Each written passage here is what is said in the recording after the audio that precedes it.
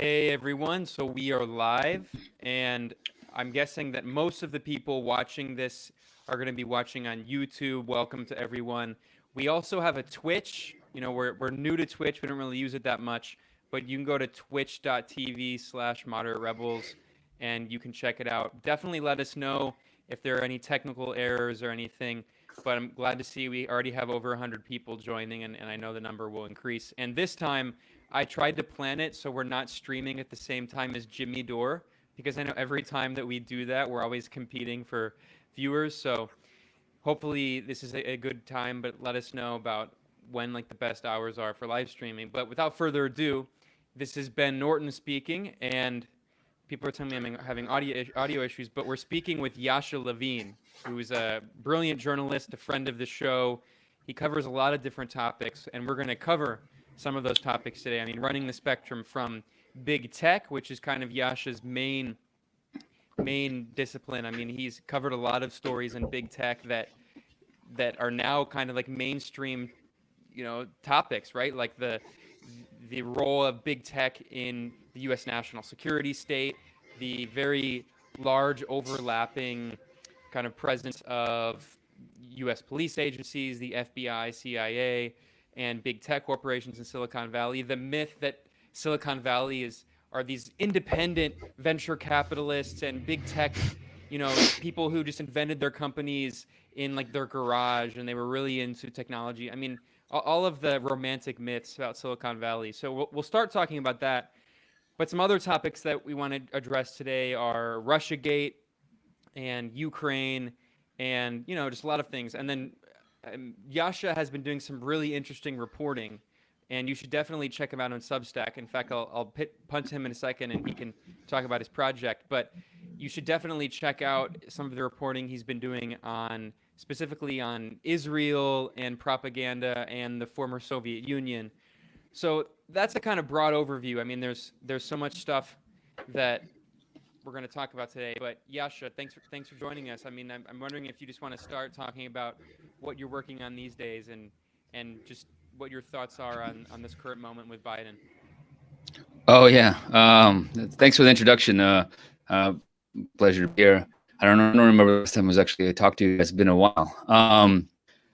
Yeah, well, I've been not that long ago. I started a new project that I'm calling kind of "Immigrants as a Weapon" or "Weaponized Immigrants" that tries to look at this kind of topic that doesn't really get discussed or even talked about much or even thought about much, and is the way that America and America's allies weaponize nationalism and nationalistic identity, and immigrants that kind of come over to America from all around the world and uses them as tools of imperialism. And so part of it, this interest stems from my own personal experience, because I was born in the Soviet Union, and I was born in Leningrad, and my family, we left in 1989 when I was 8 years old. We went through all these refugee camps in Austria and Italy, and we ended up moving to America, to New York. And so I was always curious about what that process entailed. How do we end up how do we end up in America? What were the forces that played a role in that? And so in the last month or so, I've been working on a specific strand of this story, which is the way that Israel worked behind the scenes starting in the 1950s to whip up this belief in America, in the American Jewish community in the 1960s and 1970s, that Soviet Jews were facing imminent extermination, that there was like a second Holocaust probably coming, and that the Soviet Jews needed to do something. I mean, American Jews needed to do something to pressure their government, to pressure America, to put pressure on the Soviet Union to let out the 2 to 3 million Soviet Jews that were believed to be living in the Soviet Union. And Israel, of course, had its own specific motivation to do that. They were facing what they believed, to be a demographic threat from the Palestinians. There were a lot more Palestinians. Their birth rate was much higher. So Zionists in Israel needed to pad out the numbers, of Jews that live. So they knew that American Jews weren't going to move to Israel in huge numbers, in the numbers that they needed, in the millions. And so they saw the Soviet Union this huge territory with 2 to 3 million Jews as a prime reservoir for like the bodies that they needed to move to Israel and to the newly occupied territories, especially after the 1967 war.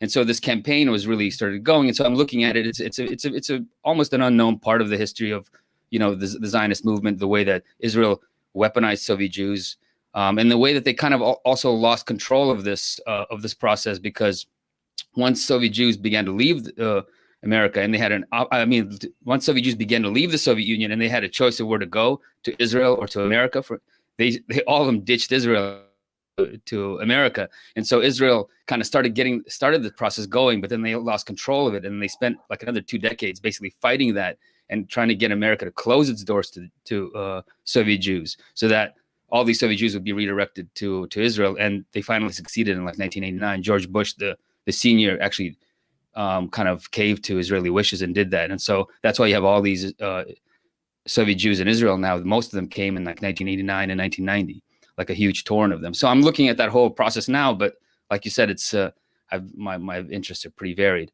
But I am looking pretty narrowly at this issue of weaponized immigration and weaponizing Soviet Jews and all this stuff.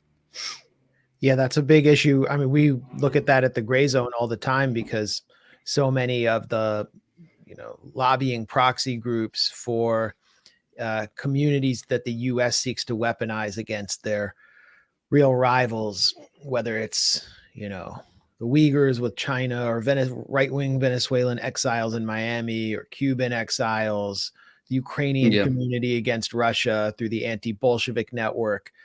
They're basically taking. No, it goes well beyond, the Soviet Union, and it's exactly. The Soviet Union in a way was a template, you could say, the way that nationalism and nationalist identity within the various diverse people inside the Soviet Union were weaponized as a way of sort of balkanizing and weakening the Soviet Union. But it's one of the reasons why I'm interested in the topic, is because it has so much relevance to things today. I mean, obviously I'm looking, narrowly in the last couple of weeks, I was looking at the campaign to convince American Jews that the Soviet Union was about to unleash a Holocaust, a second Holocaust against Soviet Jews.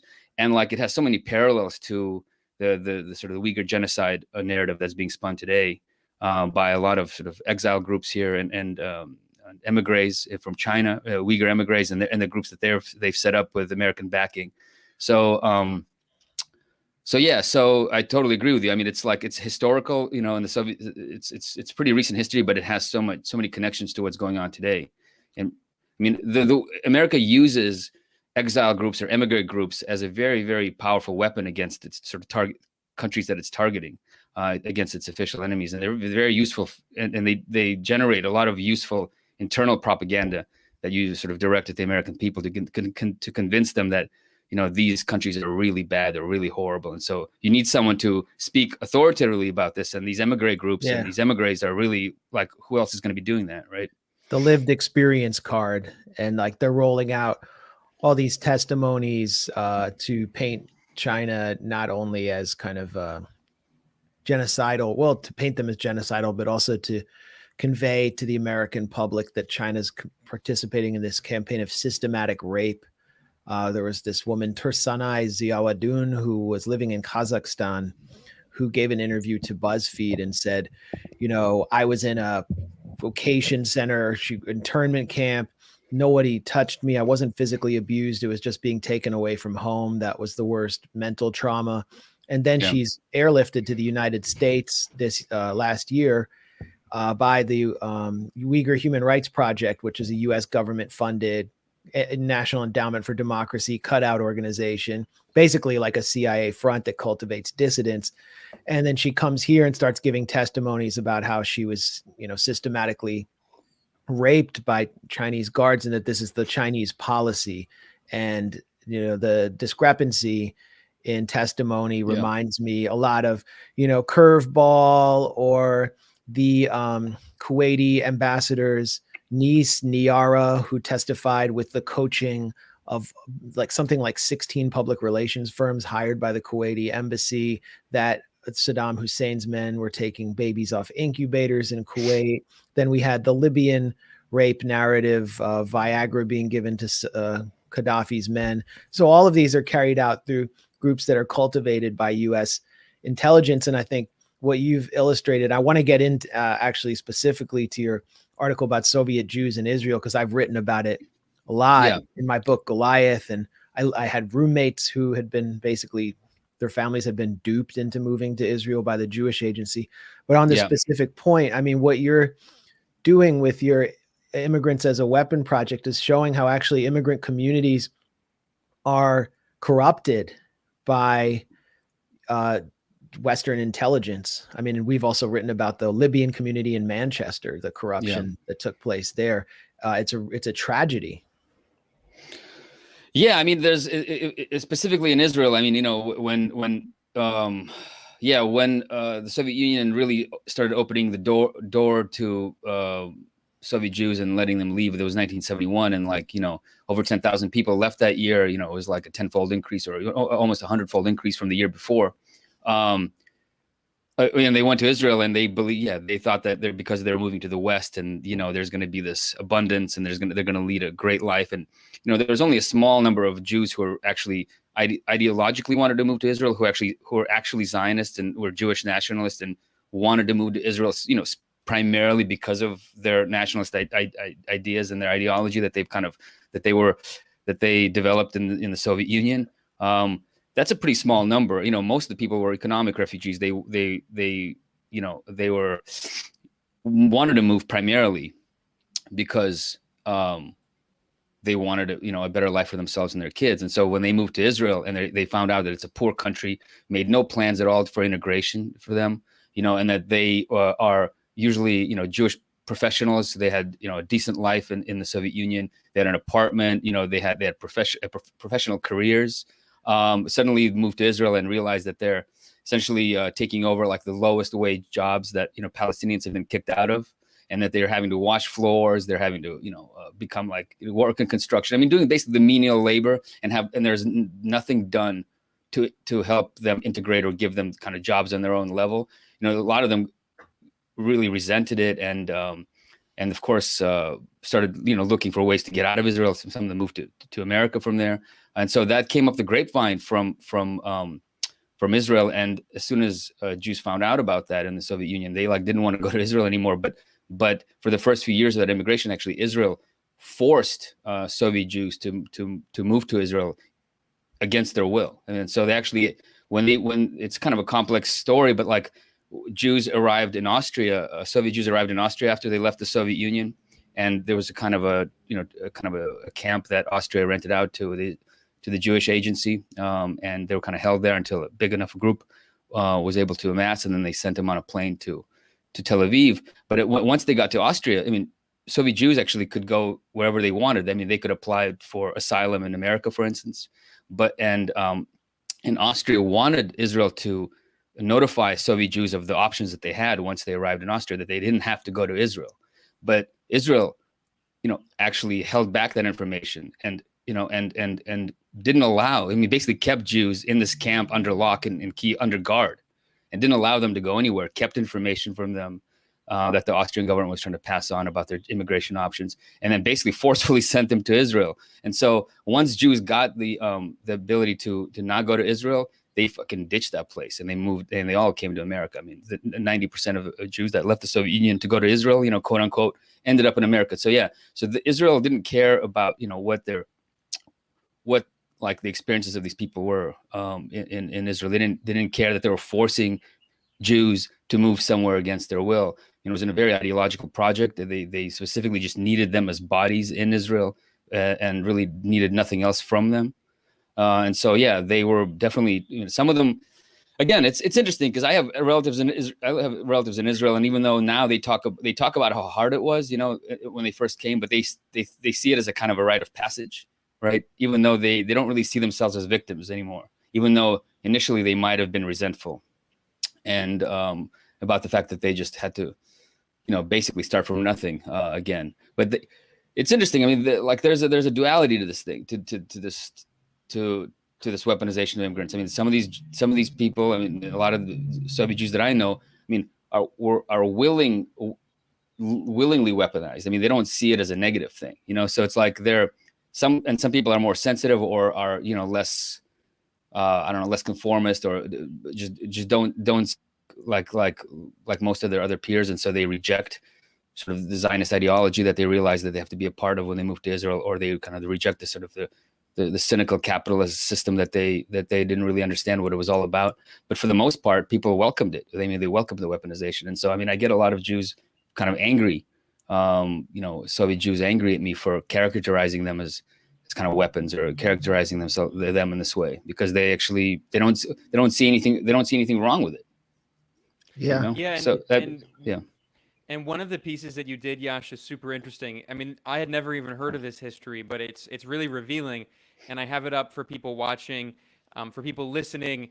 You should go to Yasha Substack, which is yasha.substack.com, and it's called "Immigrants as a Weapon." And you'll see this nice self-portrait of him in a cannon. So, but this piece is really interesting. Soviet Jews who fled Israel back to the USSR. And you found this 1976 New York Times article in which these former Soviet Jews who fled to Israel and then came back to the Soviet Union, they gave a press conference in which they said Israel is a racist state. They said that they were being used, and they even compared Israel to fascism. And this was back in the 70s. And what's incredible is that this happened just after the United Nations passed Resolution 3379, which was later, after the overthrow of the socialist bloc in the Soviet Union, that was later rescinded. But that was a very important UN resolution that was pushed by the Soviet Union and by the former colonized countries that had liberated themselves through national liberation movements in the global South, in which they said that Zionism is a form of colonialism and racism. Mm-hmm. And the United Nations General Assembly expressed support for Palestinian liberation. So in this article, they also say, one of the men who returned last year with his family asserted that he had now, quote, seen with my own eyes how right, end quote, was the recent United Nations resolution equating Zionism to racism. I mean, this is incredible history. And of course, there's a reason that almost no one knows it. I mean, you know, totally. I mean, it's an incredible thing, and you don't really ever hear about it. And I mean, part of it was, I think it's a pretty small people that actually, you know, wanted to go back to Israel, because I mean, fled Israel and wanted to go back to the Soviet Union. It's, you know, in like the hundreds of thousands of people that came, I think it's a pretty small number. But what it does, I think, show, and it's kind of interesting to look at, is because it echoes actually real discontent, you know, that Soviet Jews had when they moved to Israel. I mean, like, and that wasn't just in the 70s, but actually, you know, went up through the 90s, where they realized that, like, wait, we're coming to Israel. Not only is it this weird racist state where not only is there racism between, you know, Israelis and Jews in Israel and Palestinians, but there's intra-Jew racism. Like, you know, the Israeli Jews don't like the sort of the Arab Jews, or don't like the Moroccan Jews, and they look down on also Soviet Jews. They don't really see them as real Jews because they're not fully Jewish, or they're impure because they were, you know, brought up in the Soviet ideology that is godless and all this. And so they came into this kind of world where it wasn't this fairyland.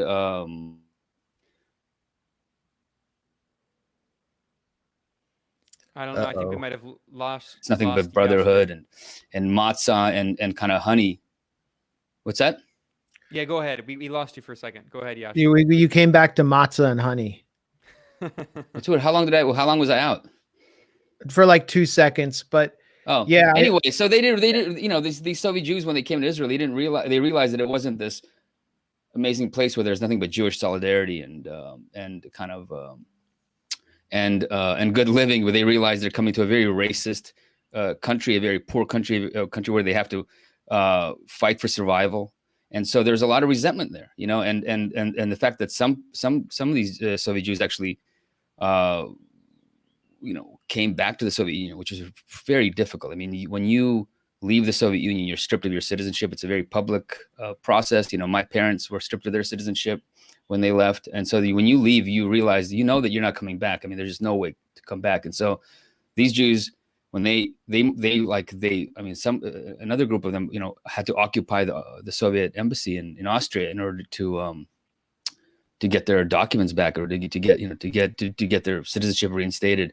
So it was not an easy process. And so the fact that they did do that, it just signals that there was a lot of discontent among Soviet Jews that actually went to Israel. Well, if and you of also course, just think about, if you just think about the crux of U.S. Cold War propaganda, that the Soviet Union was just this hellscape and everyone wanted to get out immediately. I mean, just the fact that there were people who were so desperate to go back to the Soviet Union that they occupied a Soviet embassy. I mean, again, like you said, this isn't the majority of people, but the fact that it even happened is just one of so many examples that just calls totally into question the fundamental tenets of the Cold War.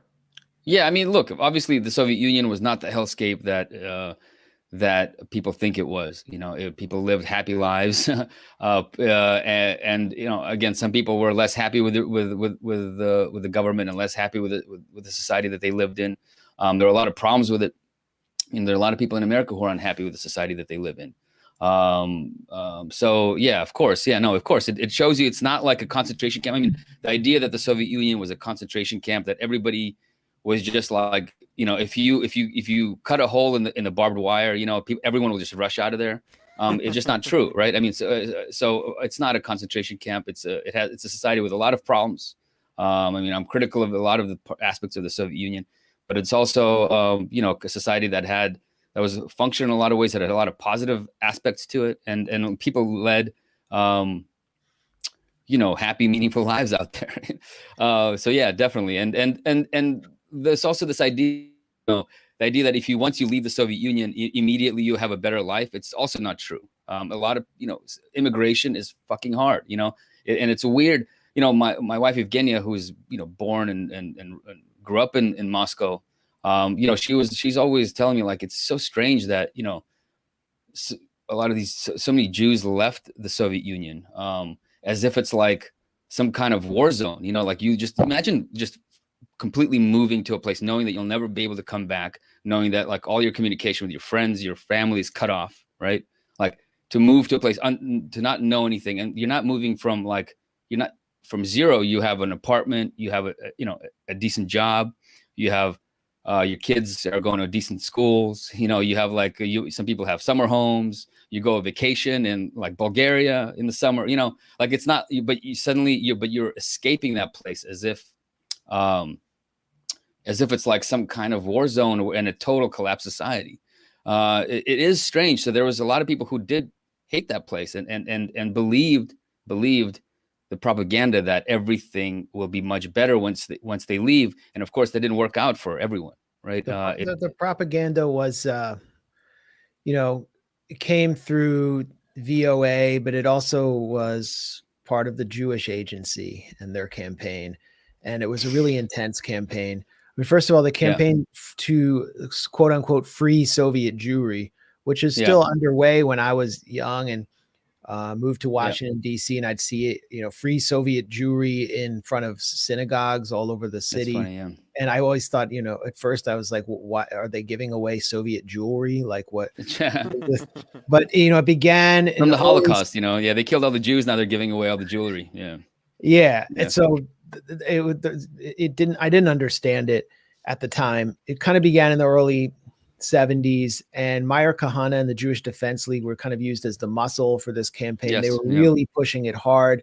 They waged a number of firebomb attacks on Soviet diplomats when they came to the U.S. to basically pressure them into releasing the Soviet Jews. And the release was, it took place in sort of the floodgates opened in the Carter administration when they were heavily lobbied. And then the Reagan administration was an aggressive proponent of freeing the Soviet Jews. And Natan Sharansky, who became George W. Bush's mentor on the Iraq War, that, democracies don't fight each other, this whole crazy idea. He was the leading kind of dissident who led this campaign to get them all out. And he himself was a huge Zionist and Likudnik who went to Israel to be a minister, although he was backed by the United States primarily.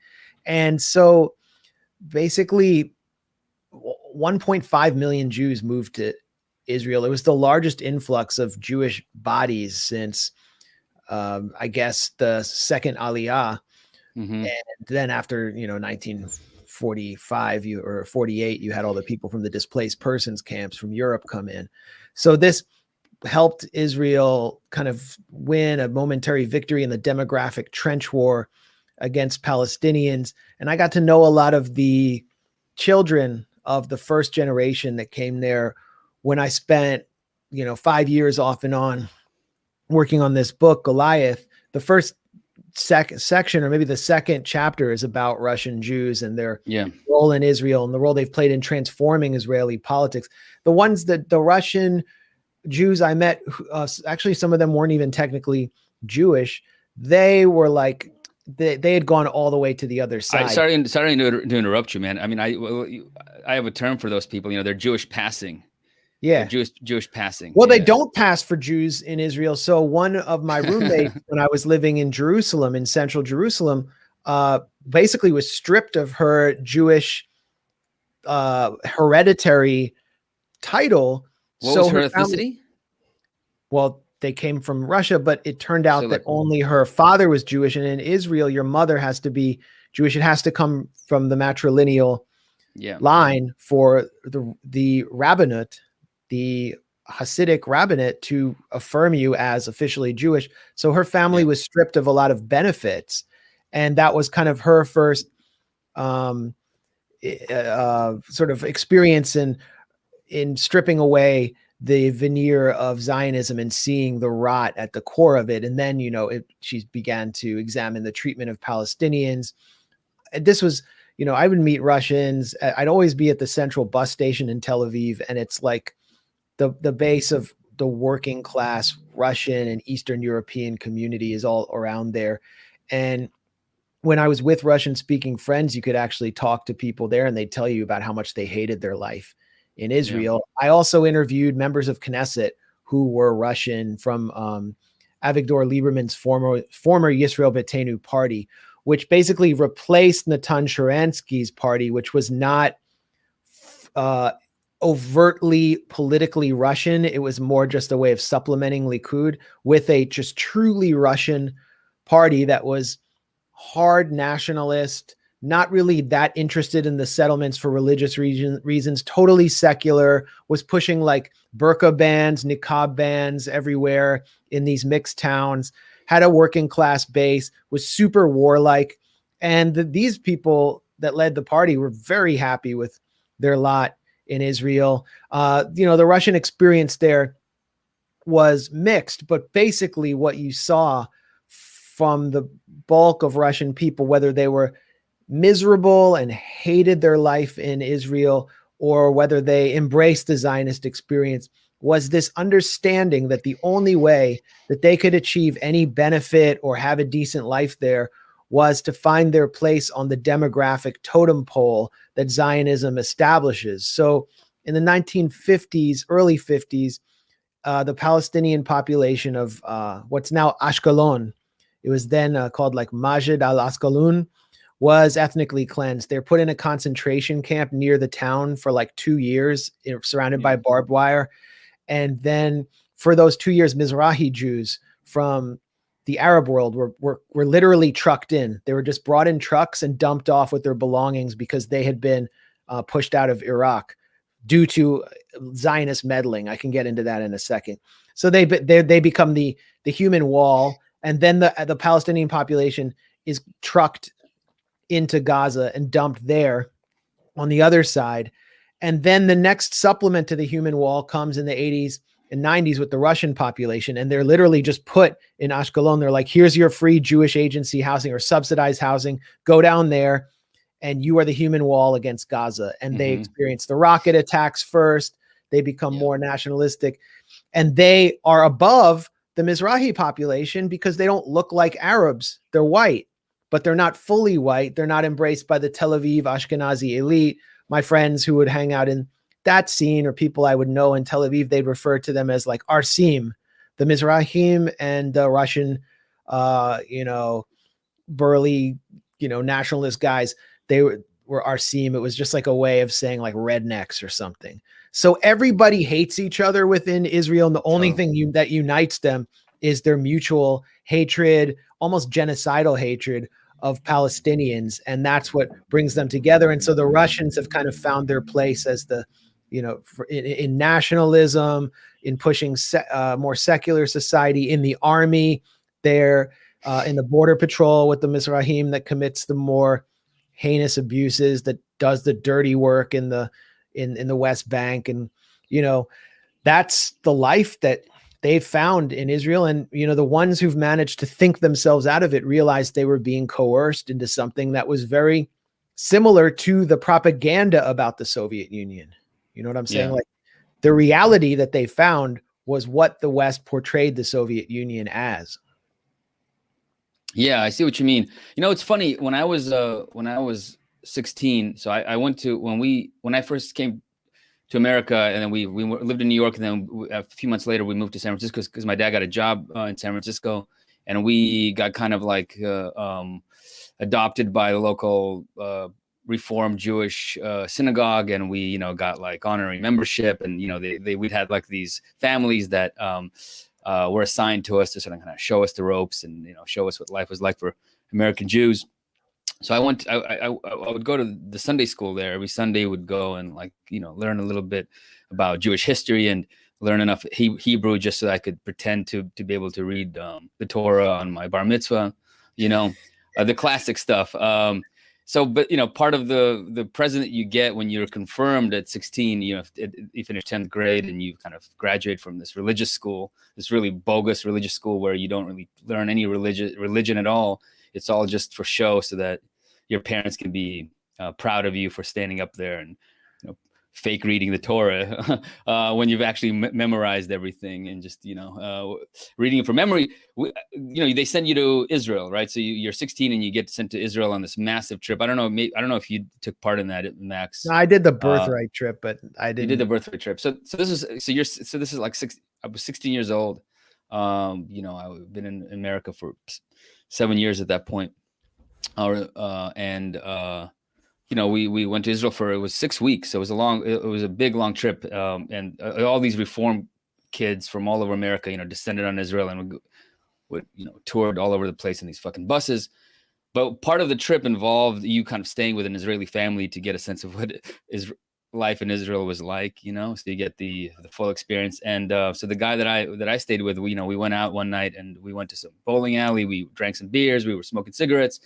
It was sort of a party, and we were coming back home from that. And we were walking through this park, and this is on the outskirts of Tel Aviv. I don't remember what the neighborhood was because I was 16 and I had no idea. But we were walking through this park, and at the far end of the park, there were some benches, and there was a bunch of people standing there. And as we were walking, my guide, he stopped, he pointed at those people, those are the Russians. and then he went off and started talking about how they were moochers. They don't fucking work. They don't fucking do anything. All they do is his family works, his dad works, but doesn't get anything. And it all goes to these fucking Russians. And I was like, it was the welfare kind of queen. It was the same exact racist rant that you get, people talking about, the way that people talk about blacks in America.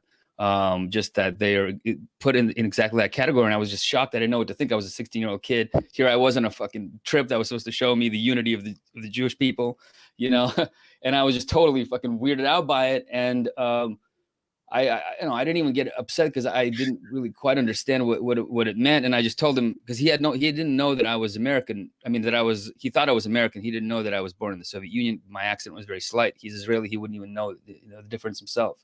And so he thought I was just an American kid, so he could just mouth off like that. And so when I told him I'm actually also, Russian, and he just shut up and, didn't know what to say.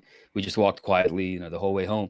But it was I remember that quite vividly. And it was my first brush with this kind of Jew versus Jew racism that exists in Israel that just pervades every layer of society there. And it's like, it's kind of it's comic. I mean, I got to say, there's something really funny about it. It's really dark and fucked up and sick, but it's also there's a lot of comic potential there, just because. Yeah. So I totally get you, man. I mean, yeah, it's like but I think Soviet. I mean, I have family in Israel, and they're by and large all at least what they tell you, because what they think, and they what they think, actually, I don't know, but what they tell me is they're very happy with Israel. They're very happy with their decision. They wouldn't change anything. They do it all over again. So just from my anecdotal evidence from my own family, and I have quite a few people who moved there through the years, everyone is happy with their experience. Well, also after the collapse of the Soviet Union and what took place in the 90s in Russia, Israel was more desirable. Many educated Russians got into nursing careers in Israel and the tech sector. Of course. So I don't I mean, look, it was just the first years for sure were very lean for most people, and if you aren't like, if you didn't know how to hustle and you were more passive, you had a tough time, and you might have not really been able to come out of that. But but all the hustlers and all the people who really tried everything they could to claw their way out of that hole. I mean, they more or less succeeded. Yeah, especially. I mean, even in the 90s when I was there, I mean, I came there and from America as an immigrant kid, and I thought Israel was an extremely poor place. It had a very backwards kind of vibe to it. Everyone was in old cars. People talked about how expensive it was to buy a television and couldn't afford, like basic appliances. So even in the 90s when people moved there, it wasn't like the high tech neoliberal powerhouse that it is today. It was a totally different society. Yeah. I mean, I always don't even recognize it when I go back there now. Yeah, no, it was, much, much poorer and run along sort of, I don't want to use the word socialist, but kind of national socialist, more socialist oriented lines with like a few TV stations and very little consumer choice and just, a much more monolithic society. But, I think it's such a important way of looking at Zionism is through the experience of all of the groups within the Jewish sector in Israel that don't experience the Ashkenazi dream. And, beyond the Russians who are like often despised by the liberal Ashkenazi elite in Tel Aviv, then you have the whole Orthodox population.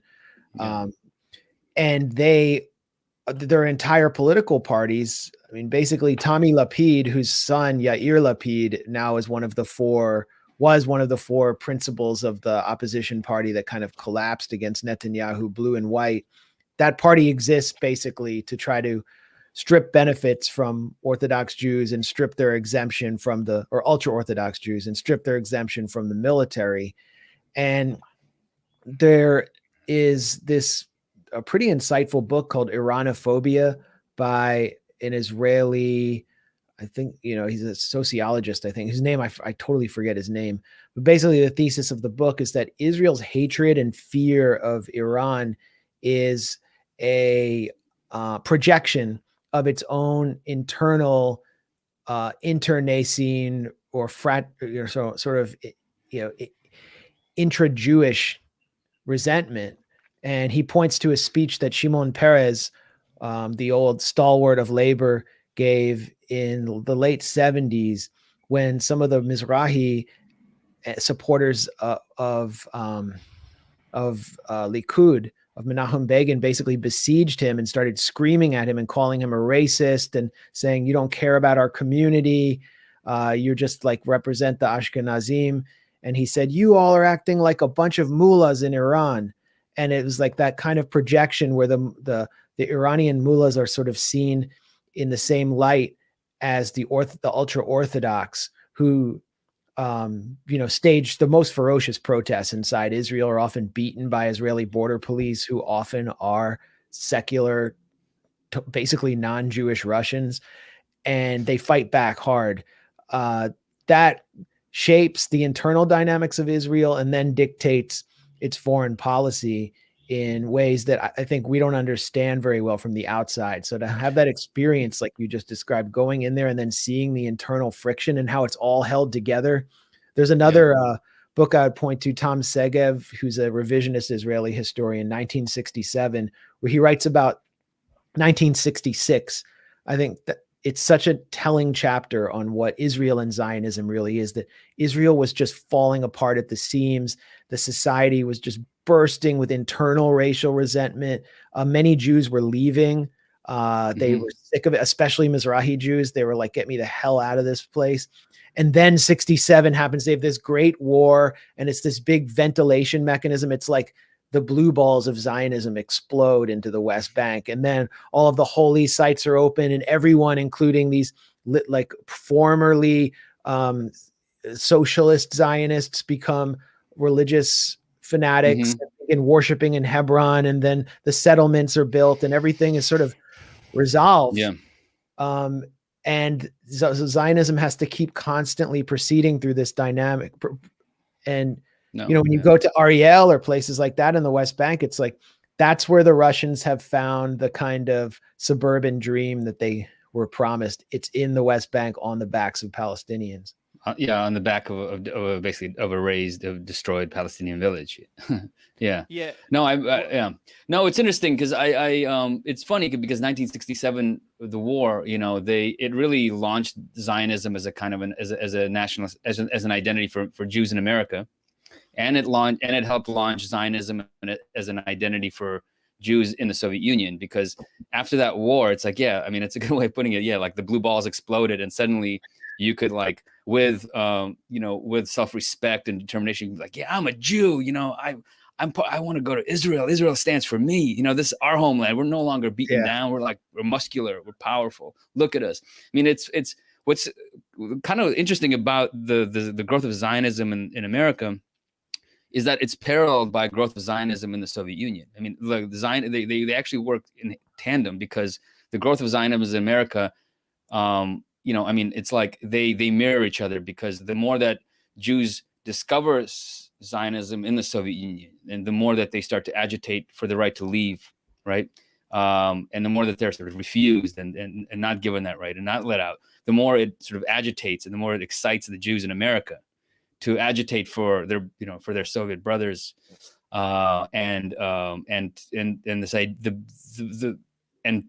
it's sort of commune with this ideology that they both share, which is the belief in Israel, the belief in Zionism, the belief in the Jewish home state, and the fact that this is central to their identity. I mean, they work together there, so they actually can't really separate the growth of Zionism in America without the Soviet Jewish counterpart. And in fact, if you look at like the neoconservative movement, I mean, it really also kind of arises out of the movement to save Soviet Jews. It starts there. It's not about Israel actually direct. No. It starts there. Exactly. And so you actually it's to understand. Yeah, so there are these two countries and empires kind of fighting each other, and the Jewish populations in both countries being weaponized. In this very kind of it's not a very linear story, but yeah. So it's funny how like. There's an embarrassment too, among Soviet Jews in America, because it's like everyone left because they were Jews, and everyone left because they were, wanted to go to Israel. But in the end, like nobody actually wanted to go to Israel. And if actually given the choice, 90% of the people who left the Soviet Union didn't go to Israel. And so there's in America, all Soviet Jews that live in America are hardcore Zionists. They're single issue voters. Like until Trump came along, I guess, I don't know, things kind of got complicated, but they're single issue voters. It's all about Israel. It's how it's how your relationship to Israel, and, Obama's perceived sort of anti-Israeli position, was like turned a lot of Soviet Jews in America that I knew that were kind of on the Democratic side, even a little bit, turned hardcore against Obama and, brought him over to the Republican Party. So it's like the American Jews in America, the Soviet Jews in America compensate for the fact that they didn't go to Israel by being even more hardcore Zionist, and believing in Zionism even more and agitating for it and making that such a central part of their identity. Well, and it's compensating for the lack of Jewish religiosity, that you come from a place where you don't know much about the religion.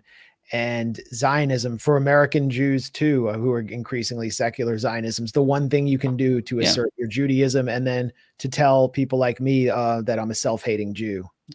Exactly. As soon as like Soviet Jews in America kind of left their working class Jewish roots, right, and that like defined them, and left the Jewish community became secularized. That's like when the Zionism turned on, right, and the nationalism became like the central part of their identity.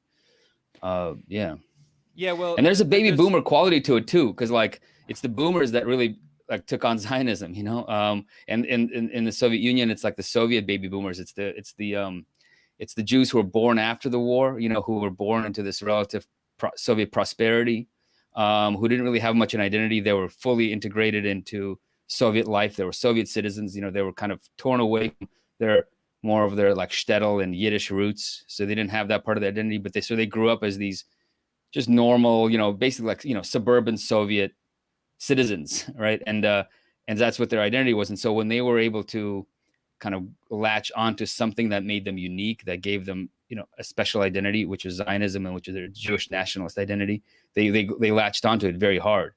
And so you kind of see the same thing again play out in America, where as soon as Soviet Jews kind of went out into the suburbs and lost their Jewishness, they latched on to Zionism as their central identity. There's actually so many parallels between Soviet Jews and American Jews and the development of Jewish nationalism. Yeah, well, there's a variety of issues we wanted to address today. So we're 45 Changing the minutes in, topic so is anti-Semitic, Ben. yeah. Like you're silencing Jewish voices here. Yeah, well, I thought you made him an honorary Jew already. Did they circumcise you on air? We're sending him oil to Managua right now. Yeah, well, I was raised Catholic, but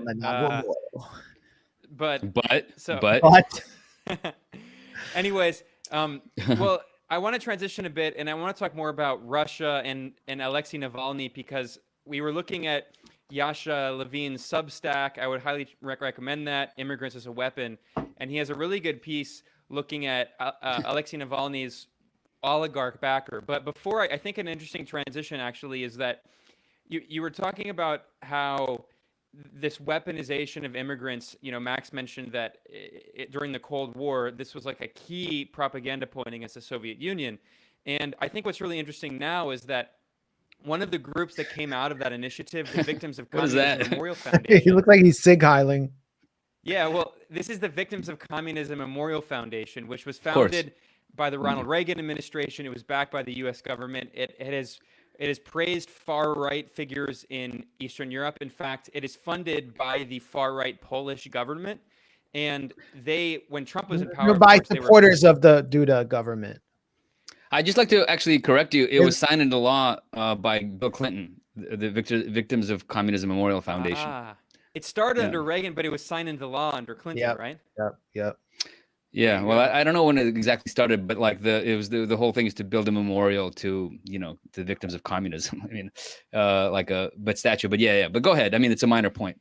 Well, yeah, no. Well, I mean, it's interesting. I mean, it's totally bipartisan, and what's also interesting is that they were praising Trump specifically because in 2017 there was this photo op that was staged by the Victims of Communism Memorial Foundation, which is a key example of this weaponization of immigrants, where the head, Marion Smith, in 2017 went to the White House and met with Trump in the Oval Office. This article here is actually from the Epoch Times, which is the propaganda arm of Falun Gong, which is this extremist, fascistic Chinese cult. And at this meeting, there was a Vietnamese person, a Cuban person, a Polish person who was a member of the U.S. State Department, and also a Chinese person.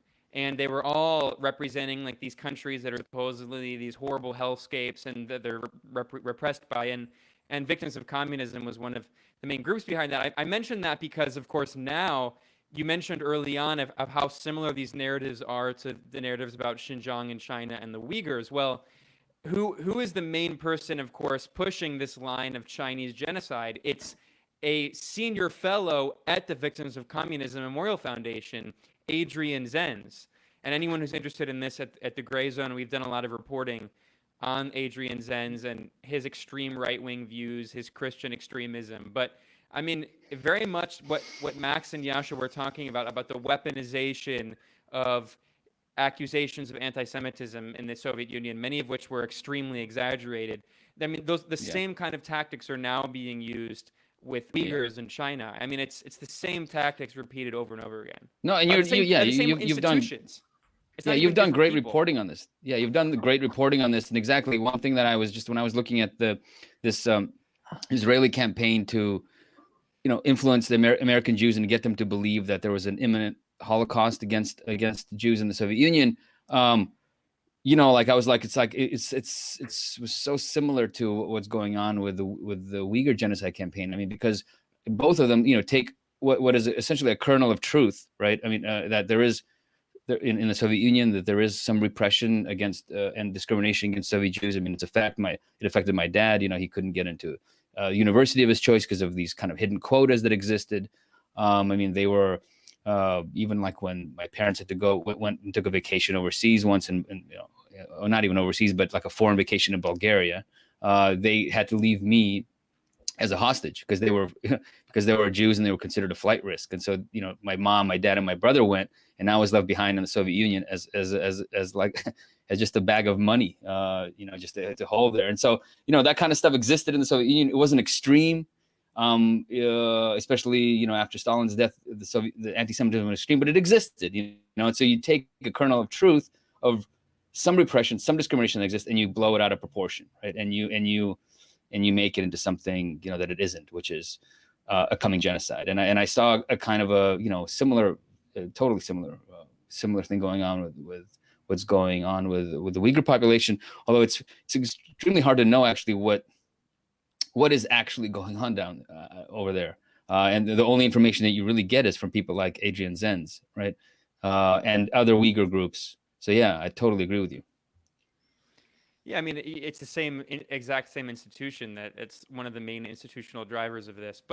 And this is also a segue, I think, that we can talk about Russia, what's going on, because Yasha, you also have spent a lot of time in post-Soviet Russia, and you were at the Exiled, which helped document the kind of period of the Yeltsin years with your colleague Mark Ames, a friend of the show, and just documenting the horror that many Russians lived through and people in former Soviet republics lived through of the neoliberal shock therapy and just the implosion of their society.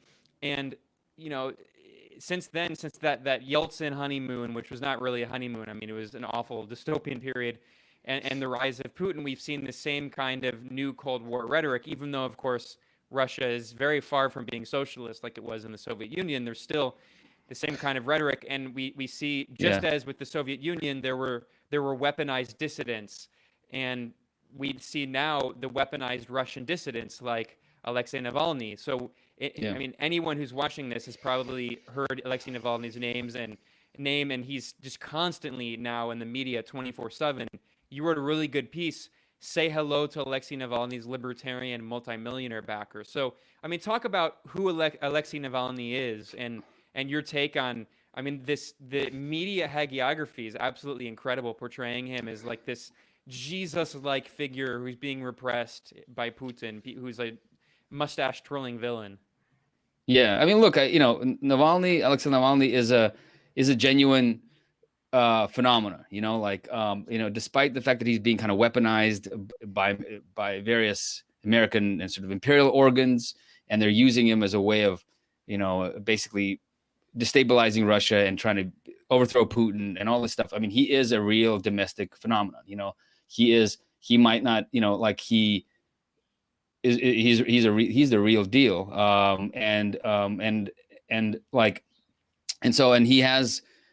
He's a strange kind of character because he emerged, he got his politics, started getting into politics in kind of the nationalist sort of spectrum of Russian politics. And he was involved with these Russian liberal political parties at the very beginning as well. And so he comes out of this nationalist liberal milieu in Russian politics. And he's only in the last, 5 years has he really become really big. But I don't know if I wouldn't necessarily put him into the category of like a weaponized emigre. I mean, obviously America will weaponize any dissident that it thinks it sort of will Wait a minute. destabilize the country that was their target. So I don't know if I would put him, into the category of like a total. Yeah, you would have to now. I mean, that's what the poisoning was about, or the alleged poisoning was about. Was I mean, that transition from being sort of a legitimate domestic political. He wasn't maybe the most popular candidate, but his YouTube videos were viral. He was, hitting on a real theme of discontent against corruption. Yeah. Now he's, I mean, what is he? But he's lost all domestic credibility that I can see based on. Well, no, I disagree with you actually, because I think, I mean, just from people that I know in Russia that have supported him over the years and keep supporting him now, he hasn't lost any credibility in their eyes. It's easy for the Kremlin now to paint him as CIA asset because of what he went over to Germany and did, and how he's returned and embraced the support of the US. And you have, these figures behind him like a Shirkov who are playing the real role of the Western-backed dissident from the UK. So I think that there has been a transition in his career or his trajectory from what he was to what he is now. And the turning point to me was the poisoning. Well, look, I mean, I guess it's like this. It's like you look at it, you look at this from two different sides, right? You can look at it from the internal side, the Russian side, the Russian politics side, and you look at it from the sort of the external side. And these two things sometimes match up, sometimes don't match up. I don't think that to to people that I've spoken to and what I've just seen in terms of just my friends and their support for him in Russia is that like the fact that he's being helped in some way by Western governments doesn't disqualify him in their eyes. I mean, because they see it as like a kind of a fight against their own elites, and so they don't really give a shit where he gets the help, right, in order to fight the sort of the battle that they are fully on board with. And so to them, it's the same thing. Would it discredit someone if they got some help from the Chinese government? And it depends on what your politics are in America. Like if you're an American politician and you got some help from the Chinese government, let's say, I mean, it would discredit maybe you in someone's eyes, but not in everyone's eyes. And so I totally understand. I mean, his level of support and the kind of the support that he's been getting from America and the American empire has been ratcheted up since the poisoning. And he's been a lot more willing to openly take help from them because he's basically has no other option at this point, right? He's being kind of forced out of the country. And so he's almost being forced into into exile, right? And he's come back and he's obviously, immediately jailed. But it's pretty clear that the Russian government is trying to force him out, and he's much more open about taking foreign help. And his sort of closest lieutenants are, living or spending most of the time or fully living in the European Union. Doing calls with NATO ministers to, ratchet up sanctions, do the sanctions more intensely. Well, and then Yasha, there's this leaked video that shows a British operative who is very likely representing MI6, in which an assistant of Navalny calls for $10 to $20 million. No, that was from some years ago. Yeah, and I mean, I don't know. It's hard for me to know what to make of that video. Like it's like it's so open and so brazen to be talking about this stuff in a crowded restaurant. Surrounded by all these people that like I also like wonder if this guy's like a double agent or something. I have no information on this stuff, but I mean, the fact that the West wants to aid Navalny and wants to sort of use him in order to destabilize Russia. I mean, it's a fact, and so he's been what's I think changed in a huge way is that he's been a lot more open about working with the West and basically working with, partnering with Bellingcat. I mean, that's the biggest thing. I mean, partnering on an investigation with Bellingcat, right, to expose his supposed poisoners and to expose this operation, the FSB operation to poison him. I mean, the fact that he's openly working with those guys is a clear sign that he's no longer very cautious or doesn't even care anymore that he's seen as a Western puppet or whatever it is, but that doesn't matter to his supporters, inside Russia. I mean, I think it's an important thing to point out. Like, we look at it from our perspective, which is that we're sitting in America, we're fighting against our horrible fucking empire, our destructive empire. And so to us, his support the support that he gets from America and from American imperial organizations, is problematic, and we don't think, that our government should be doing that, right? But from the other side, they see it in a different way. I mean, so they see Navalny as someone who could bring stability to Russia, change politics, who will, revitalize Russia, get rid of the crooks and all this stuff, and get rid of corruption, all the stuff that he promises. I don't think he will actually deliver on those promises, but it has not discredited him to the people who support him in Russia, and it's a lot of people who do support him. Like some people overtly, some people like not so overtly. I mean, he has a huge amount of support among the elite. He gets a lot of money from Russian elite that are actually pretty close to the Kremlin. He gets a lot of support from American, the urban professional class, a lot of support from the Russian tech sector, a lot of support from Russian sort of small business owners and this kind of entrepreneurial class that owns, cafes, that owns like clothing stores. That he has a lot of support that's very organic. And the fact that, Bellingcat has released this report with him, and he's worked with Bellingcat, this obvious, intelligence asset, does not diminish their belief in him or support of him, because they actually think that Bellingcat is doing great work. So I just want to look at it from their perspective, even though I don't agree with their perspective, but it's valid because it's like Navalny's credibility, in whose eyes, his credibility depends on who's actually looking at him and from what perspective.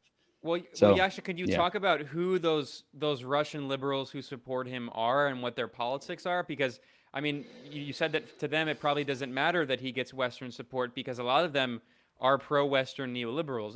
And of course, for listeners, when people say Russian liberals, it's not like the U.S. I mean, they are liberals, but like the term liberal in the U.S. has been so distorted. Like liberal in the context of Russia refers to what we would call neoliberals.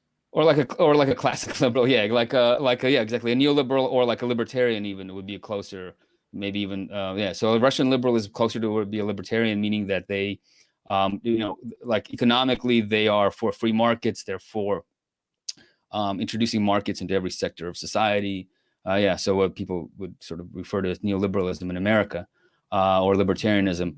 I mean, on the social side, they run the gamut from like being conservative and to being pretty liberal in their social views about, let's say, gay rights and things like that.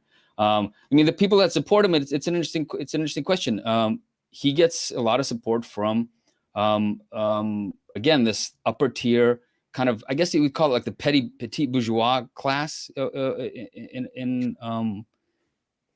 in Russia. That's like that supports, that really is not like part of the full-on power structures, the oligarchic power structures, and it's sort of on the fringes of it, but are still doing pretty well. They have businesses, sometimes very successful businesses, and they are against sort of the clans that run Russia, and that run Russia like it's their personal fiefdoms. They take what businesses they want. They like basically do these corporate raids where they can like take away your business or force you to sell out, your stake, if they want to grab it. So there's like a lawlessness that they oppose, and so they see Navalny as promising to restore a kind of a rational market-based order that isn't corrupt, that isn't based on these patronage networks that the Kremlin operates. And so he gets a lot of support from people. I mean, from the like huge parts of the urban population support him.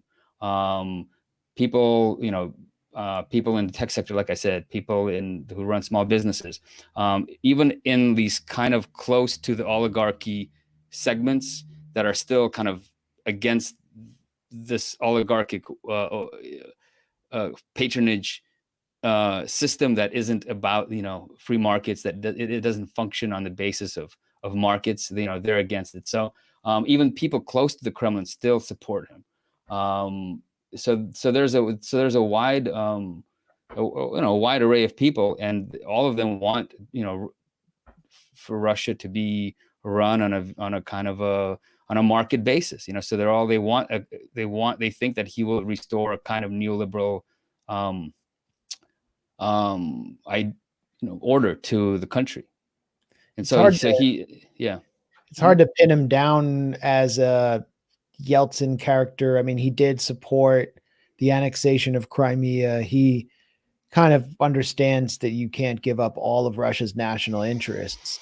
But at the same time, he was a Maurice Greenberg fellow at Yale alongside figures like Carlos Vecchio, who's Juan Guaido's fake ambassador here in Washington. Yeah. Maurice Greenberg is a veteran CIA asset. He was once proposed to be CIA director. He's also kind of a financial criminal who founded AIG and helped fuel the housing crisis, the housing bubble.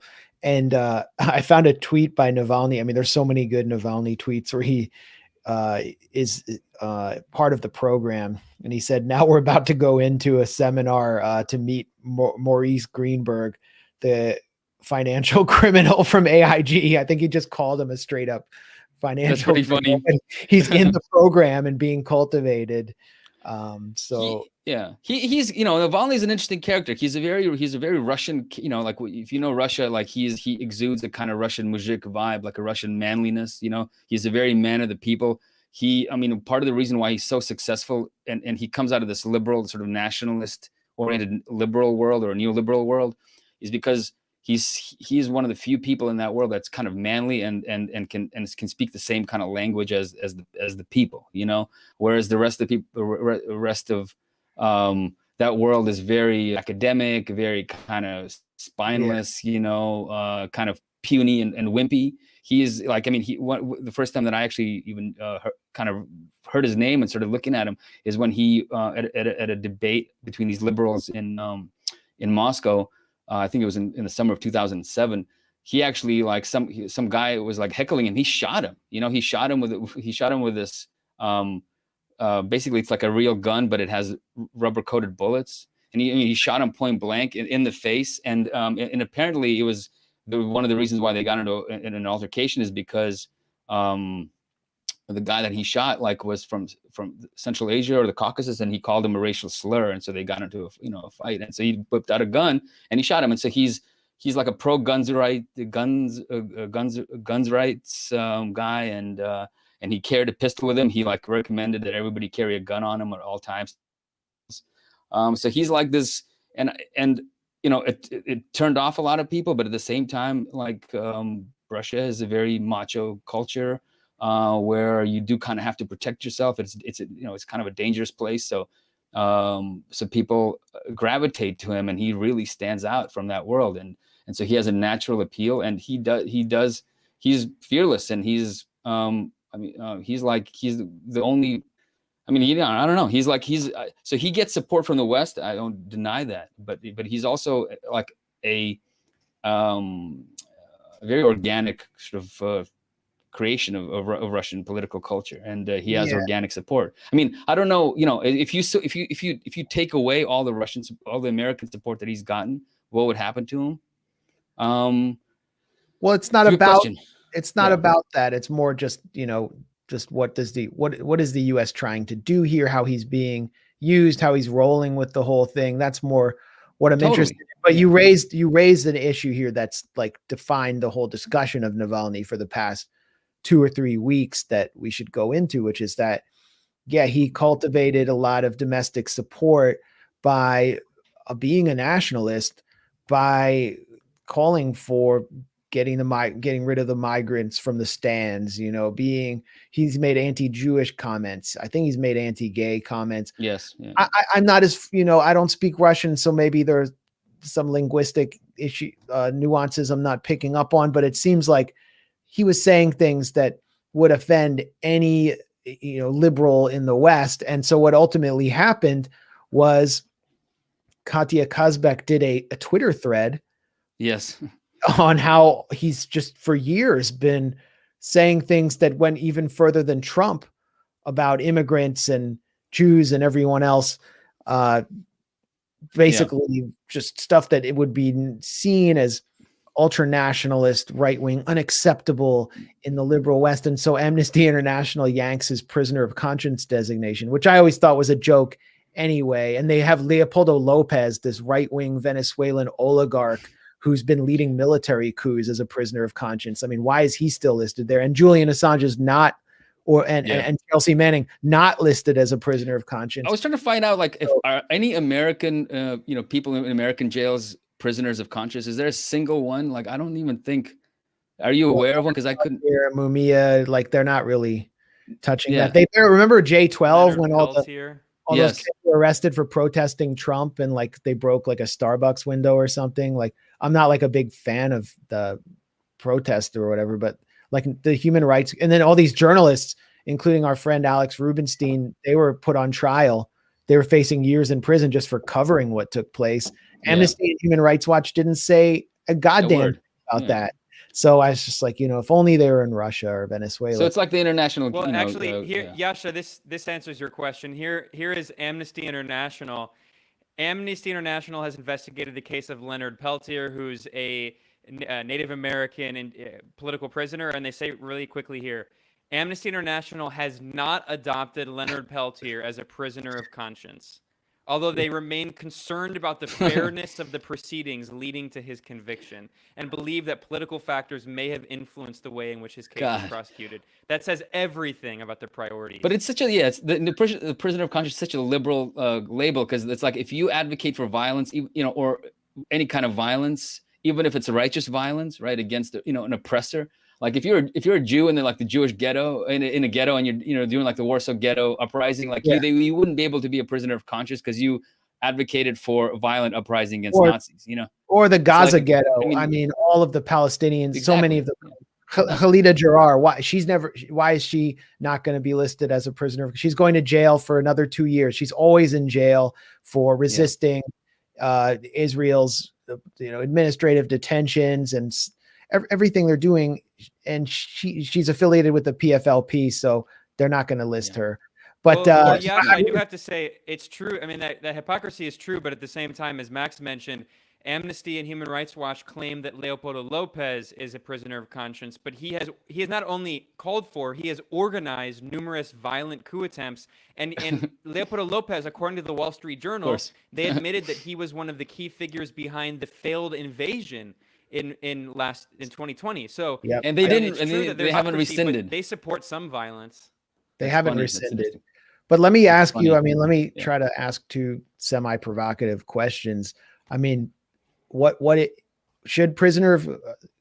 must prisoners of conscience have liberal views, or is it possible to be a prisoner of conscience if you hold racist or xenophobic views? And question number two, how can we say that Navalny's not guilty of the charges he's accused of in Russia? I mean, there's plenty of people who claim, and I haven't gone into detail enough, that these aren't cooked up charges. I mean, aside from evading parole like 80 times and going abroad, which I could have never done in this country, he has run these anti-corruption foundations, and they're accused of embezzlement.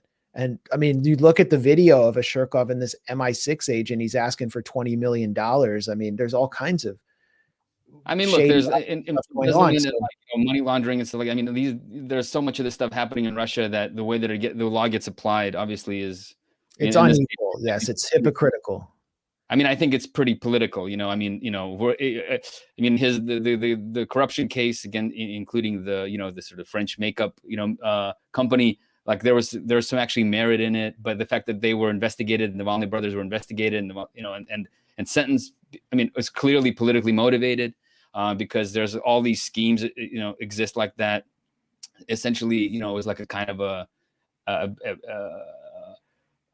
like a scheme to kickback scheme, running business through kind of a personal company, and giving kickbacks to yourself. I mean, these things exist in Russia, and like not everyone's getting investigated for them or even convicted. So obviously it's political. I mean, I don't know with this prisoner of conscience business. Like, I think it's just the whole concept is just ludicrous. To draw these hard different distinctions and pretend like it's not political. It's so stupid. I mean, obviously it's a political statement to call someone a prisoner of conscience. And the fact that you find some, I'm kind of surprised that Amnesty International actually caved so easily based on like a tweet thread that Katya wrote.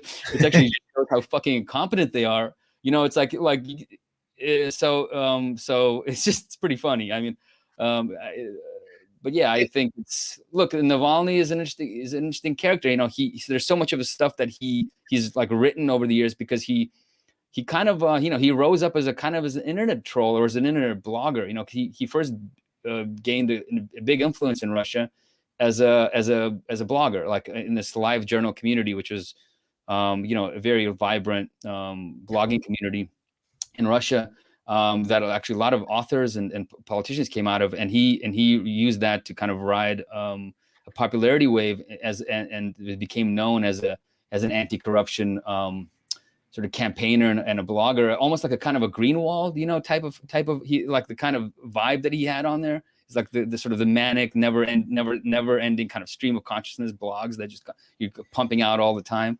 That's how he was. And so he's got this. So, and then he was always very, very active in the comment section. So you'd always reply to people. And so he's always replying with some racist shit or some, you know, homophobic slurs, something against the Jews. And so it's like, and he's, to his credit, he's refused to delete that stuff. And so it's like his career as a blogger as this totally, you know, like, I don't even know. There's a mania to his writing, you know, like you know, filled with grammatical mistakes, you know, bad punctuation. It's just like, it's almost like stream of consciousness stuff. And he was very prolific. So like, yeah, he's just left behind a whole trail of all these things, you know, and that's not even, you know, and so that's before he got really big and began to kind of tone down that stuff. And he's never, you know, but yeah. Well, it shows what the West wants versus the reality of Russia, and how they just cannot accept even an organic Russian opposition figure that has street cred, or maybe some street cred in urban areas or whatever. They can't accept it. So Masha Gessen has to go out and whitewash him and pretend that he's like this Russian Martin Luther King figure in the New Yorker. And they're just freaking out over Katya. She's had to lock her Twitter account. She's like in a bunker. I don't know. They've doxed her. There's like threats against her life. There's like these Russian, you know, journalists, you know, also like Russian American journalists who are like trying to turn her into the Department of Homeland Security and the IRS. And like, it's pretty nuts. It was like the biggest story in Russia in Russia.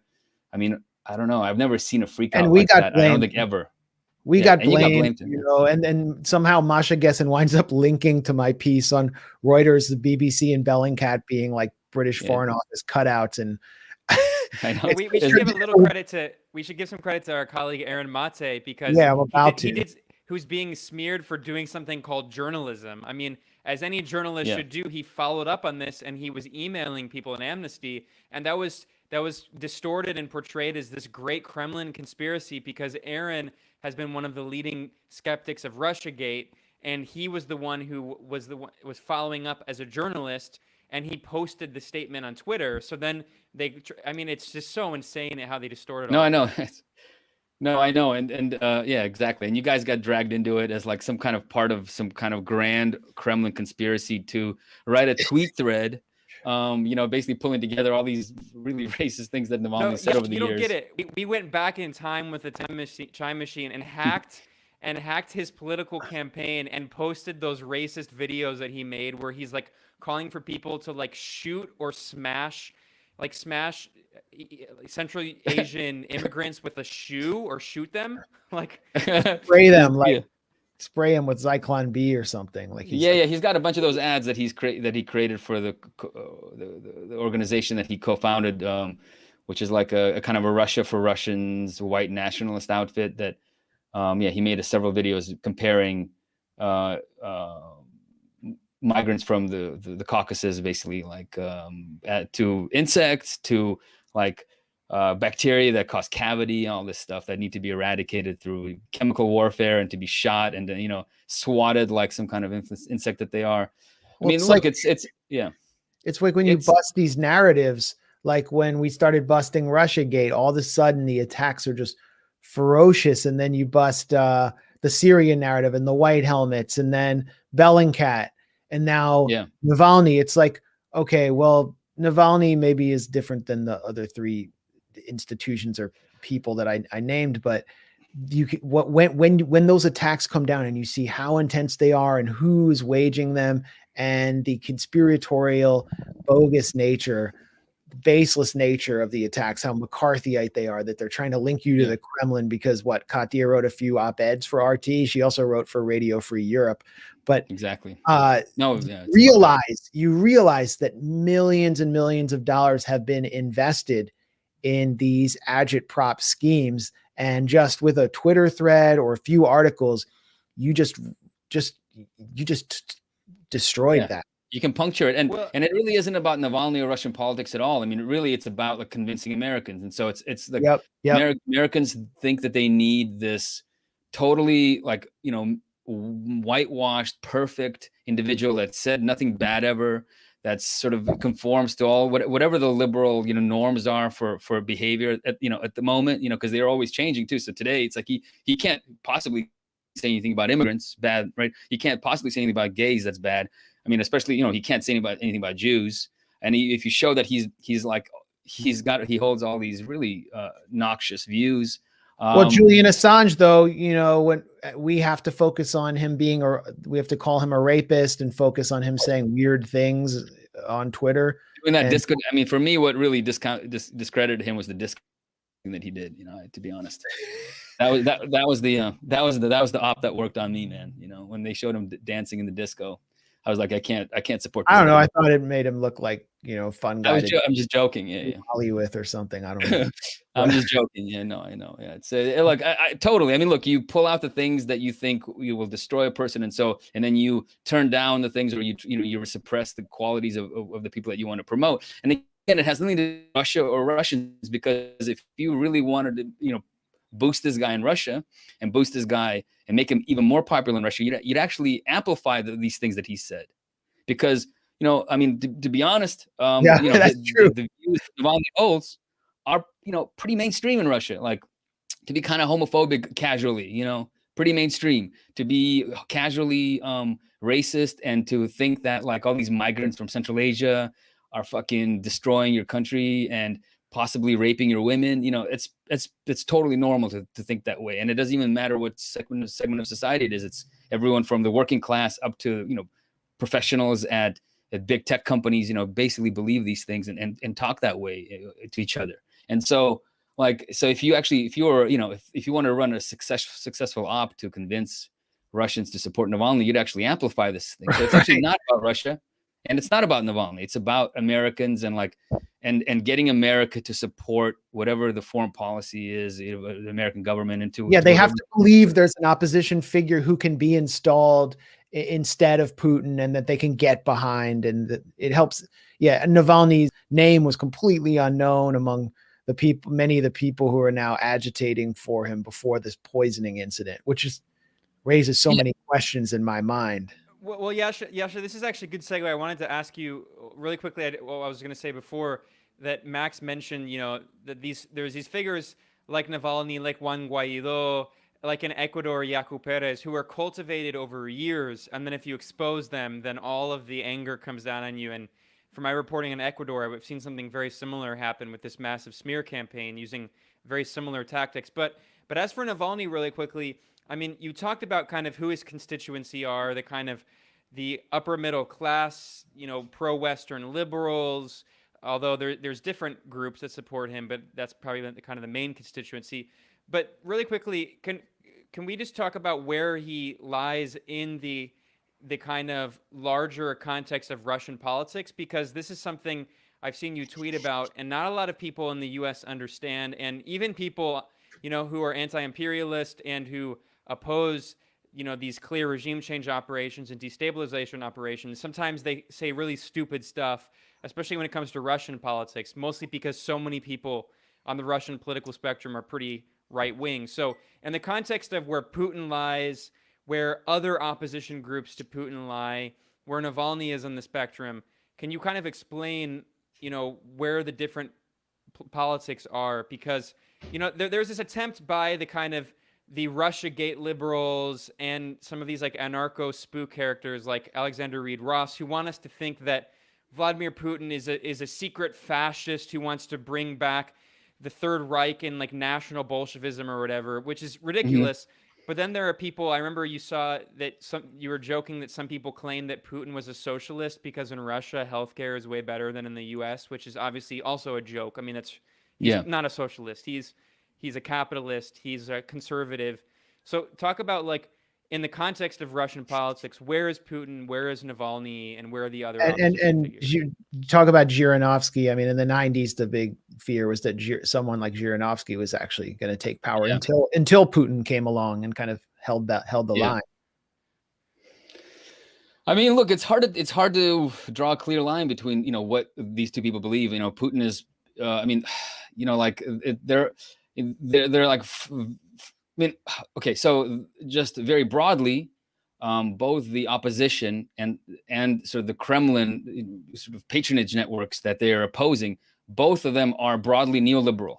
You know, they're so like that's the baseline. You know, and so you can sort of like then tweak the dial into different directions, meaning like some of them more like are conservative neoliberal, and some of them are neoliberal, but like support these oligarchy patronage networks and are a part of it, so that they're with the Putin clan. And so the people who are outside of those patronage networks, but they're neoliberal, and maybe they were part of these patronage networks in the 90s, or that they were sort of oligarchs who were not part of these patronage networks, but like came up because they were really successful on their own right, and like, you know, built, you know, these kind of like successful businesses without necessarily getting, you know, chunks of the Soviet state privatized to them, right? Like this guy, this libertarian backer of Navalny that lives in the UK now that I wrote about. He's one of these guys who, you know, built this really successful, basically a store that sells mobile phones, that, you know, is the largest mobile phone store chain in Russia. You know, he essentially got the business taken away from him, and he had to, you know, buy these like more Kremlin patronage oligarchic networks, right? And so he's pissed off at the ruling elite now because they basically took away his business, you know. And so you have, but fundamentally they all believe in neoliberalism, or versions of neoliberalism. They believe in the primacy of the markets. They believe in privatized in they don't believe in a kind of a socializing politics. They believe that, you know, private individuals should have, you know, power to sort of to run society. And so, you know, with Kremlin, it's a little different because there's a kind of a, you know, I don't even know what you call it, like a king oligarch or something, or like a top oligarch in Putin that sort of mediates between all these different clans. And so, and gives some weight into what's best for the national interest, you know, and how to like sort of keep, you know, yourself in power by distributing some of the wealth to sort of the, you know, to the peasants essentially. But broadly speaking, they're all neoliberal, and so it's hard to know what, you know, Navalny believes. You know, Navalny's changed his position, you know, a couple of times, and he's kind of moved towards almost like a more of a Bernie Sanders types of sort of socialist populism or whatever, where he talks about, you know, increasing salaries, you know, increasing funding for healthcare, and doing all these things, increasing the minimum wage, things like that. But again, it's very difficult to know what he believes, because he, first of all, changes his positions all the time. But I mean, one thing that's pretty obvious if you look at his supporters and the people who support Navalny within Russia, they're all neoliberal, and the people who oppose him, you know, sort of the Putin's oligarchic clans and the patronage networks, they're all neoliberal as well, except that they're the ones in power and have control of the country's wealth. And so I don't think that, you know, him coming to power, let's say Navalny comes to power, I don't know what he would actually change, you know, because we know what happens when you implement a neoliberal political system. I mean, we see it in America. You have like rampant corruption. You have the creation of an oligarchy. You have the monopolization of the most important services in a society. You have a few people owning all the wealth and controlling it. So if his idea is to create like a clean, you know, fair neoliberalism, we know where that leads. You know, it's a myth, obviously. You know, and so you know, the hopes that people pin on Navalny, you know, and actually it's interesting because there's left-wing groups in Russia that are pretty marginal and pretty small. You know, some of them have kind of thrown in with Navalny because they think that they don't agree with his politics, they don't agree with his neoliberalism, they don't agree with his sort of nationalism and his anti-immigrant positions, but they think that he's a catalyst that is igniting a kind of for the first time in years, a political movement of some kind, right? And they don't want to be left behind. Yeah. So I don't agree with their position at all, but that's what they believe. I don't know if I don't know if it's fair to just paint them all with the neoliberal brush and say, well, Putin's a neoliberal. Yes, he comes out of that network in St. Petersburg that pushed capitalism on Russia under Gorbachev and so on. But I think it's a little more complicated than that. I mean, Gennady Zyuganov, who's the head of the Russian Communist Party, which is like the second largest opposition party, has called Navalny essentially a front for Western financial capital, Western financial interests. And I think that's where the key lies, is that what Putin has done in screwing over and shirking Berezovsky, in prosecuting Khodorkovsky, is he's organized a kind of national group of oligarchs. And I mean, Gil Doctorow calls him a state capitalist, which is what like Trotsky has called China. But there is an element of state control over the oligarchy or organization of the oligarchy. And there is an element of economic planning where the economy is still functioning to some degree along the lines of Russian national interests. Putin has introduced a very ambitious infrastructure program, which he might not be able to pay for and which Western sanctions aim to prevent. And there's also the issue of Russia working together with China to defeat the dominant power of the dollar, which allows the US and the West to sanction any country they want. They're trying to create an alternative SWIFT system.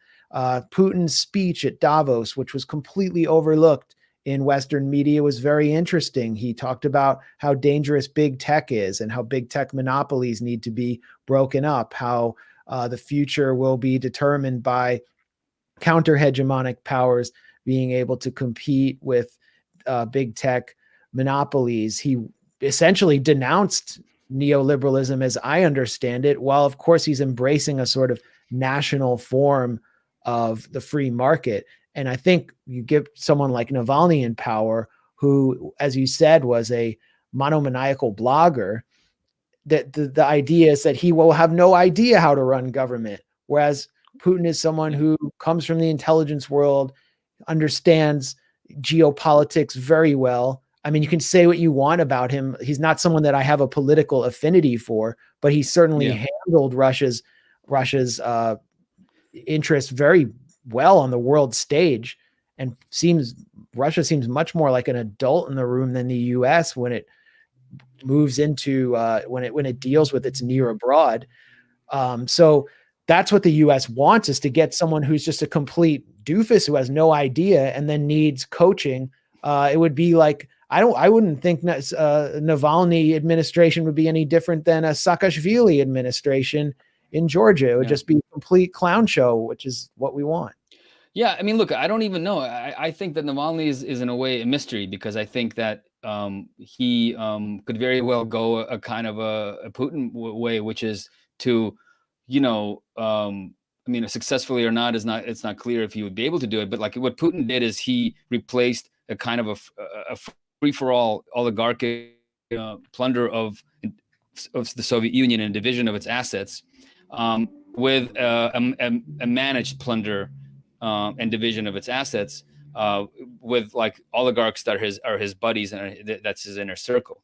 And so it is like a state neoliberal, I guess, but it's still neoliberal in the sense that he doesn't believe that the answer to things is to have, a kind of socialized society where people are involved politically and that people have and the sort of the public will, or the democracy in this kind of way can actually influence and run society. It's like private interest run society. It's just that these private interests are sort of capped by a kind of a nominal sort of national security interest umbrella, and a national interest umbrella in which he and his kind of crew is in charge of. But like actually the guts of the Russian economy is privatized. It's private, so you take, and so you control it a little bit, and you don't like, and you siphon off a bit of money and put it into the budget, and put it into infrastructure projects and things like that. But even those infrastructure projects are built and carried out by private companies that skim huge amounts of money off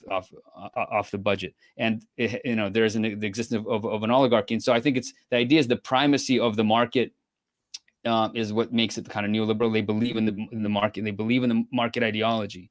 So all I I'm think saying that's is what that makes Putin restored the primacy of the Kremlin, whereas in the he did. And I don't know what Navalny will do. I mean, Navalny could come in and he could become a kind of a Russian nationalist. If you actually look at what he's written about and what his earliest politics are, which is about restoring Russia's greatness. It's about like making Russia great again for Russians. It could very much be a kind of a heavy national security state that terrorizes migrants and that like elevates Russians to some kind of higher status, or Slavs to some kind of higher status, and that has a kind of a mixed social oriented oligarchy that actually cares about the national interest from some kind of nationalist perspective, from some kind of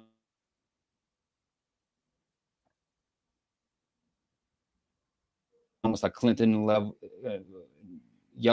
So it's a bit of a Freudian slip there. It's a Yeltsin era neoliberals, with the kind of Yeltsin era ideas about how to govern society. But I actually don't know what the society that Navalny would build would look like, and nobody knows. I mean, right now it's all just projections on him. I mean, he clearly isn't.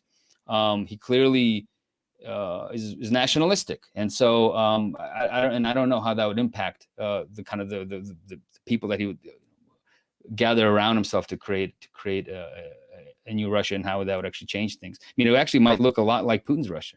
It's just with slightly different people running the kind of patronage networks, So I mean, once Navalny comes to power and then becomes more like Putin, and he'd be again demonized, and there'd be like another opposition character that they dig up from somewhere that is again pure and is against this kind of is against Navalny. So I actually don't know. I mean, so it's hard to say.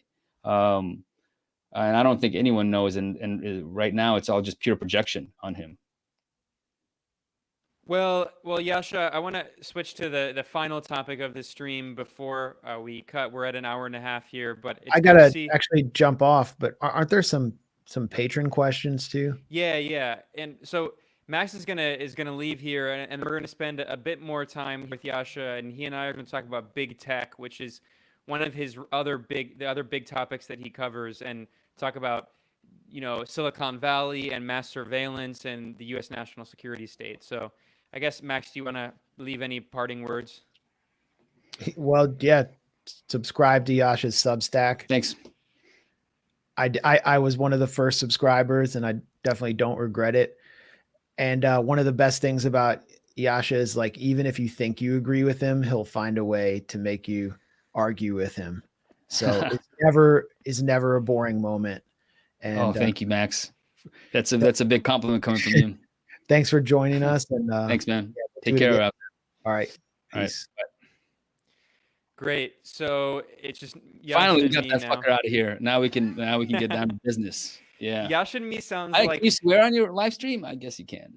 I've been swearing. Oh yeah, and you've already done it like dozens of fucking times. So I'm sorry. Yeah, I just have I was brought up on the mean streets of San Francisco. In my immigrant ghetto. So I just I swear a lot. No, it's good. I'm very pro swearing, and I have to say, Yasha and me, I was gonna say, sounds like a 90s buddy movie, like a B buddy movie. Yasha. It's funny. It's like it's like some kind of a little magical. It'll be I'll be like your imaginary friend. He was like a furry pet or something. Like a furry dragon named Yasha. Dragon with a big beard. So it's Yasha and me now. So what we're going to do in this final segment here is we're talking more about Silicon Valley, big tech. I have some questions also from our patrons at Patreon, and I do want to try to address some of the comments here on YouTube and Twitch.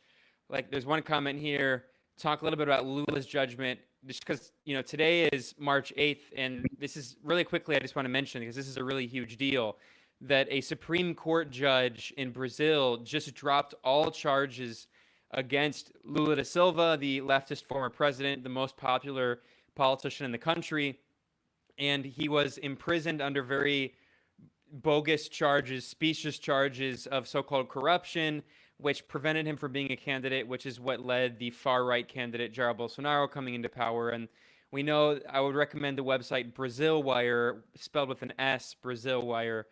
It looks at how the U.S. government, specifically the Department of Justice, FBI, and CIA, were deeply involved in the kind of soft coup against the Workers' Party there. So now we've seen that unless there's another, we'll see, there's always this internal fight going on within the Brazilian state to try to prevent the Workers' Party from coming back. But now, legally, Brazil can be a candidate in the 2022 election. So Oh, wow. that's amazing. It's a very significant development. And here at Moderate Rebels, we're definitely going to cover that probably next week. So getting to Yasha, your other really big kind of purview, I mean, really, if I have to think of any journalist in the U.S. focusing on Silicon Valley in a critical way, I mean, you're one of the only people who come to mind. And you worked a little bit with the website Pando, and they've done some work. And you at your Substack, and then also at The Exile, which you worked at with Mark Ames, you've done some really good reporting looking at Tor. Also, I would highly recommend anyone listening and watching this check out Yasha's book, Surveillance Valley. It's a brilliant book. I mean, it was really eye-opening for me. And Yasha, I think, put his thumb on an issue that now, in the past few years, with the kind of trade war going on with China, I think it's become a more prominent view. But I think it's fair to say that after the overthrow of the Eastern Bloc and the counter-revolution in the Soviet Union, we saw that there was this narrative that was pushed by some of these so-called post-Marxist scholars, specifically thinking of Negri and Hart. They wrote their famous book Empire, in which they declared that basically the nation state was no longer very relevant, and that capital was international through neoliberal globalization. And there's this thing that they called the empire with a capital E, which refers to international capital, and that it's not really based within national borders. It's just it's transnational, and it's run by these oligarchs who have multiple passports, and they can buy their nationality in like a Caribbean country where they don't have to pay taxes, and that class exists. But I think in the past few years, with the trade war with China and with the new Cold War against not only China but also Russia, we've seen a return to this idea that U.S. technology companies are not international companies. They are first and foremost U.S. companies. They are arms of the U.S. government. They serve U.S. foreign policy interests. That's something that you've been saying for many years, even before it became as clear as it is now. So let's just start talking about what you're reporting on Silicon Valley shows when it comes to the new Cold War and what the actual function of Silicon Valley is. Yeah, no, it's interesting. I mean, it's like I guess what you described there. Is the left wing version of the sort of the end of history, right? Thesis is that there isn't really. That's it. It's like the American empire is sort of like the main thing, and then there's nothing, and it's not even American anymore. It's just global, and so that's just how it's going to stay. I mean, so the collapse of the Soviet Union, and the collapse at the end of the Cold War, and the sort of the America emerging as the superpower. Uni superpower, and the creation of the internet, or not the creation, but the popularization of the internet and the commercialization of the internet, and suddenly the take up of the technology, they happened basically at the same time, in the 1990s.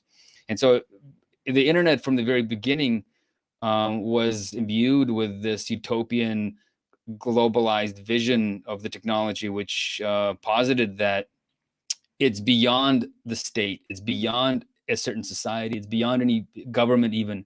It sort of floats on top of the world. It sort of hovers out there in cyberspace, and basically in heaven, and that it's sort of almost above human affair. It's above politics. It's above geopolitics for certain. And that, once you like log on to AOL or, later Yahoo and then Google and, Apple and you do all, and you're on Twitter and you're on Facebook, you're like you're above geopolitical concerns. We're just all one humanity, communicating in unison together. It was an interesting idea. It was an interesting mythology, and it's only recently, actually during the Trump era, really started to get chipped away. And the way that I attacked it, in the way I started thinking about it and critiquing this ideology, is when I started writing my book, Surveillance Valley. I kind of wanted to understand, where the internet came from. What's the starting point for this? And once I started kind of going back to the very origins of the technology, when it was developed during the Vietnam War by the Pentagon as a way of creating a new command and control system technology, but also was a way of developing new data tools and tracking tools to fight insurgencies, and as part of, counterinsurgency weapons. I found out that the military's role and the U.S. government's role in this technology that then became the internet never really left. I mean, it was there from the very beginning, but it also, but at every state of evolution, going into the creation of, let's say, of Google as a company, you can see the arm of the U.S. government either underwriting the technology that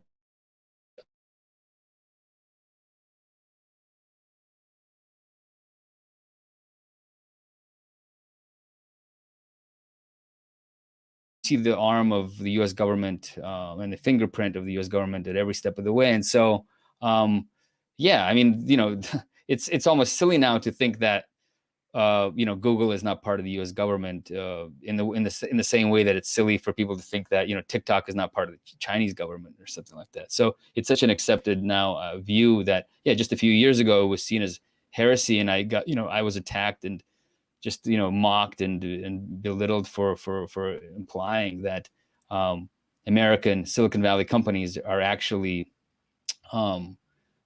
extensions of the U.S. government and of the American empire, and aren't just like these totally abstracted entities floating somewhere up in the stratosphere. Yeah, well, something that you document in your reporting in your book, which is just objective, and it's something that I didn't even know until I read your reporting, is that all of these big tech companies have huge contracts with the U.S. national security state. I mean, some people, of course, now know that because, like I said, in the past few years, I think your thesis has just become so transparent that it can't be ignored anymore. But so, for instance, we know that Google has contracts with the CIA, and of course, Amazon does as well. Google has contracts with local police departments, you point out, that they use for police surveillance. Mm-hmm. Google was involved, I learned from your book, in the Iraq War, and they were working with the U.S. military on mapping programs in Iraq. I mean, so we're talking about that not only do they have their origins, like you just said, in the Cold War and developing counterinsurgency technology against communist and socialist movements around the world, but so they were created through. They have their origins in DARPA and the Pentagon research, but also still today, they're U.S. government contractors. Yeah, I mean, look, Google is such a perfect example of a company that is just, no matter where you kind of poke it, from which angle, like you see, just again, you see the role of the U.S. government in its development. I mean, just going even back to the research that into a superior way of finding information, that then became this algorithm that was called Backrub, and then it was renamed as the PageRank, and then that algorithm became kind of the core of Google when it was privatized out of Stanford by Sergey Brin and Larry Page. I mean, their research into this stuff was underwritten by DARPA, by the FBI, by other federal agencies, and because American sort of law enforcement and intelligence agencies, they were looking at like this chaos that was erupting on the internet, all these different sites that were sort of like linked together, but there was not a central index for anything. So it was almost impossible to find anything. And the early search engines that were created were really shitty. There was not a good way of actually figuring out how to sort the information, and to create something that could be easily searched. So they seeded, a program that spanned multiple universities in America to create a better search algorithm, to create a search algorithm. And so Google came out of that program and was underwritten entirely by the U.S. government and by the security state part of the U.S. government. And so so that created the algorithm, and then once Google became a company, one of the first things that they did was contract that technology, that search technology, out to the CIA and to the NSA. These agencies basically bought these Google boxes that they stored in their own internal data warehouses that, crawled CIA data, crawled internal NSA data, and created an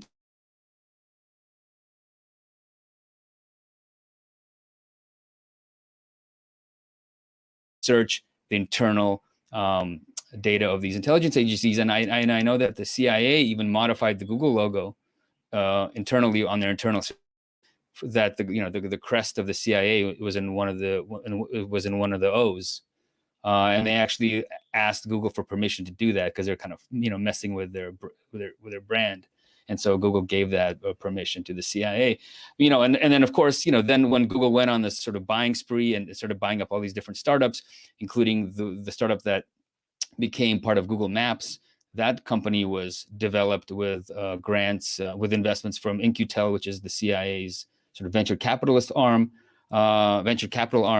And so, Google Earth became Google Earth, and that became part of the suite of products that Google offered to private clients, but also to government clients. And then when the Iraq War broke out, Google was working with the Pentagon to integrate Google Maps into the kind of the war machine, into the invasion forces, so you can put down where different assets and where different troops were and things like that. And so, and that's just the very, very beginning of the company. That's in the early 2000s. And so at every stage of the way, you see Google involved in the U.S. government. And so, and then of course, to the conclusion, these are the companies, these giant companies that were a lot of the technology that they're releasing is based on government research, but then what shocked me was that even the companies that, or the tools that are supposed to sort of fight against the U.S. government, that are supposed to protect you from big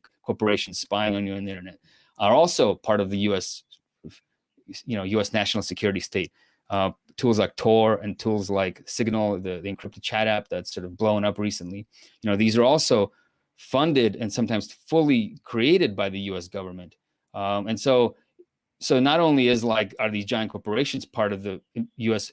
empire, but also these supposedly radical tools, kind of grassroots technologies that are supposed to protect you from the U.S. empire, right, and from the U.S. surveillance state, are actually also funded by the U.S. surveillance state. And so there's when you go on the internet and you start looking around, you realize that there is almost nothing on there that isn't tied to the American, the U.S. national security state. That's just in America. And of course, when you go outside of the country, you notice that obviously a similar rule kind of holds, that frequently, technology companies are hip to whatever the state that they've emerged out of is. So whether it's in Russia or China or whatever. But speaking in terms of American companies, yeah, the entire internet, the opposition to the internet, embodied in technologies like Tor and Signal, they're all part of the same U.S. national security state. It's it doesn't matter where you go, you just see it. You see fingerprints of it all everywhere. And so, that's what my book is about. But it's funny that while the idea that Google and Facebook are extensions of sort of the American government is almost now commonplace, to the point where now people are demanding that they protect American national security interest, right? It's expected that Zuckerberg protect America because it's an American company and he's an American, he should care about America. It's still really not accepted that a tool like Signal or a tool like Tor are also I don't know how to say it, problematic technologies that don't quite offer the kind of protection you think they're offering, or that they claim they're offering you from the U.S. national security state. Yeah, well, I'm having some technical issues here. Can you hear me? Yeah, I can hear you. You're pretty faint. Yeah, I'm having some technical issues. But yeah, so Yasha, talk to us more about that. Why people should be skeptical of the idea that Signal in particular is going to solve all their problems. WhatsApp recently announced which is owned by Facebook, they recently announced that they're changing their policy and they're going to give basically farm people's information out to Facebook as if they weren't already. But Signal was portrayed as some kind of great solution to that. But I mean, what's your take on people who say that?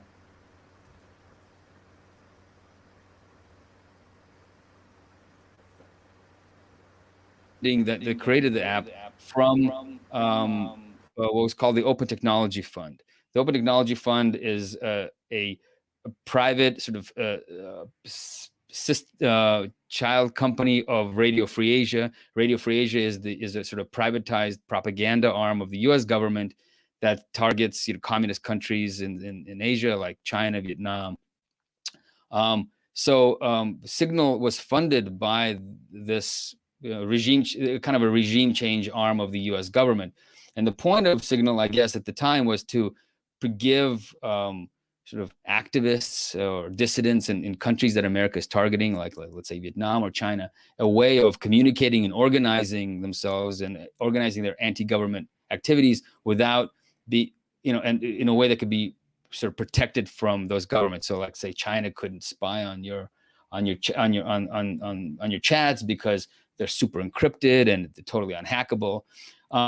But so that was the point of funding it. But very quickly it became a kind of a Signal was hyped and popularized by these crypto sort of anarchist types.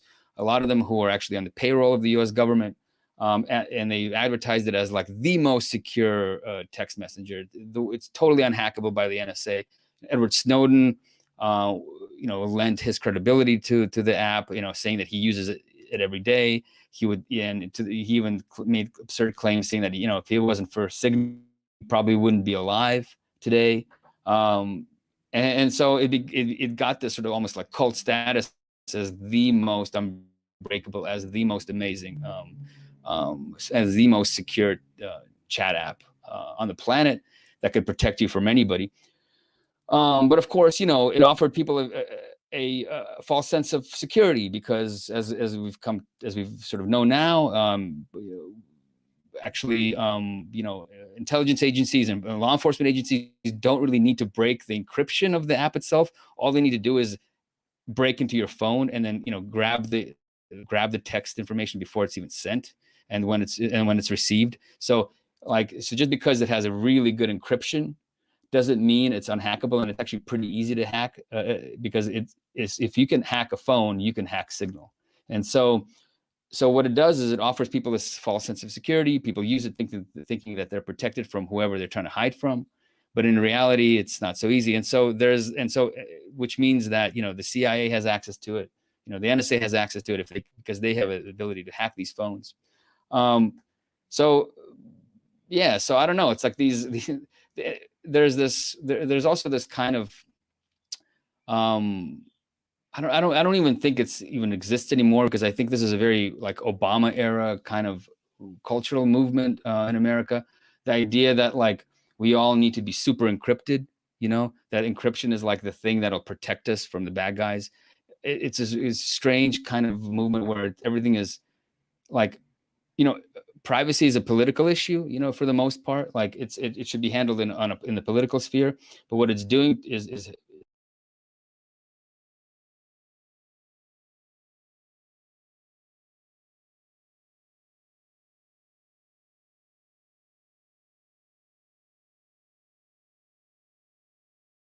political. The way that you curtail privacy is not by downloading an app, but trying to basically fight the power of our intelligence agencies that are and to fight the power of these corporations that are surveilling us all the time. And so what it did, aside from offering people this false sense of security, is this idea that they're actively engaging in politics by downloading and using an app. In reality, it's not really challenging the power of the security state in any way. It's not really challenging the power of Google or Facebook to collect information on you from as much as they want and whatever they can get their hands on. So it's sort of neutering people's desire for privacy, or not even neutering, but more like sort of like channeling into this kind of dead end area where you think that just by downloading and using an app, you've like solved the problem, when in fact you've done nothing. You've done nothing other than give yourself a false sense of Weird.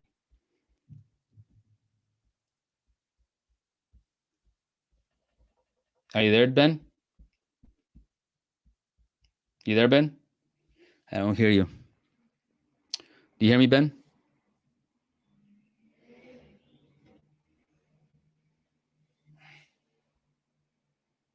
I don't hear you, man.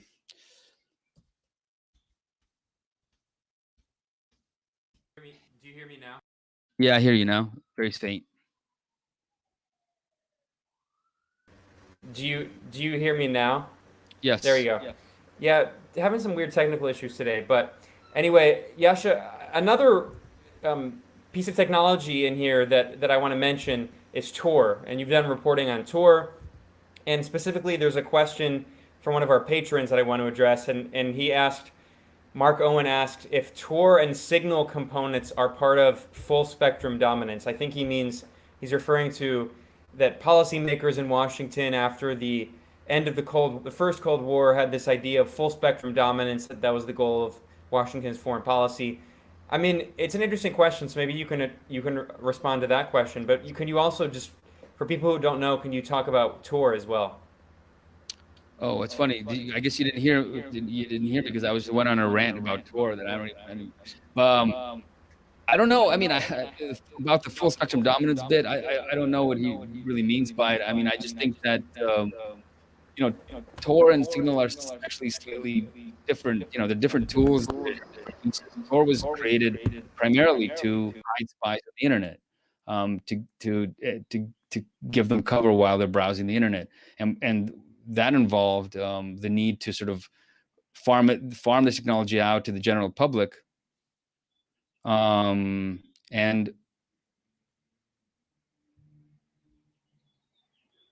the fuck is going on?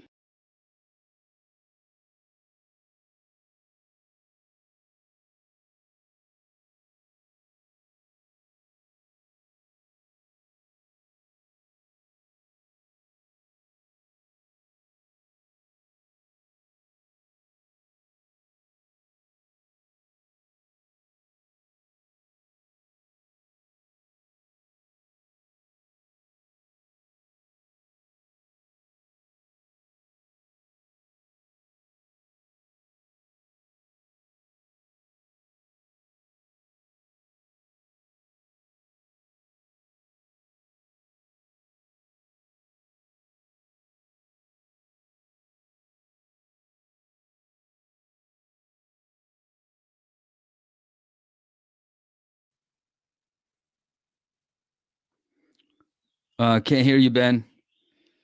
I mean, they really started cutting us off when we started talking about this big tech stuff, huh?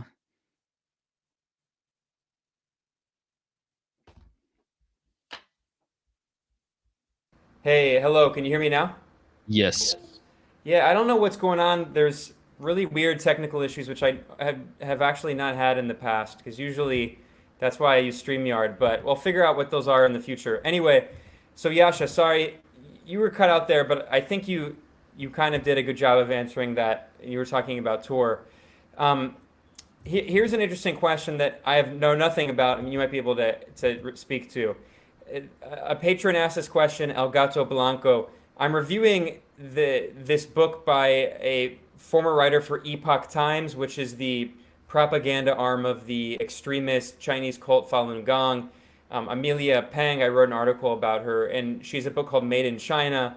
And she talks about how Falun Gong members were involved in inventing Freenet.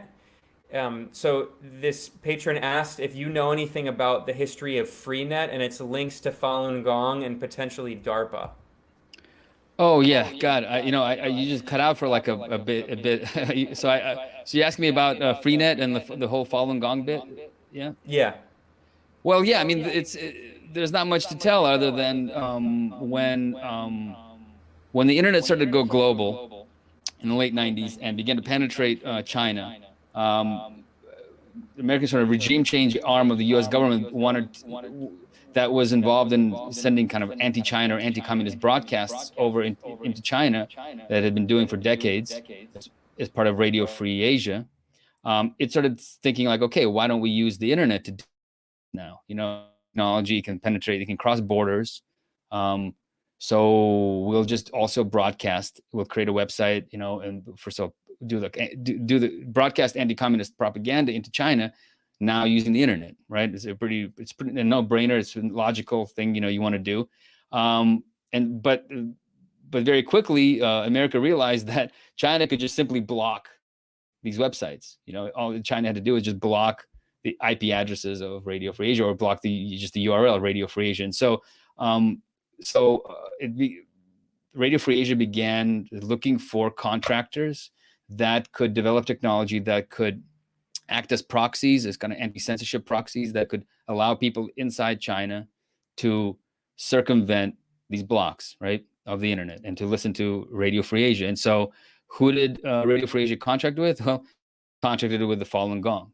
And so it created these tools that, you know, arguably didn't really work at all.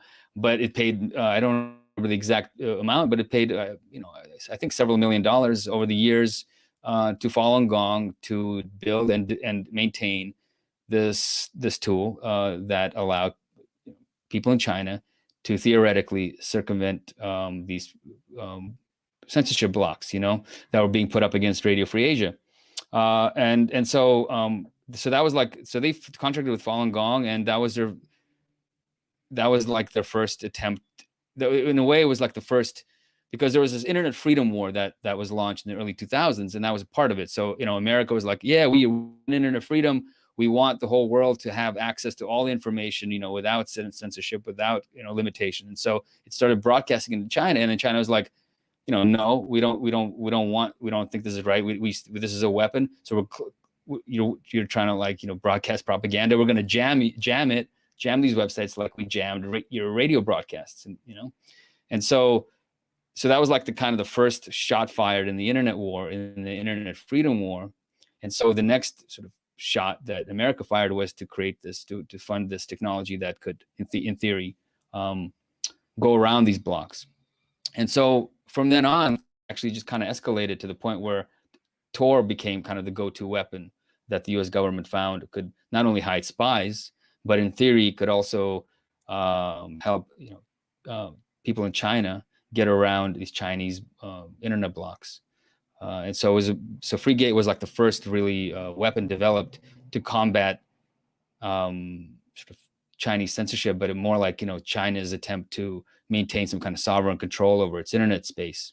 And so FreeGate was like the first weapon that was developed as a kind of a crowbar to pry open these doors and to allow America to broadcast over the internet into China unimpeded, regardless of what, you know, the Chinese government wanted to do. And so, yeah, it was the first weapon. It was pretty crude, as I believe, and I know that, like, there was a big internal spat between the Tor people and the Falun Gong people, because the Tor engineers really badmouthed the technology that Falun Gong had built and said that it's just totally useless. And in fact, Jacob Appelbaum, one of the sort of the premier Tor radicals, who doesn't, you know, who's no longer associated with the organization because he was accused of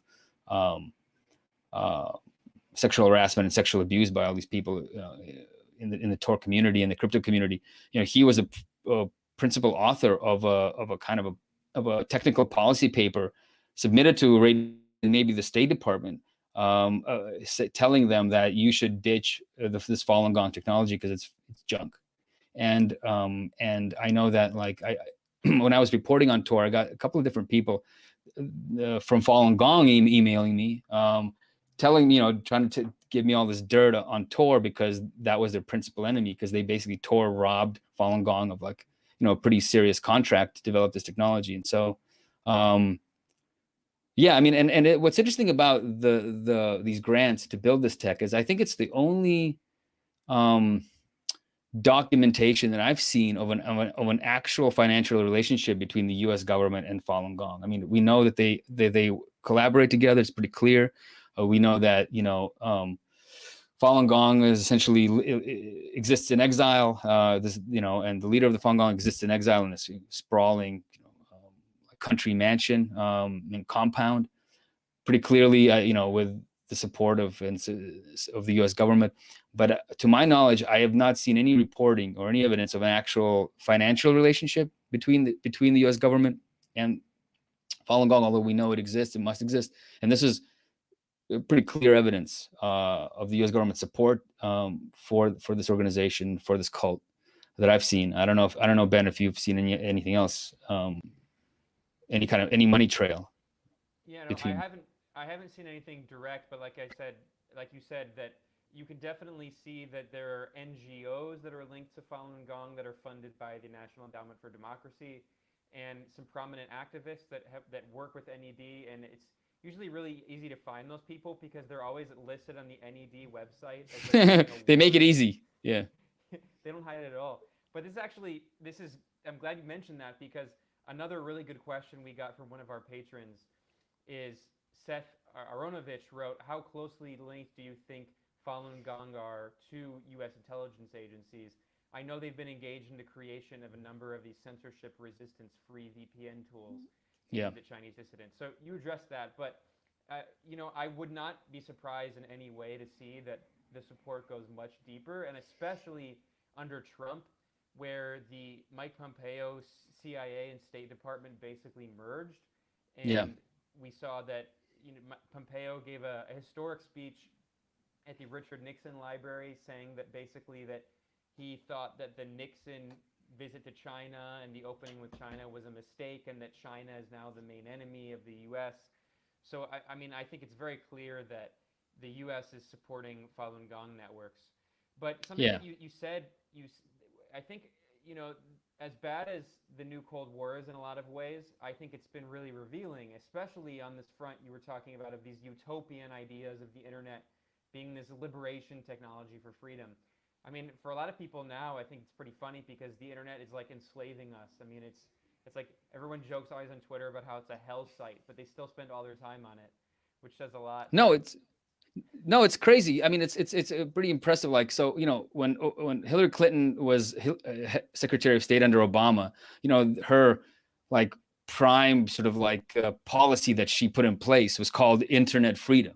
So she went to the museum, in Washington, D.C. and stood and gave this big speech about the importance of information and about the importance of, unimpeded information, that the world needs to, talk and collaborate and work together, and that any state that limits the flow, basically made a threat that we will be targeting you, that we will not allow this. I mean, this is a very explicit threat, aimed at China for the most part. And so this was like the central program of her tenure as a Secretary of State, right? And yet, and then fast forward to when she loses Donald Trump, she's basically saying that we must, like the Russians have exploited this free system. We need to clamp down. We need to get Facebook. We need to get Google. We need to get Twitter to clamp down on this Russian disinformation. Basically, she's saying like the internet is now too free, and so she's doing exactly and calling for the policies. This was in 2016, calling for the policies that, she was just a few years earlier fighting as Secretary of State, fighting against China, right? So she's totally went and said, I agree with China. This foreign information, by these bad states, it's a problem. We should as a society regulate what our citizens see. So she's totally flipped, and then of course, that was 4 years ago, and the entire liberal establishment, believes that the internet is now too free. I mean, the idea that they would amass behind a slogan of internet freedom right now, it seems absurd. Can you imagine it? Like, they're actually not for internet freedom, they're for internet control, to fight this disinformation and all this horrible stuff that's supposed to be happening. So it's a totally 100% U-turn that happened within just several years. I mean, what it took was Donald Trump winning, and like the entire establishment just freaked out and turned on a dime and completely reneged on everything that they were saying before. And you can actually draw the line. Like, the same journalists that were praising internet freedom are the ones, now, fully invested in fighting Russian disinformation, right? The journalists that were once at the forefront of Alionizing these crypto radicals who were trying to open up the internet, right? Like Andy Greenberg and Wired is one of the main guys who, wrote these glowing things about Ross Ulbricht, you know, on tour, and how these guys are the new freedom fighters, they're new revolutionaries because they're like, you know, fighting, they're totally bucking any kind of state control over information on the internet. And that tour was going to create this new society and all this stuff. I mean, he's like turned into this, you know, primary kind of journalist, you know, trying to root out disinformation campaigns, you know, by Russia, whether it's in America or Ukraine or wherever. So it's like the people that were on the internet freedom beat, the journalists who were on the crypto beat, who were basically valorizing these crypto, you know, activists who are on the payroll of the State Department and fighting for internet freedom, right? Suddenly are all now about fighting disinformation. I mean, they've totally switched. It's kind of incredible, and it actually goes to show you. So it's like it's very instructive because, you know, internet freedom in America was always basically a State Department talking point or kind of an imperial position. You know, you want to force everyone to open up the borders because you think that freedom benefits you. You know, openness benefits you, like with free trade. But as soon as you think that openness doesn't favor you, you know, you're like, and as soon as the State Department's line is that openness is bad and dangerous, you know, all of these journalists and all of these influencers, you know, who were fighting the good fight for internet freedom, suddenly are all about, you know, internet unfreedom. They're fighting for control and filtering. And so it's so much of the reporting, as I found out, you know, when I wrote the book, but also just looking at it now, it's like so much of the reporting on technology and on the internet. I mean, it's very much like foreign journalists or foreign correspondents. They're almost always echoing like a State Department line. Yeah, I mean, that's exactly who feed them the scoops, and that's certainly true for basically every mainstream national security reporter. In fact, I have this example up from a few days ago, which is really so revealing because it really shows. I mean, like you said, in just the span of a few years, the same people pushing internet freedom are now calling for the exact opposite. So this is from NPR, which is of course backed by the U.S. government, and this reporter state-funded media, yeah. Miles Parks. Well, you can't say that, Yasha, because only Russian and Chinese media are that. But this guy Miles Parks is a staff reporter at NPR, and of course he like oh yeah, mainstream reporters, they always do this thing where they try to hide their own opinion and pretend like it's objective by citing someone else as an expert. But he's saying here that he talked to this expert, this researcher, and she told me basically that it might take 50 years to resolve this. That quote for people. This is pretty funny. Yeah, this is for people who are just listening in the podcast. This is an exact quote from NPR. Quote: basically, she says a redesign of the entire internet is the only solution. Information just spreads too easily right now. You can't get it said any more bluntly than that. I mean, what they're saying is that with the election of Trump, with so-called Russian and Chinese disinformation, in fact, now they think that everyone's under attack. In fact, we just saw that Twitter just announced that Twitter is now suspending people because they criticize NATO.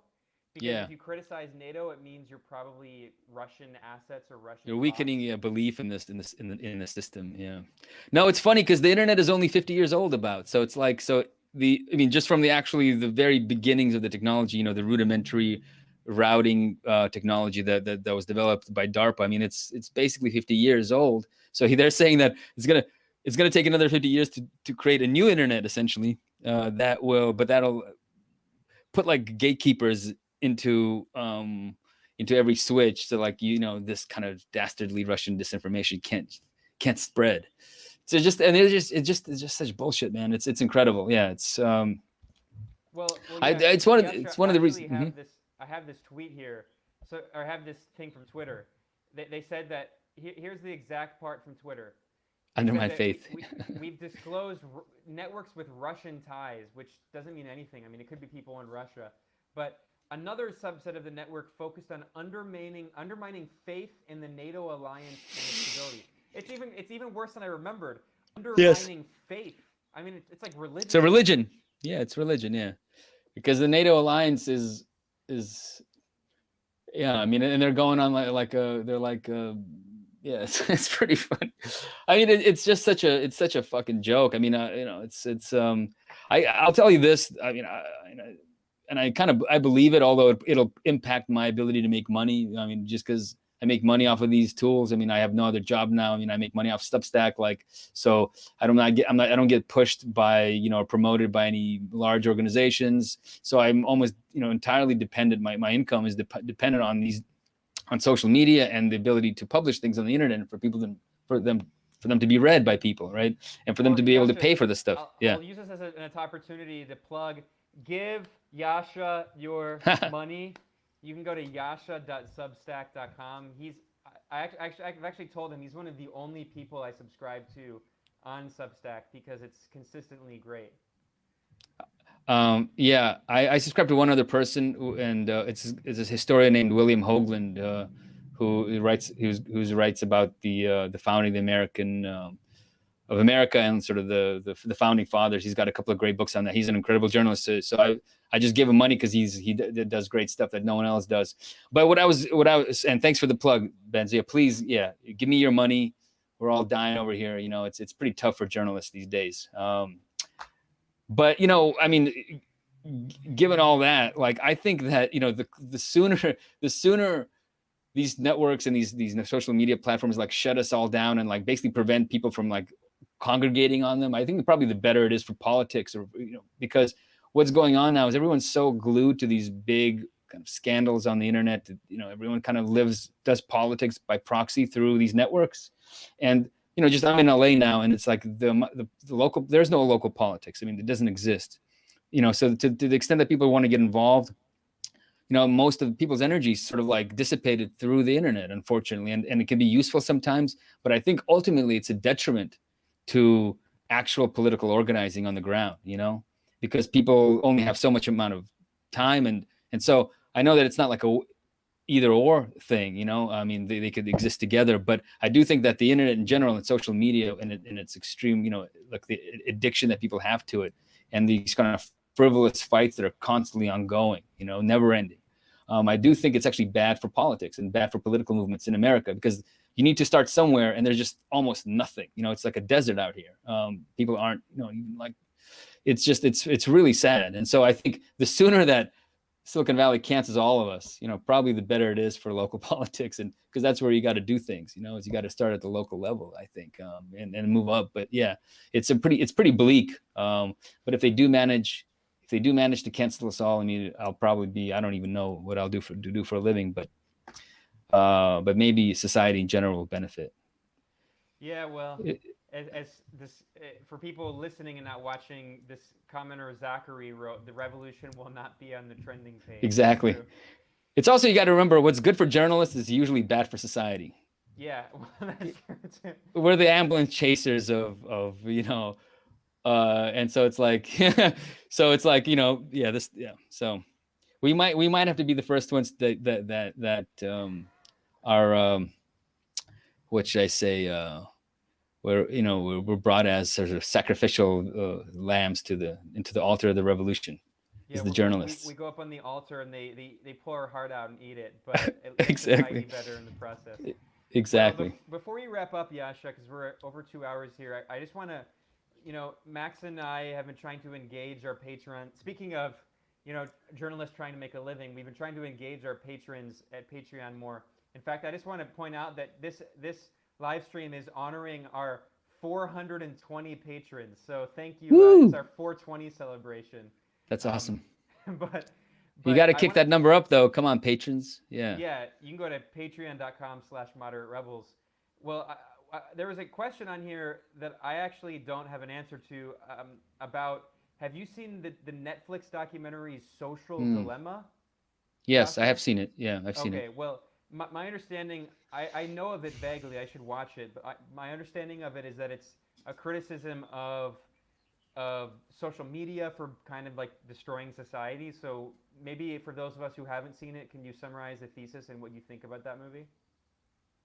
Well, yeah, I mean, so it's trying to, the thesis, it's actually, there's an interesting thing that there's something that you probably will know about the movie, even though you haven't watched it. I mean, the thesis is they're saying that, like, Silicon Valley has created this manipulative ecosystem where they're the puppet masters, and they're totally controlling us and telling us what to do, and that it's dangerous and that we need to do something.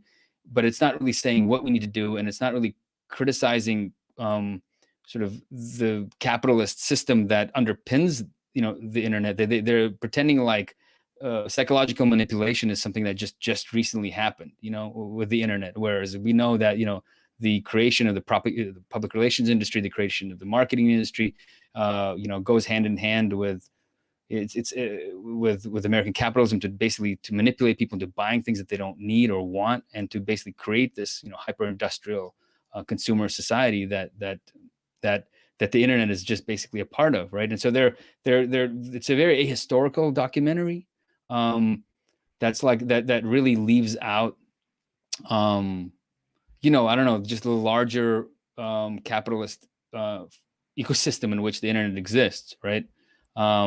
But what's interesting about it, that the think tank that funded this organization, I mean this documentary, it really it's the think tank that's kind of is essentially lionized and profiled in this documentary. It's like kind of this documentary focuses on all these people that are associated with this think tank. It's called the Center for Humane Technology or something like that. I can't remember exactly the name, but what's interesting about the documentary is they have all these talking heads, and one of the main talking heads is this woman who's named Renee DiResta. You might remember her from being associated with New Knowledge. Remember that organization, Ben, that was involved in running the false flag? Renee DiResta was one of the main Russiagate fake experts. Yes, she's the main Russiagate fake experts, and the outfit that she worked for, New Knowledge, which was founded by a couple of guys from the NSA and State Department. So this is the outfit that she used to work for before it got shut down. I mean, they ran an elaborate false flag operation on behalf of a wealthy Democratic donor, the Silicon tech billionaire named Reid Hoffman, to influence the Alabama state Senate race, if you remember.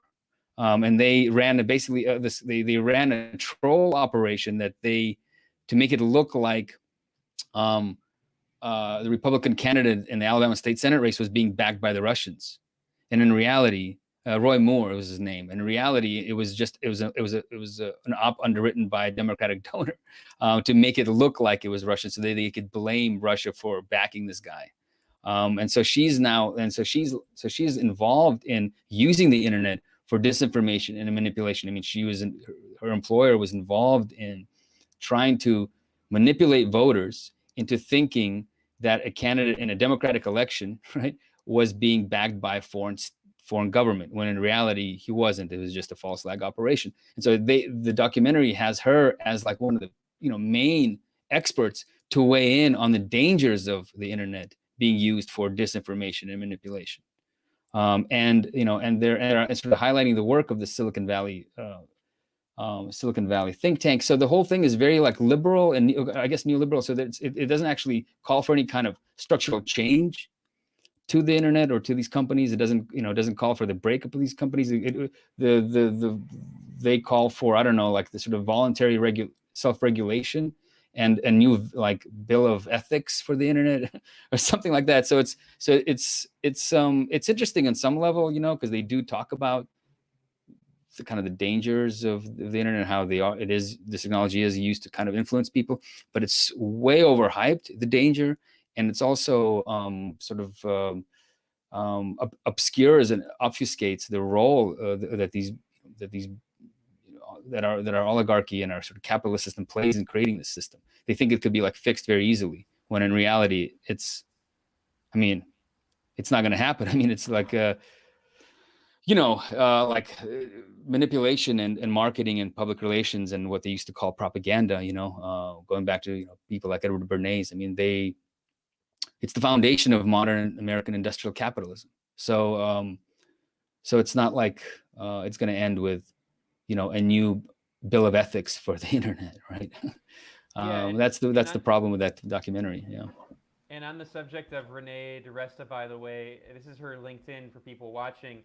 It's interesting to see the revolving door in terms of these technology firms, things like New Knowledge, which work with the U.S. government, and then also things like Renee DiResta was a presidential leadership scholar. She's part of the Council on Foreign Relations and is also a national security fellow at the Truman National Security Project, alongside people like Pete Buttigieg.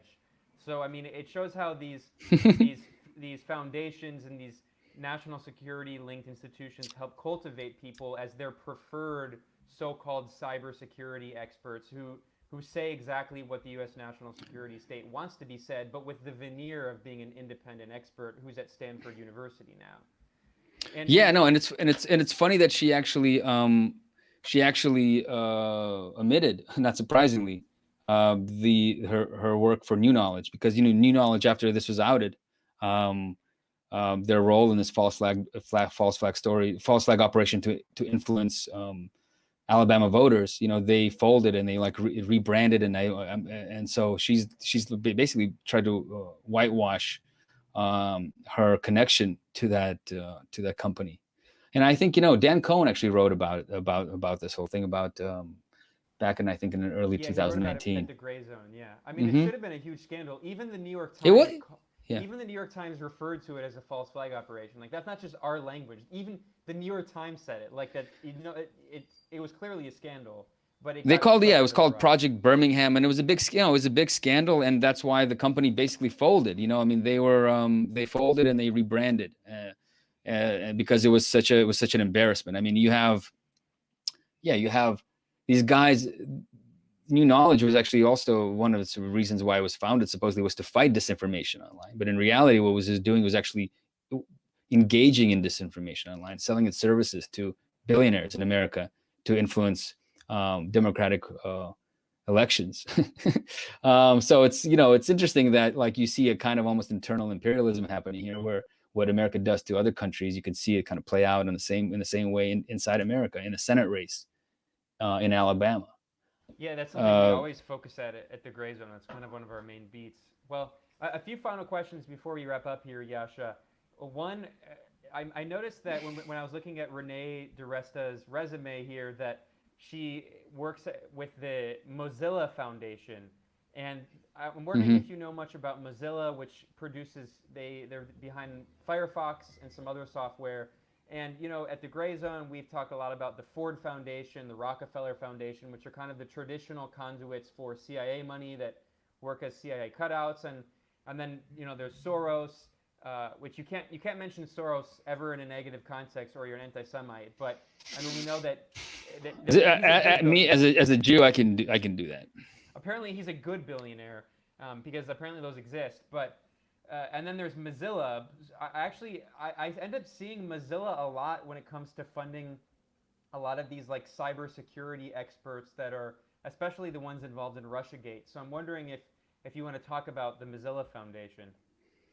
Yeah, I mean, look, I think it's just one of these another pass through, sort of tech fronts. I mean, Mozilla obviously makes the browser, and it's a nonprofit organization. It's sort of an open source browser, but then it has this foundations aspect. The foundation is funded by Pierre Omidyar. It's funded by the Ford Foundation. It's funded by Open Society. It's funded by the EU. It's funded by all these sort of like liberal kind of private liberal private power that use all this capital to influence ideas in our society, that use all that private capital to influence public policy and all these things. So they fund all these different experts. And so I don't know what exactly. I haven't really looked very deeply into what kind of stuff Mozilla does, but just even looking at its page right now, I just brought it up. I mean, it partners with ADL to basically probably to fight disinformation and to fight anti-Semitism. So people who don't know, the Anti-Defamation League has a history of spying on pro-Palestine activists and anti-apartheid activists, not only in Israel, but anti-South African apartheid activists.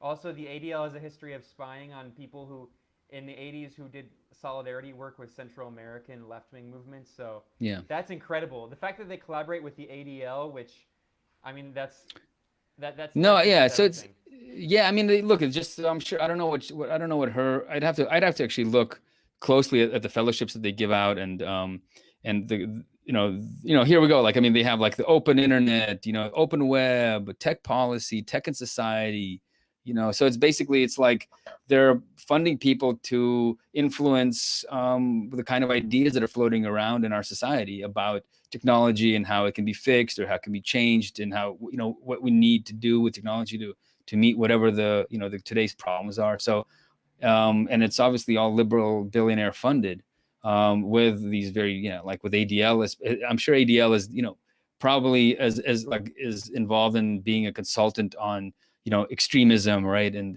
the spread of extremism online, and anti-Semitism, and so yeah, so it's almost like a very classic kind of liberal way of you know, foundation washing our oligarchy, right, in the way that it funds the ideas that are circulating in our society. So it doesn't surprise me that she's a fellow of there.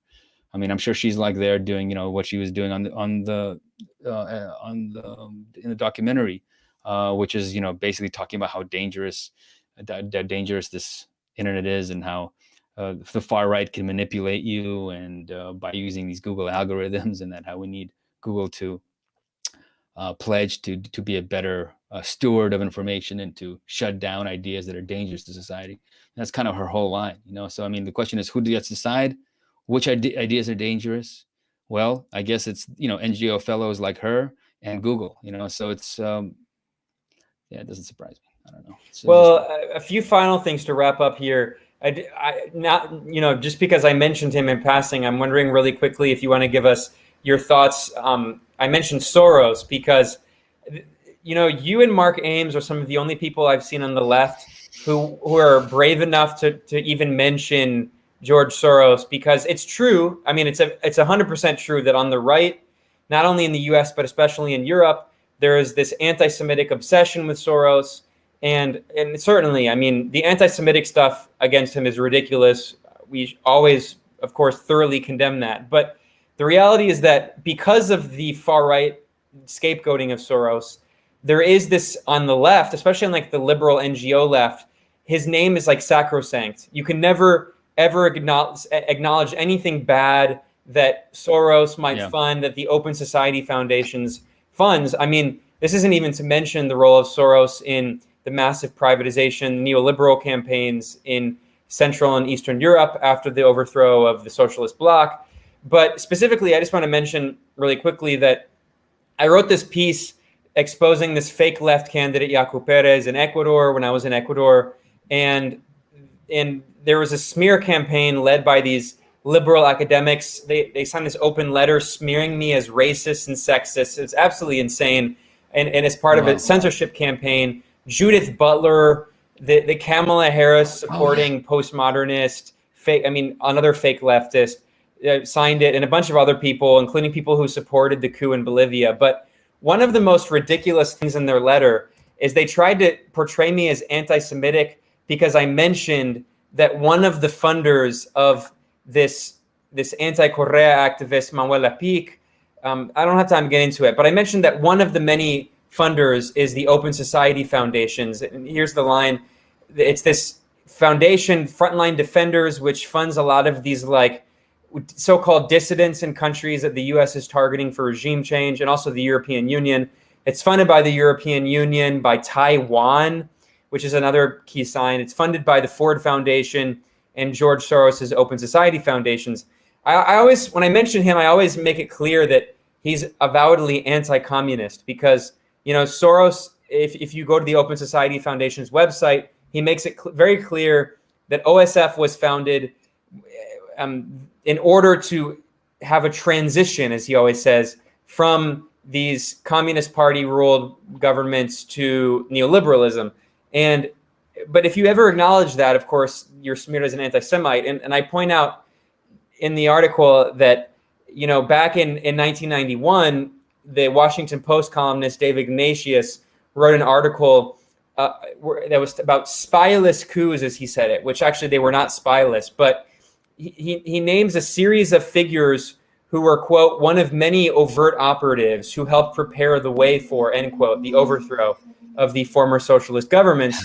And he also mentions the National Endowment for Democracy and its co-founder, Alan Weinstein, who boasted, quote, a lot of what we do today was done covertly 25 years ago by the CIA. So anyway, the point is that anyone who knows anything about Soros knows that his links go very deep in these regime change networks. And that's not to say, of course, I'm not saying, and no one serious is saying, that Soros is the puppet master behind all the color revolutions. But you're not allowed to ever acknowledge his role in helping, not leading, but helping to support and finance a lot of these operations. So anyway, I mean, that was a long question, but the point is that maybe I can punt that to you really quickly if you want to just address that this is an difficult issue to address, but I've only seen you and Mark Ames at least try to take a left-wing anti-oligarch approach to understanding Soros.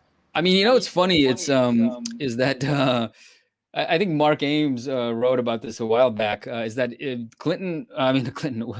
Soros was the only person to receive 2 Freedom Awards. So it's like America's top foreign policy establishment. It's like the top honor from the top foreign policy establishment. I mean, like Winston Churchill got 1 award. Like the creator of the CIA, Wild Bill Donovan, only got 1 award. President George Bush and Bill Clinton were forced to share a single award together in 2005. And George Soros got 2 awards, and he was awarded the last one in 2013 by Samantha Power at the Waldorf Astoria Hotel in New York. But just to give you a sense of like his importance to the American foreign policy establishment, I mean, he got 2. He got more than anyone else, including the guy who created the CIA. And so, I mean, what's interesting, I think what's important to understand about Soros is that while in America he seems very, and he's sort of funded the opposition to George Bush, right? He funds all these sort of liberal projects. He, his money flows very, very, very heavily in sort of progressive and liberal movements in America. But in the Soviet Union, or in the former Soviet Union, or sort of the Soviet bloc, I mean, he was basically doing there what Charles Koch, was doing in America. He's trying to institute, basically a libertarian regime, a libertarian way of life, to privatize everything, to enact a privatized society. Through his investments, through his funding of politicians, through his funding of think tanks, by picking up young promising leaders and sort of training them, and then putting them back into training sessions. And so I think he's extremely destructive in the sense that he was one of the forces, one of the people, and who was hell bent on making sure that something like the Soviet Union or communism would never be able to grow again out of the soil of these former Soviet or communist states in Europe and in Russia and in Central Asia and all this stuff. So, and he of course benefited himself, handsomely from this transformation. He invested. He was one of the first and big investors in a privatized Russia. He made a lot of money in investing in these newly privatized societies that he helped privatize. And so, yeah, I know. And just because the far right's made him into this sort of, the oligarch that it's okay to hate because he's Jewish, because they don't want to look at their own oligarchs and that are not Jewish, and so he's like become the guy that the fall guy for all the bad things that the oligarchs are supposed to do. But he's been yeah, I mean, and he was he's pretty open about it in the 90s about what he was actually doing, and the fact that he was meddling in these states, and what he was doing was foreign meddling, and he was actually meddling in the workings of so nominally sovereign societies. He's I don't know what else to say. I mean, I kind of have to go, but yeah, I don't get why. I get why he's the progressive world is so protective of him, because his money flows very heavily through it, and to admit that you take money from a very reactionary, destructive oligarch, kind of goes against the image of progressivism. Again, like you need to. It's I mean, in a way, you could say he kind of pioneered his open society. You could he pioneered this new way of doing foreign policy, but sort of conducting it through these private organizations headed by billionaires, that have a progressive and sort of liberalizing kind of image. And you can sort of conduct foreign policy, foreign policy from it, but with the added benefit that you can, the U.S. government is not officially involved. And so I think that's why he was honored twice, and got 2 Freedom Awards, is because he really played a pioneering role in this kind of NGO industrial complex as a way of running foreign policy after the end of the Cold War. Absolutely, yeah. I mean, it's a sensitive issue because, the far right has turned him into a boogeyman while ignoring other oligarchs, but that doesn't mean that he's a good oligarch. So, I mean, again, he's like liberal. It's it's like we were talking about. There's like the inside America view, and then there's sort of the outside America view. And so, when people think of Soros, it's like he just funds sort of progressive causes in America, right? He was anti-Bush, very vocal, right? So it's like it's easy to kind of not think about what he did overseas, right? And sort of the imperialist side of his philanthropy.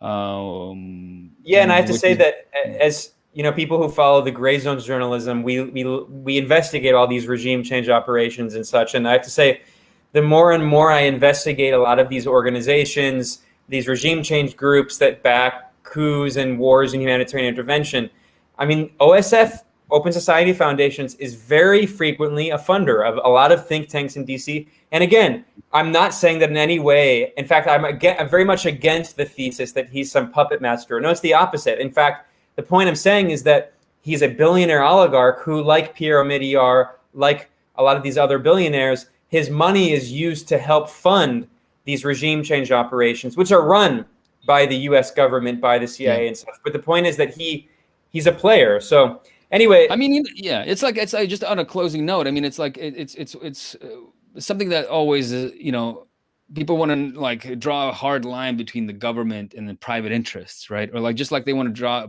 a hard line between Google and the NSA, right?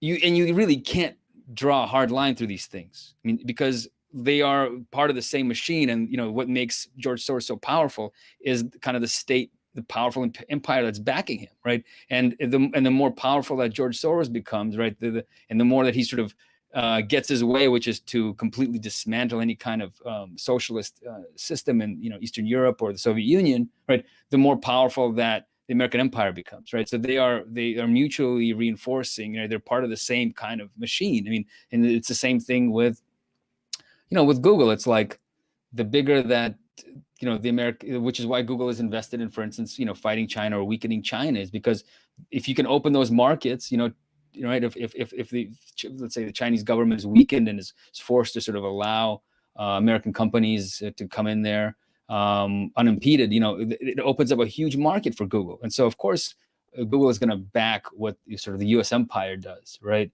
And of course, with the NSA, it's like, because the NSA has a direct tap into Google's servers and to Google's data warehouses, it's like the bigger that Google gets, the better it is for the NSA, because Google is the eyes and ears of the NSA. It's the NSA doesn't need to implant bugs on everything anymore, right? I mean, all our phones, all our computers, they are like the bugs of the NSA, but it's not like the NSA builds these phones or even builds out the network. So it's all mutually reinforcing, and so it's the same thing with George Soros and a lot of these private interests. And so you can't really draw a hard line between what's private, right, and what's part of the government, so to speak. I know we're going to get smeared because we dare to talk about this. They're going to say we're anti-Semites and red, brown, or whatever. But I appreciate the analysis. As a Jew who escaped Soviet anti-Semitism, I bless you, Ben Norton, and for never and never and never. Here, I'm going to take out this little. Hold on, I got some little pomegranate juice that I can spray on you. Here, hold on. So I'm gonna. It's pomegranate too. Perfect. I bless you, Ben Norton. You can no longer be called an anti-Semite or ever say anything ever anti-Semitic ever again, no matter how anti-Semitic you actually are. Well, the final thing, I swear this is the last question, and then I'm going to let you go, Yasha. I know you have to go. I noticed that you did a podcast episode about Adam Curtis's new documentary series, Can't Get You Out of My Head. And really quickly, I mean, I would invite people to listen to his talk. I agree with a lot of his analysis. But just in a few minutes here, just while we wrap up, the last thing, I'm wondering if you wanted to just kind of comment briefly here about what you thought about that series. I'll briefly say that, because I watched all 6 parts, and I think it's interesting. I think for America, I like a lot of Adam Curtis's movies, and I think that he's a provocative thinker and has an interesting viewpoint, even though I don't always agree with him. And he definitely does have some kind of anti-communist sentiments that are still really deeply rooted. But I think at the same time, he can see through a lot of imperialist propaganda, Cold War propaganda. And I think for a lot of Americans, especially, who are, the U.S. is a deeply ahistorical country in the sense that everything is rooted contextless outside of history. History is not taught well in schools. And I think a lot of that historical context is important for Americans. But I think it's an interesting documentary series. Anyone who's watching can check it out on YouTube. And he has some interesting stuff looking at the history of the Cold War. He investigates some of the CIA's role in supporting some of these fake opposition groups, in encouraging certain conspiracy theories that are ridiculous while ignoring conspiracy theories that are real. So we know that there's actual like false flag conspiracies, like the Illuminati is a ridiculous conspiracy that we know that the CIA was partially involved in helping to push. But I mean, one of my main critiques of the series is that I think partially because of the problem, if you're making a film, you have to make the film in a kind of narrative way, which automatically it forces you into a kind of liberal analysis of history that has like a narrative analysis of history as opposed to understanding like a more materialist analysis of history. So I think often that he has this kind of like, I saw someone describe it as like a reversed Marxist thing where he flips the base and the superstructure, and like he blames like major historical shifts on like certain individual personalities and certain cultural whims. That's interesting. Yeah, that's a good point, actually. Yeah. Like when it comes to individualism, instead of he doesn't talk about like the I mean, he talks about the technological shifts that give rise to individualism, but he doesn't talk about neoliberalism as like the economic movement in Margaret Thatcher and Reagan, and as a sense that like, now in his series, I think he correctly talks about how we're living in this crisis moment where it's like neoliberalism is dying, but instead of talking about it in the sense of a reflection of like the global political economy, it's kind of a reflection of culture. But anyway, I mean, there's so much we can talk about it. I don't want to keep you too much longer, but I'm wondering what you thought about that series. I just have trouble generally. I mean, I don't know. Other people might be experiencing the same thing. I actually suffer from like information overload. Like I actually I'm sure there's going to be some kind of medical condition, that's going to emerge out of people because it's just too much fucking information coming at us from everywhere. It's like no matter what surface you look at, there's information, moving images or whatever coming at you. And so like I remember like like during the the sort of the crisis in the Weimar Republic, I guess, when there was like this crazy inflation that was happening. There was actually like a medical condition where people couldn't stop writing zeros, like because it was just like numbers stopped like making any sense because in an hour like things just jump by 1,000-fold, and so like people just had this kind of medical condition where they just would write nonsensical numbers over and over and over again. I mean, I feel like I'm almost at that point, with information. Like I'm not quite not quite a total psychotic breakdown, but close to it. And so for me, it's hard for me to watch Adam Curtis's new stuff without like just almost like rejecting the information. It just doesn't affect me in the same way that it used to. And I don't know if it's because I'm so overloaded with information.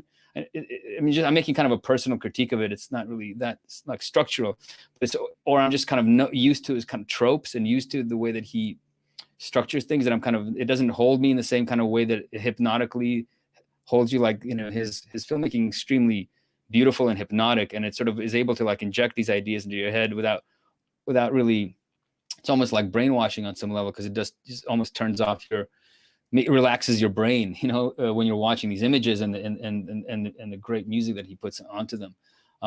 It didn't have the same kind of effect on me, so I couldn't really watch it. All I saw were like little like almost like superficial or small, little just things that he passed over or things that he didn't mention. So I was more annoyed by that. But I don't know if I'm just like I'm immune to that kind of filmmaking now, just because I'm overloaded with information. I think it's I didn't finish this. I didn't finish the series. My like big critique that I have, and actually my wife and I, we were talking about this on the episode. We both have this, and in fact, she kind of brought it to my attention because she had read this book by this Russian scholar who is actually in UC Berkeley now. Yurchak is his last name. I think Yuri Yurchak, and he wrote this book. It was called, and he posited this theory of hypernormalization. He like came up with the idea, and he came up with this theory to explain this disillusionment that he saw in Soviet society, where like you kind of ape the official ways of speaking, but they don't mean anything anymore to you, and you can sort of like, it's almost like becomes a joke, and you can parody it, but you don't even know it's a parody or not because it's so close to reality. But to him, it signaled kind of the breakdown of society and the total lack of belief in any kind of, not the language, but also the values of society in a late Soviet Russia. And he used it to apply it to America. And this was like back in, I think it was like maybe 2009 or 2010. So it's pretty early. And so what troubled me about like, and what troubled my wife, and then we kind of saw it in different movies of his as well, is that he kind of like steals these ideas from people and doesn't really give them the proper credit, which I know it can be hard in the kind of style that he does. His style, very narrative, very kind of, it doesn't really leave a lot of room to talk about references or where he got the idea. But I think it's kind of fucked up. He kind of took this guy's idea and put, the name, he titled his documentary Hypernormalization, which he released after Trump won. And, and he kind of took the whole conceptual framework that this guy developed, this academic developed, and he never really gave him credit. And in fact, even in like interviews now that he gives, promotional interviews, when he brings up hypernormalization, he just like maybe mentions, oh yeah, there's this Russian scholar that sort of came up. He never gives, so there's like kind of there's like an intellectual thief quality to him, which kind of bothers me as a journalist and as a kind of as a historian. You always want to give proper due, especially when you make it the center of something that you make. And so I don't know, that's kind of his tendency to do that is kind of bothers me. But other than that, I really respect him as a journalist, as a documentarian. I mean, he's just because it doesn't work on me anymore doesn't mean it can't influence people and get them to really think more deeply about the stuff that he talks about in his films.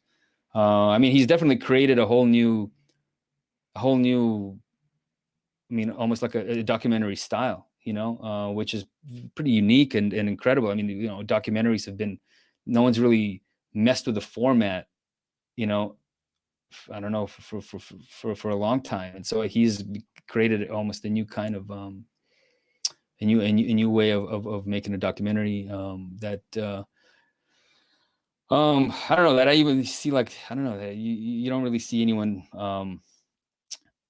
So I got to give him credit for that. So I think he's a really talented artist. I agree. His films are very good, and as someone who, I've made some documentaries, mostly shorts. It's very difficult, especially for long form pieces. It's very difficult to maintain that thread and weave through a narrative. I mean, ultimately, one of my main critique of him is simply a reflection of the problem with trying to do complex political analysis through film, is that you to make it entertaining, you have to make it a narrative, but history doesn't work in a narrative, and history doesn't work with, like, I mean, I agree with you that there's like this massive information overload, and if you watch his films, especially the most recent 6, I can't get you out of my head, he just like takes all this random information and tries to weave it together with a narrative that I don't think is necessarily very convincing, with like individual personalities, but it's worth watching, and I think it's refreshing considering that was produced by BBC, which is otherwise just like basically everything else on BBC is just pure national security state propaganda. So it's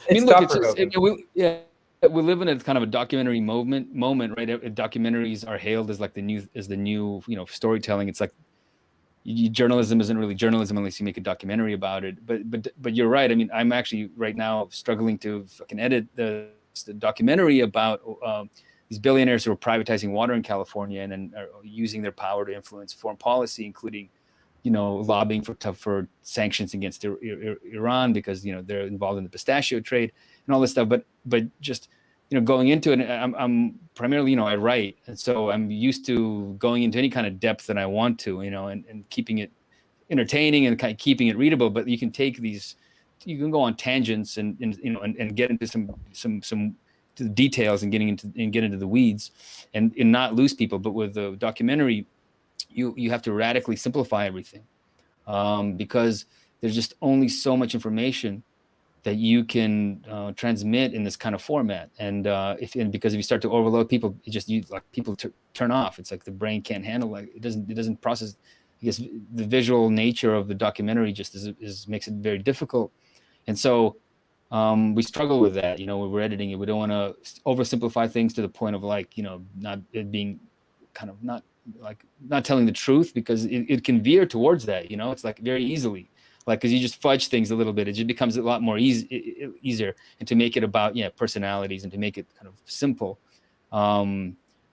But that's why I think you see so many documentaries, just going purely on the emotion. It's all just about emotion. It's about personalities. It's about, uplifting story of some poor person or some disadvantaged person. And you're just sort of using them, living through them vicariously and experiencing life through them vicariously. But it's very hard to make a documentary that's factually correct, sort of rigorous.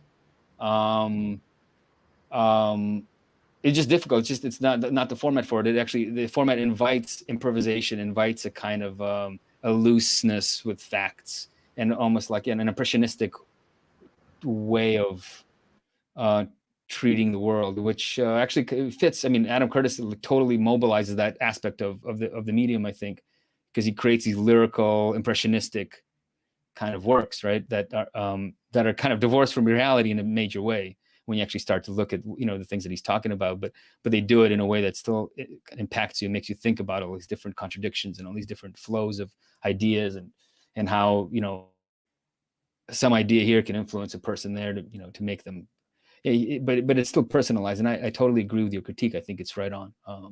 The personalization of it makes it watchable, but also makes it kind of not true, right? Yeah. Well, on that note, I'm going to leave it here. We'll wrap up the live stream. I'm going to let Yasha go and then answer a final few questions from commenters, but I've held him too long here. But I think it was I got to go to the bathroom. I'm like, cool. Unless I got a pot here that I can use on my seat. You got to get the live stream set up where these Twitch people sit in their chair for 8 hours, and I guess they just go in a cup or something. I don't know. I was thinking about that. Yeah, you can just you can set the thing up right here. Yeah, that makes sense. I was thinking about that. But thanks so much, Yasha. Next time we'll do an 8 hour we'll do an 8 hour monster stream. Yeah, speaking of information poisoning and overloading people. I know. I'm engaged in it as much as anyone else. Yasha, do you want to just plug whatever you want before you leave? Yeah, just my Substack, yasha.substack.com. Yeah, check it out. Not much else you can do there. Great. Well, thanks a lot, Yasha. We'll talk to you soon. Thanks for having me on, Ben. All right, take care. Great. And so now I'm just going to wrap up here and just answer a few questions that I had from some commenters and then also on our Patreon. So you can go to patreon.com/moderaterebels. I tried to respond to all the questions that we had there, and there's a few left. So I'm going to, and like I said, Yasha, you can support him at yasha.substack.com. So this is one of the remaining questions over at Patreon, and you patreon.com/moderaterebels. Ali Zuhairi said, do you all see a shift in the independent media space where outlets like The Gray Zone, Yasha's work, Black Agenda Report, and Shadowproof will be continually and further marginalized, and other independent outlets who maybe aren't so critical are thorough or heralded by the voice as a voice by, of, and for the American left? As an example, my YouTube algorithms love outlets like Democracy Now! And The Majority Report. It doesn't like The Gray Zone, Richard Medhurst, Black Agenda Report. I think that hits the nail on the head. That's definitely what's happening. And I'll say that, I mean, at Democracy Now!, it's pretty shocking to see how they've gone. I mean, Democracy Now! Has become shockingly echoing the State Department narrative and its coverage, and especially on China. We've published at the Gray Zone a kind of detailed look at that. Also on Syria, Democracy Now! Totally dropped the ball. In fact, there's an article that I've been working on at the Gray Zone that's going to look more kind of clinically at the Gray Zone's coverage of foreign policy. I mean, it goes back also to Libya, when they were pretty supportive at first of the NATO intervention in Libya. So unfortunately, Democracy Now! Has really moved to the center in a lot of ways. And then with the election of Donald Trump, Democracy Now! Was pushing a lot of Russiagate narratives and bringing on people who support the U.S. national security state, like Kurt Eichenwald. I mean, the tentacle porn guy. I mean, pretty shocking that Kurt Eichenwald was on Democracy Now! But I think the reason that those kind of like center left websites like Democracy Now! And the Majority Report are supported in the algorithm is because they don't talk about so-called controversial issues involving the empire. They don't challenge the dirty war on Syria like we do. They don't challenge Russiagate. And it's very clear that the censorship that we were talking about today with Yasha, it's censorship targeting not just left-wing websites, but websites that challenge national security state narratives, bipartisan narratives about Russia, China, Syria, Venezuela, Nicaragua, Iran, all of like the big bad boogeymen that you're supposed to fear. We're supposed to believe that they're challenging us and they're a threat to U.S. national security. And we've just been talking with Yasha about how there's an entire cottage industry of organizations, of think tanks, of so-called scholars, of pundits, many of which are linked to the U.S. government, to Western governments. They're funded by them. And they have invested a lot of money into crafting these narratives that there's disinformation, that disinformation is such a huge threat to U.S. national security, and we have to censor this information, which is factual, but because it's supposedly going to help Russia or help China or whatever. So basically, there's this whole narrative that's been weaponized, especially since Trump won the election, that we have to censor this information because it's helping Russia, it's helping China. And as the Cold War, the new Cold War escalates, we're going to see more and more of it. So it's absolutely true that our reporting and the reporting of people like Richard Medhurst and Black Agenda Report, Jimmy Dore, is hurt by the algorithm.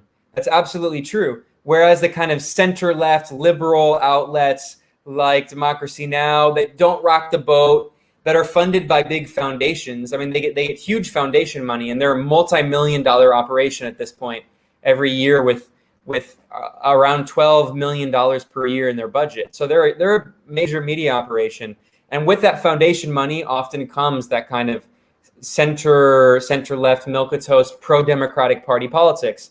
And you can look at our reporting. You can look at Yasha Levine's book, Surveillance Valley, looking at how Silicon Valley is such an integral part of this information war being waged by Washington, how Google, which owns YouTube, how Facebook, which owns Instagram, and how Twitter all more than voluntarily collaborate with the censorship efforts. Of course, at Twitter, they actually employ an active member of the psychological operations unit for the British Army.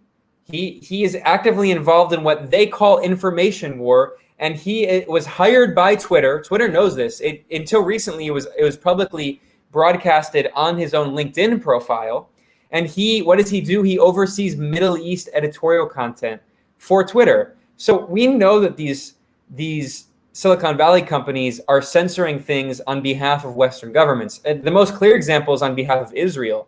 There's so much reporting now showing how Facebook specifically censors so much content, especially from Palestinians, because the Israeli government asked them to do it. We also know that the very right-wing government of India, of Narendra Modi, who's very pro-Western, India used to have a very independent foreign policy. India actually, under Nehru, the socialistic former leader who helped lead the anti-colonial resistance movement, India had a very independent foreign policy and was a co-founder of the non-aligned movement. Well, we've seen under the far-right Narendra Modi government, which is very neoliberal, that they're working more closely with the West, and Facebook is helping his government censor content. And by the way, speaking of that, today is March 8th. In a few days, Joe Biden is going to hold the first conference ever held by the so-called Quad. The Quad is an anti-China alliance led by the U.S., and it's an imperialist alliance consisting of the U.S., Japan, Australia, and India. And it's kind of like a new NATO. It's aimed at trying to weaken and contain China. So, I mean, all of these efforts are linked. The social media censorship is really exacerbating. It's accelerating because of the new Cold War. And, you know, there's a lot we could talk about there, but, you know, we're over 3 hours now. So I'm just going to go through and take the last few questions. I think I've addressed most of the questions on Patreon. So if there's a few questions here on YouTube, if anyone has a final few comments, I'll respond to them. This is a good one from friend of the show, always supports us. Very glad to see her commenting. Fate Signals from Vega, who is actually in Australia. I've been on her stream before. Amy Goodman pulls in over $1 million a year. Why do they keep asking the public for money?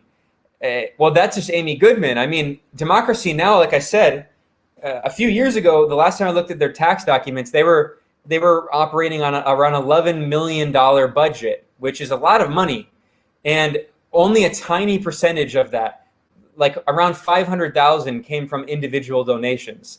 So they're basically almost all of their funding comes from rich people and large foundations, big foundations that have huge endowments. So, I mean, whether or not you can even call Democracy Now! At this point independent media is questionable. I mean, I wouldn't.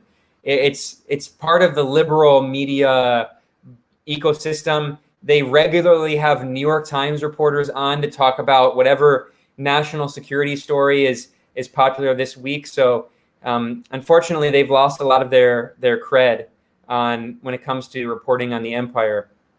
And Faint Signals from Vega also pointed out, my country, Australia, is propagandized to the hilt. And yeah, there's ASPI, the hilariously named Australian Strategic Policy Institute, which is funded by, it's basically a cutout of the Australian Defense Ministry. It's funded by other governments and big corporations and NATO that's trying to push the Cold War on China. And all of these countries are pushing the new Cold War on China. And the arms industry is, of course, has a huge vested interest in trying to amplify the so-called China threat because they're going to make a ton of money in the new Cold War. So ASPI, the Australian Strategic Policy Institute, is pushing a lot of the anti-China, very misleading propaganda, which is very loosely based on fact. I mean, they have this little dweeb who's like this teenage fake researcher who does some tweets and actually doesn't speak any of these languages, but is clearly fed ridiculous bogus intel that he then regurgitates and pretends like he's some scholar when he can barely do research at all, and he can't even use Google Maps correctly. And he thinks that that on this mapping technology that these schools in China are concentration camps, and it's really ridiculous. But I think at this point, I'm going to wrap up here. I mean, we hit a lot of topics. There was so much to address. But I will say that we're going to do more of these live streams, especially here at Moderate Rebels. We're trying to grow this channel. We also have the Gray Zone. We're going to do more live streams there. But I'm going to be that guy. I'm going to ask you if you can please go here and subscribe. If you're on YouTube, subscribe to this channel. And then what I'm also going to say is that we've launched a Twitch channel, which I don't really get that well.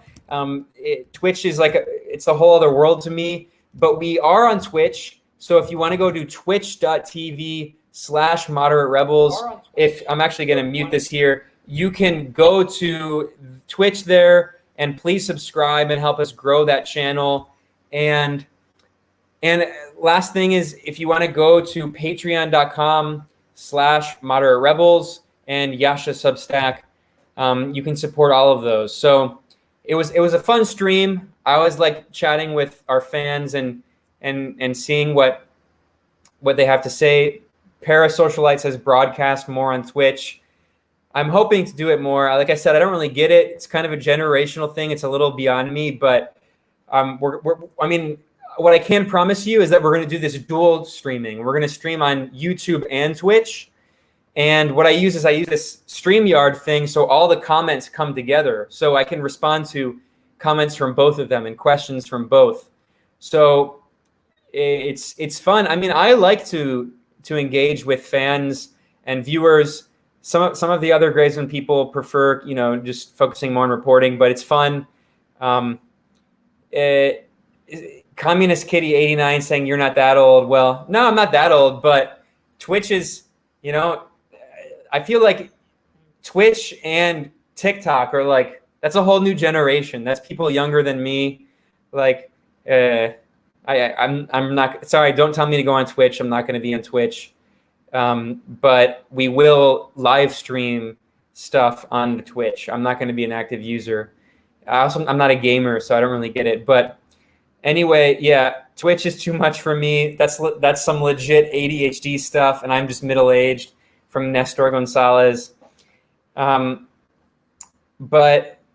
people asked how old I am. I'm not going to say, but I will say, someone said I'm 28. I'm older than 28. You got to get older. I'm older than that. So I've always looked young, but I'm older. But I think this is the point of the show where I should probably close, because now I'm just talking about my age, which is always a bad sign. So I'm super grateful. It's always fun to chat with you all and engage with our audience. Super grateful to all of you. So Australia, another comment from Psychedelicide. Australia was strongly supporting Pompeo against China and lost most of their trade. This is interesting. I mean, it's, we've been wanting to do a really good show on Australia. And John Pilger, who's a brilliant journalist, one of the best in Australia, John Pilger has some really good reporting on the role of Australia and how it was kind of like colonized by the US, and how they're actually in the 70s, there was a kind of left-leaning prime minister. He wasn't super radical, but he was critical of NATO. He was critical of the CIA and actually was trying to stop agreements with the CIA. And the US basically did a kind of coup. They sponsored a coup to overthrow this democratically elected prime minister from the Labour Party in Australia. And John Pilger has documented how since the 70s, Australia has become just controlled by the US, unfortunately. And this is so clear now with China, where, as I mentioned, Australia is part of the Quad with India and Japan and the United States, which is this new alliance to try to contain and weaken China. And if you look at Australian politics, I mean, there's just so much obsession with China every day. So I would recommend John Pilger. I wanted to get John Pilger to do an interview with us, but he only will do an audio interview. So Pilger is the best, legend, huge inspiration for me. So I'm trying to see if we can convince him to get on Skype or get on StreamYard or whatever to do a video interview, because that's, it's just much better when you have a face talking and not just like this picture and just like the audio. But we are hoping to have John Pilger on sometime to talk about Australian politics, because I think he would be perfect, because not a lot of people understand just how much Australian politics really also, like the US, there's this national security state that dominates discussion of international politics. And I mean, that's increasingly true in general of so many Western countries. Here, I don't want to mispronounce this commenter's name. Is it Ben Tot? Ben Toth? Ben Tot? I think it's probably Tot. I think it might be Gaelic, but he wrote that Aussie has really become a reactionary stronghold. It's sad to see, but Pilger is great, and he is great. And yeah, we're hoping to do more coverage of that. But I also have to say, Pilger reminds me of an important person that I always try to mention at least one time in every live stream I do, and that's Julian Assange. Julian Assange is still a prisoner in Belmarsh, Britain's high security prison. He's being tortured. He can barely see other people. and he is a political prisoner. So anything we can do to talk about Julian Assange and to free Julian Assange is important. Ben Todt is Hungarian, so I thank all of the commenters. It's fun to engage with you all. Hopefully it's not too bored, but there's right here it is. Yeah, Go Whitlam was basically the Australian Bernie Sanders. Medicare for all, free college, engaged with China. Yeah, it gave Papua New Guinea its independence, legal aid for the disadvantaged, and was for the U.S. What scared the U.S. is he was very critical of NATO and was trying to stop an agreement with the CIA. And the U.S. did a kind of soft coup against him, like they did in Brazil against the Workers' Party. And I also have to say that reminds me of, look at what they did to Jeremy Corbyn. I mean, and just look at the state of so-called Western democracies where, I mean, at this point, when Yasha was here, we talked about Can't Get You Out of My Head, which is this Adam Curtis series. And like I said, I have some criticisms of the documentary series, but he has some interesting points. And one of the points that I think he really gets at in a way that's very deep and I think it captures our times in terms of the zeitgeist is this sense of powerlessness in Western so-called democracies. How these Western countries like the United States and Western Europe and Australia, these imperialist countries have convinced us for decades, for longer than decades, that they're the beacons of freedom and democracy. But the reality is that people feel more and more powerless. They feel like they don't have a voice. And in the early 2000s, we were told that our voice is through the internet, that this is the new technology that's going to free us all. But increasingly in the past few years, even that, the only thing we really have left is being taken away as free speech is being cut down because of the new Cold War, because the oligarchs are scared because of the election of a maniac like Trump. The bourgeoisie, the capitalist class, is losing its chokehold on politics, and they might have someone crazy who will come in. So they need to control our access to information. So the only real source of so-called democracy we have in these Western neoliberal authoritarian countries is through the internet, and even that's being taken away. And I think Adam Curtis did a good job of encapsulating how powerless people feel. And I think that the coup against Gough Whitlam, I think they pronounced Gough Whitlam in Australia, that coup was in many ways, I think, it was the beginning of the neoliberal era. Margaret Thatcher comes in, and then dun, you have Ronald Reagan. It's the end. The Democratic Party comes in after with Bill Clinton. They've totally embraced neoliberalism and the so-called third way, the New Democrats. And I think that in many ways that coup kind of presaged what came after. That during the Cold War, I talk about this a lot, that during the Cold War, the only reason that these Western capitalist countries allowed a modicum of stability, of support, of social programs, and socialized medicine in Western Europe at least, and free education and these social democratic policies is because they were genuinely afraid of a communist revolution. They were, especially in Western Europe. In Italy, we saw that after World War II, the Communist Party was the most popular party because the communists had led the opposition against fascism in places like Bologna, a beautiful city. And the Communist Party in Italy would have won the 1948 election if it were not for meddling by the CIA. That was the first big CIA operation after it was founded after World War II. They rigged the Italian 1948 election, and they literally handed out sacks of money. Like this, it's like cartoon shit. They just gave sacks of money to the mafia, to the Catholic Church, to right-wing politicians. They forced the right wing to unify with the Christian forces and the neoliberals. And well, this is before neoliberalism, but the liberals then, the right-wing forces, and they rigged the election against the Italian Communist Party. And in many ways, that the whole reason that Western Europe was allowed some of these social democratic policies was because they were afraid of a socialist revolution. Well, after overthrowing the Soviet Union, after overthrowing the other Eastern Bloc countries, after overthrowing Yugoslavia, they no longer had that fear. And so-called Western democracy has become more and more controlled. We have less and less of a voice because the oligarchs no longer fear us. The capitalists don't fear us anymore because they know that people have been so disempowered. And the internet was one of those platforms that allowed people a voice again, and they're even taking that away, which ironically, I think is going to further empower working class people because, it's ironic because we're constantly told that the internet doesn't matter, Twitter doesn't matter, Instagram, Facebook doesn't matter by some of these people. But if it doesn't matter, why are they trying to censor us so much? Why are they so afraid? What are they so afraid of?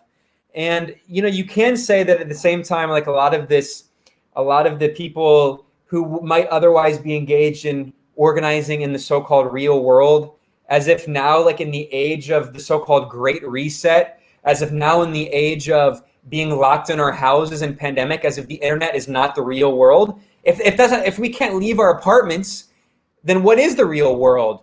I mean, it's insane. But anyway, the point is that, there is a legitimate critique to be made that a lot of energy gets siloed into the internet, into social media, and that maybe people might organize their workplace if they have a job. I mean, there's so much unemployment now with this crisis, or they might organize with people in the so-called real world if it weren't for the internet. But at the same time, now that they're censoring the internet more and more, I think we're going to see more of those attempts to organize outside of social media spaces. So the point of all of this is that as much as they try to control us, they can't. And in many ways, there's a feedback loop, right? So, but anyway, to finish that thread of thought, I know I'm kind of ranting here, but I like to, it's fun. Matt Christman has been doing these streams, and I thought it would be fun to try to do some of our own streams and just talk about stuff and take comments. And Matt Christman, I think, has hit a lot of very interesting points about unpacking the political moment we're in. It's kind of like a new so-called end of history moment where we're told that nothing can change. The Democratic Party promised all of this. They just won the control of the Senate, promising $2,000 checks, and immediately said, "Ha ha, fuck you, we lied. We're not giving you $2,000 checks." And we see that Joe Biden has continued all of Trump's policies in every single way, basically. Not even just in terms of the recognition of clown Juan Guaido as the fake president of Venezuela, but also with the Iran deal, the nuclear deal. The Biden administration is continuing to sabotage it. And so I think, in his streams that Matt Christman has hit this point that I was talking about with Adam Curtis about how there's this moment we're in where it's portrayed as the kind of end of history where there's no option in the US and in Western capitalist so-called democracies in Western Europe. There's no option for people who don't want to continue the bipartisan neoliberal imperialist consensus.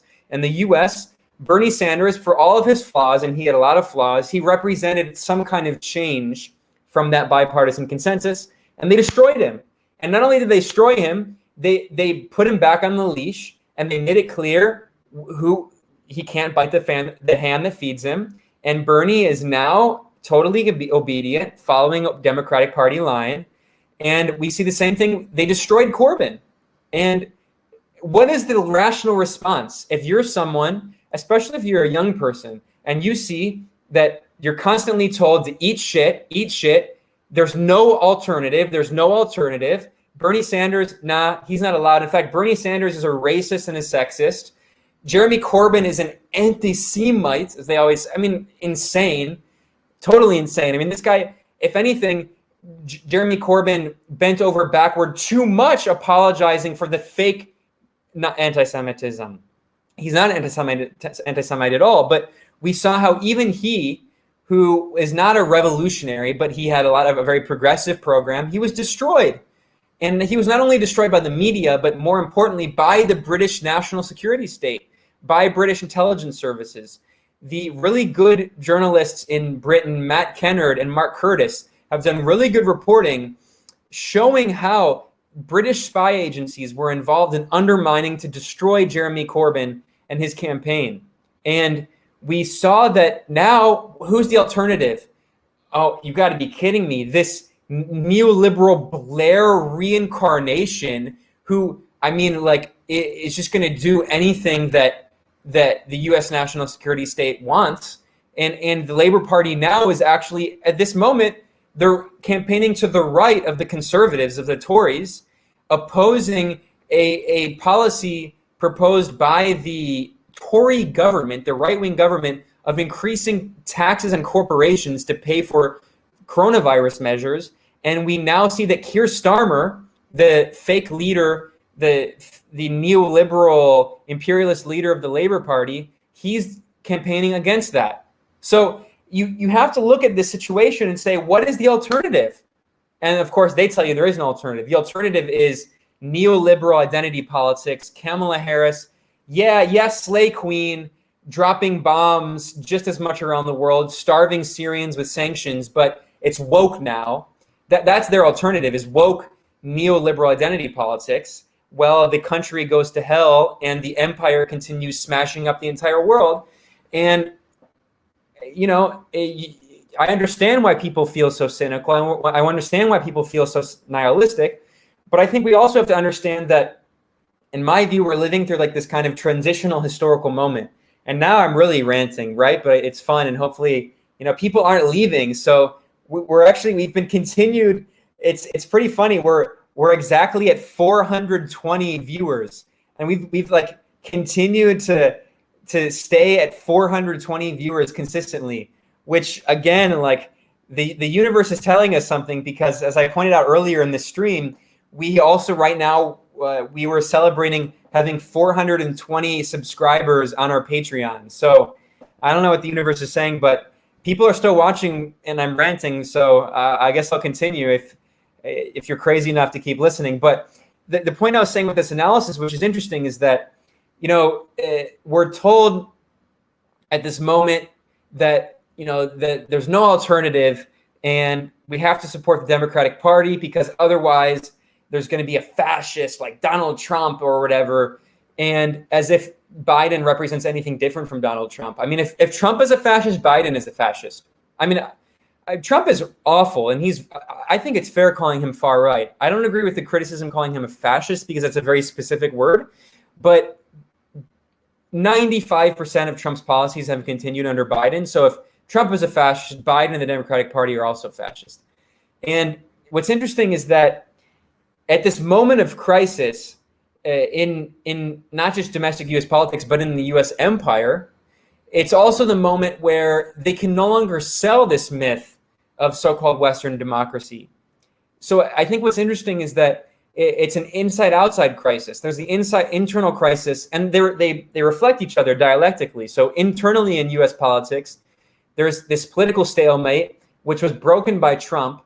It was just neoliberal switches every few years. They're all the same. And then Trump comes in and he campaigns claiming he's going to do all this stuff. He's going to drain the swamp. He's going to be a right-wing populist. And, you know, Tucker Carlson claims he's going to do all this stuff, and he doesn't do any of it. So ironically, even for the right-wing so-called populists, you know, you had the people over at The Hill were trying to convince us there's this right-wing populism. But at the end of the day, that's also bullshit too. Trump came in. He claimed he was going to drain the swamp. He expanded the swamp. He claimed he was going to end the foreign wars. He just continued them. He claimed that he was going to fight the deep state. He filled his administration with military people and deep state people, with the worst neoconservatives, including John Bolton, the actual mustachioed cartoon villain who has a heart of like a black heart that's like frozen and has never had a human instinct. I don't think he's ever hugged anyone and felt love for anyone. I mean, the only joy that John Bolton gets out of life is bombing countries. That's the only joy he has. And Trump appointed him as his national security advisor. Now you can say, okay, well, Trump was being forced to do that by the national security state. And that's probably true, but that also reflects that he's a cuck. He's a beta. Like, if Trump was supposedly this alpha, why was he so afraid of them? He's the fucking president. Of course, they could say he was afraid of being JFK'd, but okay, well, if you're so brave and so strong, do something. And he didn't do it. He rolled over. He bowed down to the national security state. So it's a sign too that the so-called right-wing populists are also full of shit. and that they just continued the same exact neoliberal policies. And all Trump did is the most important thing he did for his donors, for Sheldon Adelson and the other billionaire oligarchs, and the petty bourgeois, national bourgeoisie forces who supported him, from like the small business owners who represented the kind of main constituency outside of Sheldon Adelson. They got their tax cuts for the rich. So that's all they really cared about. And then they got their culture war under Trump. So anyway, what I'm getting at here is that, this was a long rant, but I think that this comment here from Mark P. about Gough Whitlam and the coup against him really foreshadowed this neoliberal hellscape that we've been stuck in since that period, where we're told during the Cold War, we were convinced that Western so-called democracies will allow these milquetoast kind of social democrat or even socialist forces, as long as you don't criticize NATO, as long as you don't criticize the US too much, as long as you don't use the I word, imperialism, they will allow you to come into power, and you can have some slight redistribution, you can have healthcare and education. But when the socialist bloc was overthrown, and in the series of regime change operations since then, any socialist alternative has been overthrown, not allowed to exist, sanctioned to death, as we see in Venezuela, where they're barely holding on, but they are holding on, and they defeated the US coup attempt. But it's very difficult.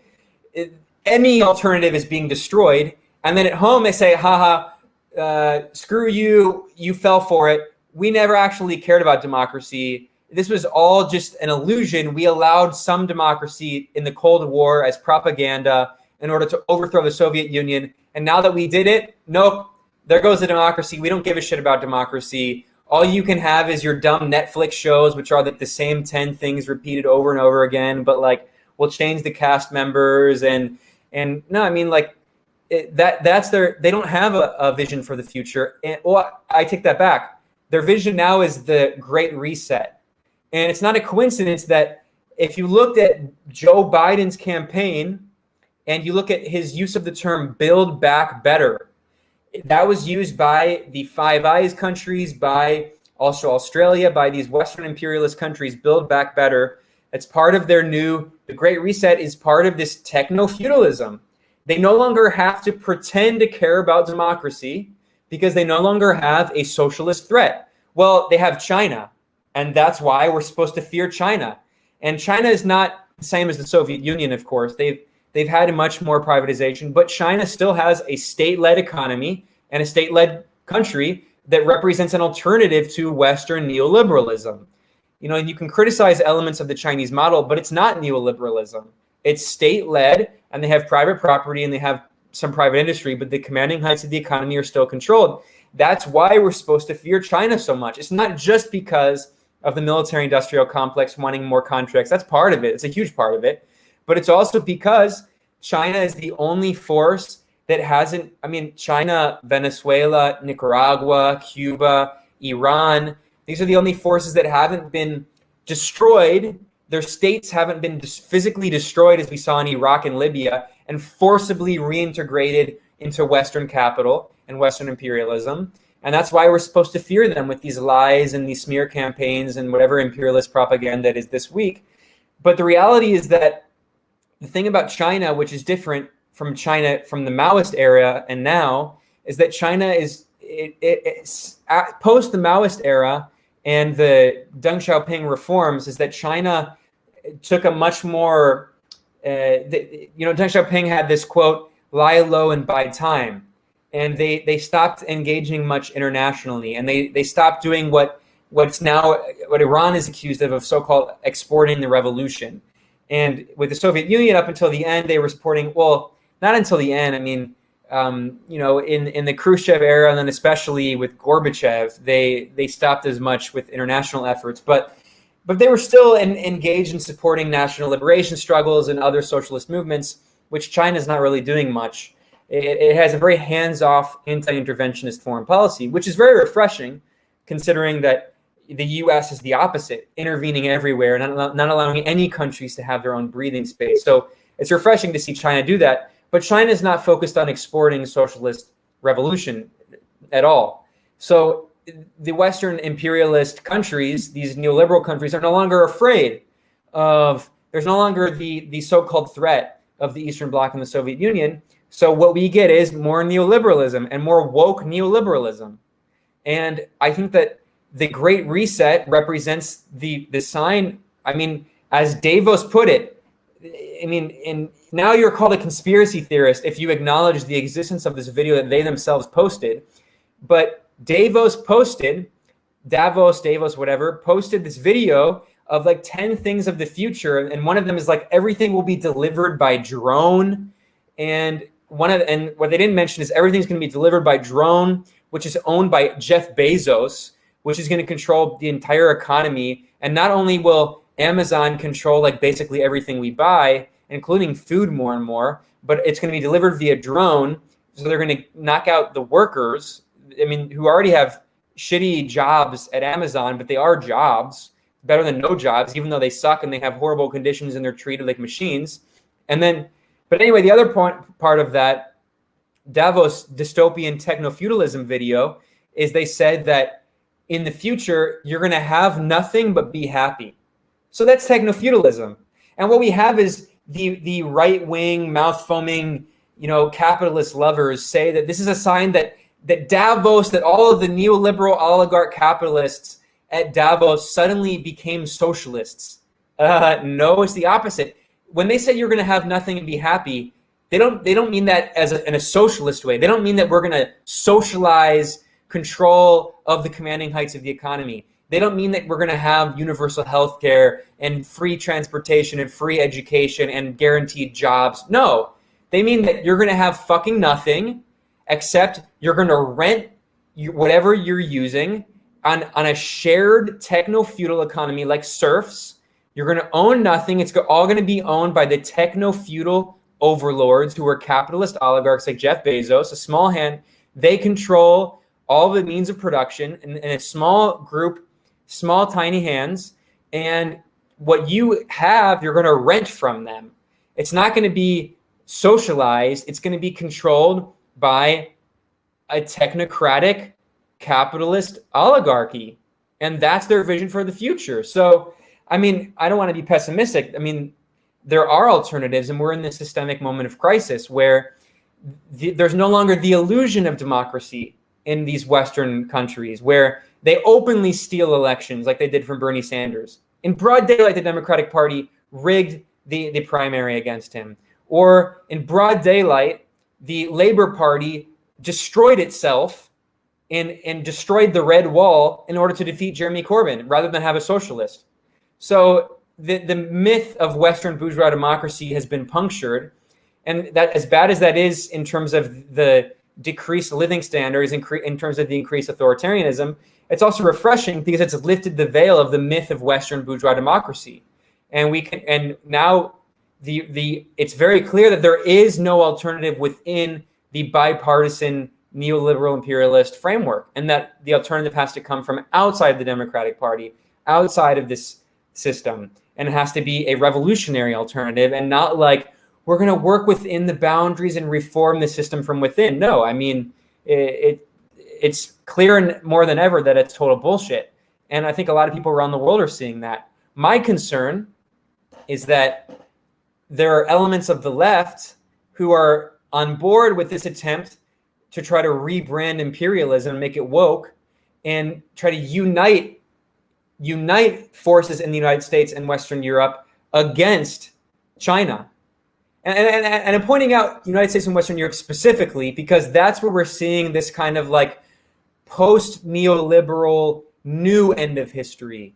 Because Francis Fukuyama, the neoliberal, fraud, the neoliberal soothsayer who declared the end of history when the U.S.-led NATO imperialist bloc helped overthrow the former socialist countries in the Eastern Bloc and have capitalist counter-revolutions, and he declares the end of history.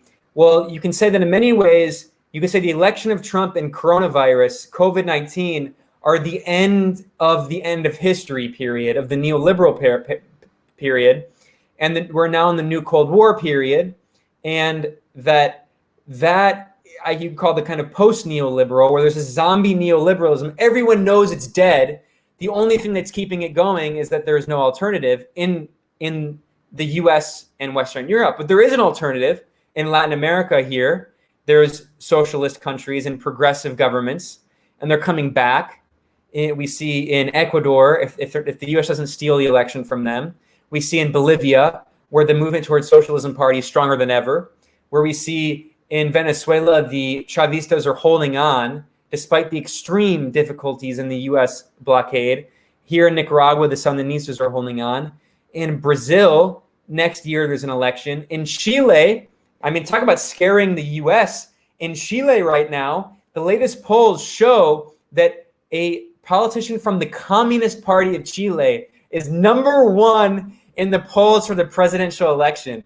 You know what shits the pants of people sitting in air-conditioned offices in DC, in the CIA, is that seeing that a politician from the Communist Party, which granted in Chile is not very revolutionary, but it is socialist, of course. It's anti-imperialist.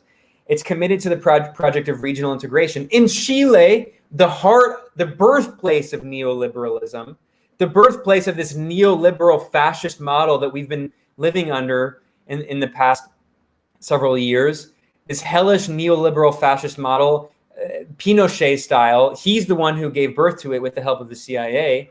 And there, even in Chile, the left is on the rise. So in other countries in the global south, there are alternatives. But in the US and Canada increasingly, where the NDP, the so-called left-wing alternative, has just become, in many ways, just as neoliberal, if not sometimes more neoliberal and more pro-imperialist than even the liberals, which are extremely neoliberal and imperialist.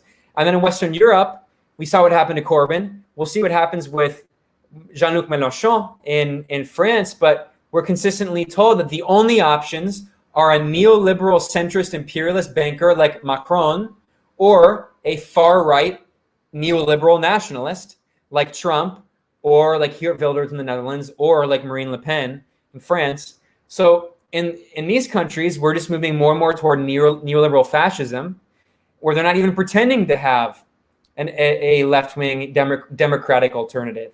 And I think this is an interesting moment to live in, because as bad as that is, it opens a lot of space for actual revolutionary politics, to say that, no, we're not going to, like our ancestors, our fathers and grandfathers' generations, we're not going to just obediently allow the Democratic Party, the graveyard of social movements, the infinite black hole, to suck in all of the popular social movements. And I think that offers a lot of opportunities. But, I'm really ranting at this point. Let me see some other comments here, but because I'm sure there's some good stuff. But I mean, what's nice is that, I was ranting and the numbers increased. So I'm just going to do it like, I was talking about this neoliberal hellscape we live in, but, like technology, social media is part of this. And like all of like the likes and the retweets and the faves and the follower counts and the viewer count, that's just part of that, like that insulin drip.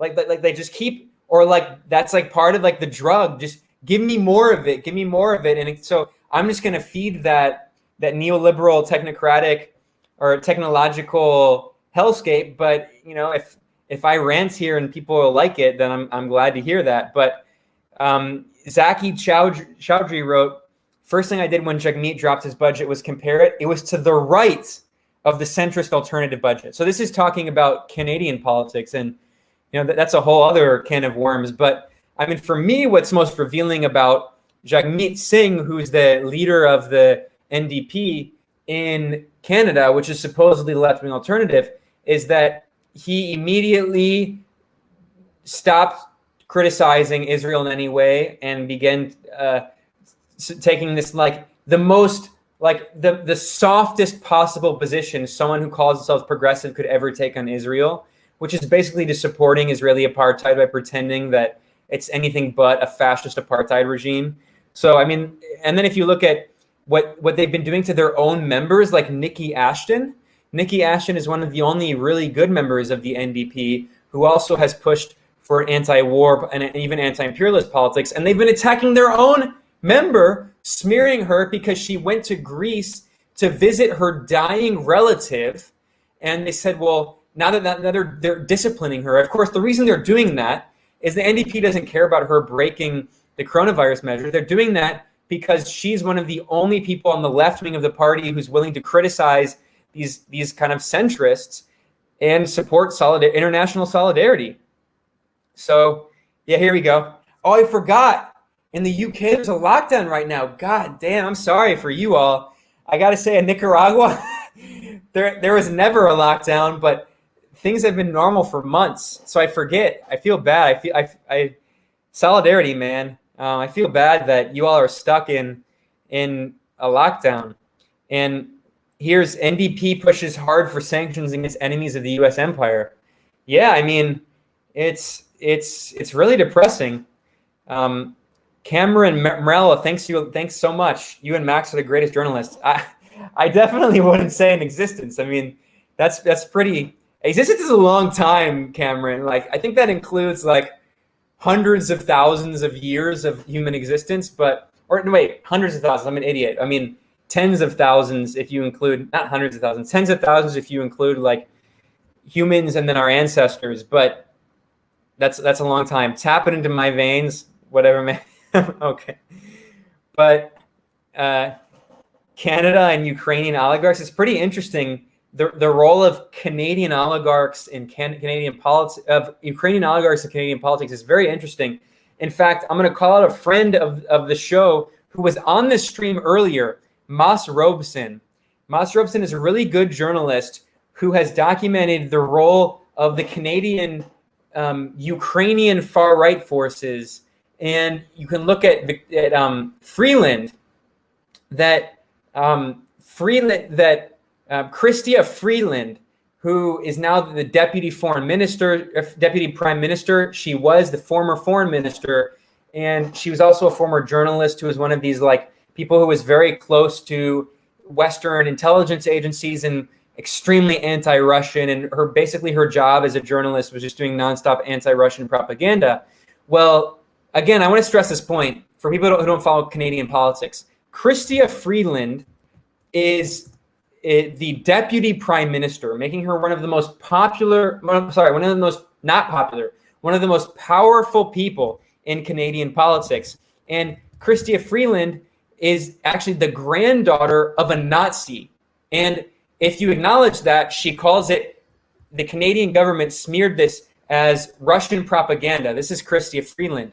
But her grandfather was the editor of a Nazi newspaper. Her grandfather, who is Ukrainian, was the editor of a Nazi newspaper that, by the way, their offices were run out of a former Jewish newspaper offices that was taken over by Nazis. And she went on a we were talking about disinformation earlier. The Canadian government went on a disinformation campaign claiming that the fact that Chrystia Freeland's grandfather was a Nazi was Russian disinformation, and they blamed Russia, and they claimed that it was false. It's not false. It's 100% true. And she herself has made her entire career out of demonizing Russia, supporting NATO, supporting these imperialist policies.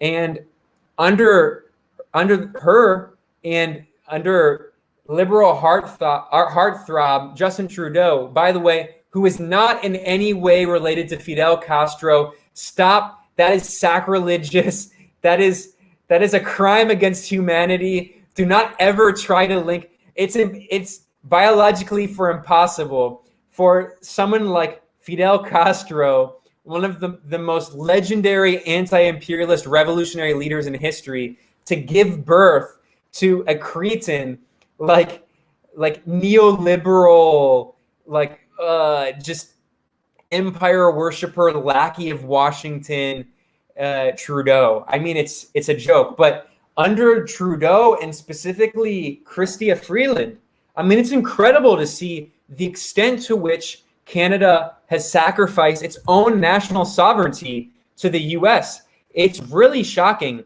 I did this report that got no coverage in mainstream Canadian media, and this is just an objective objective fact that a U.S. State Department cable that was released declassified said, I mean, and because of Google repressing gray zone, it's actually you can it's sometimes hard to find the gray zone stories on Google because they repress us so much. But this is this article I wrote. Canada adopts America First foreign policy, U.S. State Department boasted in 2017. So this is how about a declassified cable that was from the U.S. Embassy in Ottawa, boasted in 2017 when Chrystia Freeland was appointed foreign minister.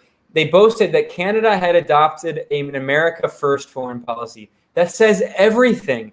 It's pitiful. What has happened to this country? I feel bad for Canadians.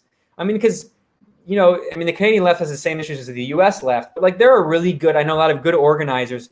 And, like, it's really sad to see that Canada has just bowed, they've kowtowed to Washington, even under Trump. And we saw that the U.S. helped create this thing called the Lima Group. The Lima Group was supposed to be a group that was independent of the U.S. because the U.S. wasn't technically a member, but they were clearly just Canada represented U.S. I mean, Canada and the other right-wing countries in Latin America that were members of the Lima Group, they all were stand-ins for the U.S., and they were the ones helping to try to overthrow the Venezuelan government, backing Juan Guaido. The Canadian government in the Lima Group, as a proxy of the U.S., played a leadership role in the coup attempt against Nicolas Maduro in Venezuela. So it is pitiful to see what's been going on in Canadian politics. It's really sad, but yeah, I mean, Syndicat wrote, "We've gone full-blown neoliberal up here." Yeah, Yorgi Bernard pointed out what Australia. We were talking about Australia earlier in the stream. So, I mean, we're at almost 4 hours here. I mean, California was rules that the stream is slow, but I mean, you got to cut me some slack here. This is 4 hours in. I'm running out of content here, and I'm also gonna go have dinner soon. But yeah, I'll respond to a few other things here, and then at around 4 hours, I'm gonna conclude the stream here. But I wonder why NATO is so interested in Ukraine. Must not be the NWO thing. You know, this is interesting. I was talking about how the Adam Curtis documentary talks about how the CIA supported certain fake conspiracies to distract from the CIA's real conspiracies. And like the so-called New World Order is a classic example of that, of a fake conspiracy that covers up for the real conspiracy. Now, the use of the term New World Order is very interesting because that goes back to George Bush Sr., George H.W. Bush, who, by the way, of course, was a deep creation of the U.S. national security state. I would recommend actually that the Chapo guys have done a really good series on Poppy, as George H.W. Bush was known, looking at a really good book, The Family of Secrets, which gets into the Bush clan, the dynasty, the oligarch family of the Bushes. And George H.W. Bush is one of the key, not only the key managers, but one of the key creations of the U.S. deep state, the U.S. national security state, going back to the Rockefellers and the post-World War II oligarchs. After World War II, these oligarch interests, these billionaires, use money to create these institutions along with elements of the U.S. national security state to run the U.S. empire, because they recognized that after World War II, the U.S. was the world's main empire, and they needed an infrastructure. The reality is, which they'll never tell you in U.S. domestic politics, you can't have a democracy and an empire. As Michael Parenti often puts it, the empire feeds on the republic. It was just as true as it was for Rome as it is for the U.S.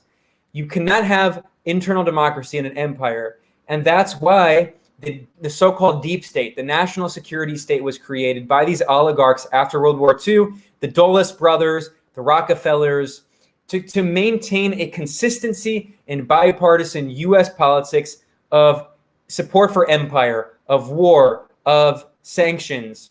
That goes back to George H.W. Bush and the Dulles brothers and these figures, Big Bill Donovan, Wild Bill Donovan, and these other figures. and who was one of the heads of the CIA. And what's really interesting is that if you go back to that history and look at George H.W. Bush, he went after the U.S. helped overthrow the socialist governments in the Eastern Bloc and helped support the capitalist counter-revolution with collaborating with Gorbachev and the oligarchs. George H.W. Bush gives this famous speech declaring the New World Order. Now, the New World Order is not like the Illuminati conspiracy. I mean, ironically, we now know, again, as Adam Curtis showed in this documentary, the CIA helped support this thing called Operation Mindfuck, which was like a false conspiracy to try to... Another example of this, by the way, is UFOs. We know that the U.S. government has intentionally supported fake information about UFOs, encouraging UFO conspiracy theories to distract from the fact that the U.S. government and the Pentagon and DARPA were using new experimental technologies and weapons and aircraft to use in the Cold War and since, against the Soviet Union, against Vietnam, against Korea, against China. So ironically, these are like examples of fake conspiracies that have slight grains of truth that are supported by elements of the U.S. national security state to distract from the real conspiracies they don't want you to ever ask questions about, like Syria, like Libya, like Iraqi WMDs, like JFK, like many other things. So the reality is that George H.W. Bush, when he declared the New World Order, he was not talking about the Illuminati lizard people. He was saying that the U.S. empire has total hegemonic control of the entire planet. It is the New World Order led by Washington with no challenge whatsoever to its unipolar hegemonic domination of the planet. The Eastern Bloc was overthrown.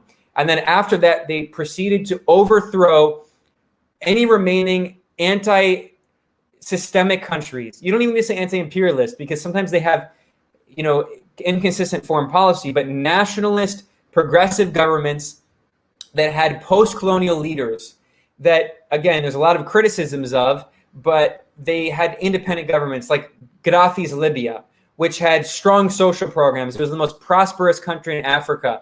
He guaranteed healthcare and education for people. He gave housing to people. He actually gave cars to people and encouraged family planning and all of this state-led programs. Now there's no state in Libya. They destroyed it and they pillaged the oil and they pillaged his weapons and gave them to Syrian jihadis, Salafi jihadists in Syria.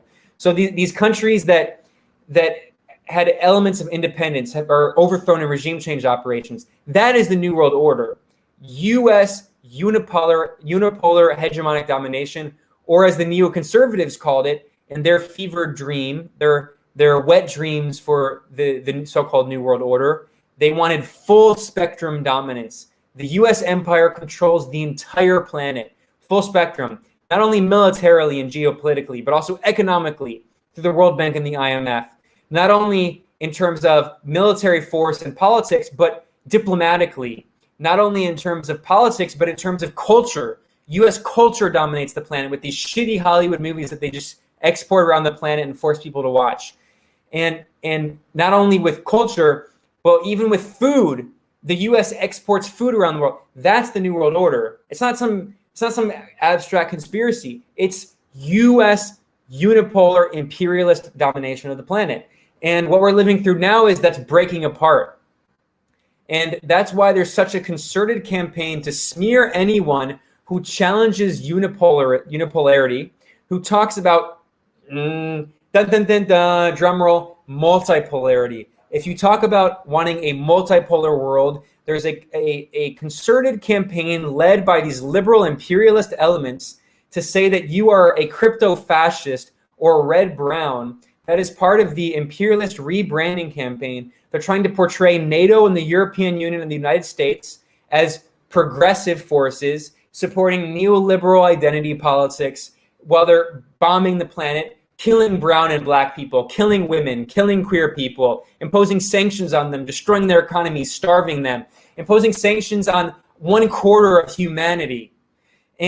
But the rebranding campaign, as we saw, used against Jeremy Corbyn because he supported a socialist Brexit, which is what destroyed his campaign. He wanted a socialist Brexit, but they were told that that Brexit is the far right. And if you support Brexit as a socialist, as someone on the left, you're red-brown, supposedly, even though the European Union is a deeply neoliberal, racist institution. But the cosmopolitan liberal bourgeois forces, including people who claim to be on the left, they said, no, we have to support the European Union because Brexit's racist and the European Union is going to support refugees and immigrants. Have you seen what the European Union has done to the refugees and immigrants fleeing, by the way? EU supported wars led by the United States. The graveyard that they turned the Mediterranean Sea into. The Mediterranean was turned into a graveyard of Libyans fleeing after NATO destroyed their government, was turned into a graveyard for Syrians fleeing because the US and NATO and the European Union and Israel and Saudi Arabia and Qatar and Turkey tried to destroy Syria. They didn't succeed, but they're now suffocating it with medieval sanctions. So anyways, the point is that this is a rant, obviously, but these things are all inextricably linked. And it's inextricably linked to the fundamental crisis in the empire. And that fundamental crisis in the empire is reflected in the internal politics. Because when the US empire was strong, and when the US empire and NATO were protecting, in scare quotes, protecting Western Europe by repurposing former fascists in Operation Gladio, by training these far-right fascistic stay-behind networks in case there was ever a hot war with the Soviet Union, by supporting these fascistic groups to carry out acts of terrorism to undermine the left in the years of lead in Italy. We now know that the CIA and Italian intelligence networks, along with organized crime, were supporting these fascist terrorist groups who carried out false flag attacks and blamed them on socialists, blamed them on communists to help strengthen the right wing in Italy, to strengthen the right wing in Europe. We now see that all of those operations, it was never about democracy. It was always about maintaining the oligarchy, the capitalist oligarchy, that under capitalism, this small group of rich billionaire elites who control society. And their billions of dollars, their trillions of dollars in wealth. Jeff Bezos is now a 200 billionaire. Elon Musk is one of the richest people in human history. He doesn't fucking do anything. He makes like some spaceships. Okay, it's all for marketing. He makes a few thousand cars a year, and I mean, it's totally fictitious capital. It's not even built in production anymore. And it was all part of the myth that we're supposedly living in great Western democratic countries. No, that veil is lifted. And the Trump era helped lift it too, not only with Trump and his barbarism and the fact that he was just starving countries and trying to destroy them with sanctions and overthrowing countries openly, like in Bolivia with this fascist coup. And now the neoliberal fascists come in and say, we're going to take away your right to free speech. We're going to take away the internet. We're going to censor any independent information because they don't care about democracy. It's all about the oligarchy, maintaining capital's control over society. That's what it comes down to. The Cold War had nothing to do with democracy. And you can see that because it was the United States and NATO and the European countries that became the European Union that supported some of those brutal dictatorships in the entire world during the Cold War, with Mobutu Sese Seko, after overthrowing Congo's democratically elected Prime Minister, Patrice Lumumba, and supporting his brutal, murderous regime of Mobutu. And you can look at Chile and Augusto Pinochet. You can look at Suharto in Indonesia, who committed genocide with the backing of the CIA against a popular socialist, Sukarno. You can look at countless examples of, I mentioned Operation Gladio, of NATO supporting former fascists, people who were Nazis. Operation Paperclip, in which the United States repurposed Nazi scientists who experimented on Jews, who experimented on Roma and other poor people and communists, and threw people in death camps. They were repurposed. They were hired by the CIA, sent over to the US, and became scientists. Lead scientists at NASA, by the way. Nazi rocket scientists were lead scientists at NASA. In West Germany, the great capitalist-free West Germany, where they absorbed the Fourth Reich. They became the Fourth Reich. Like, I mean, they absorbed the Third Reich and became the Fourth Reich. Like, that's essentially what happened. And it was never about democracy. It was always about socialism or capitalism. That's exact. And now we can see very bluntly, that's exactly what we see today. There's no democracy in the U.S. There's no democracy in these Western European countries, like in Britain. It's a farce.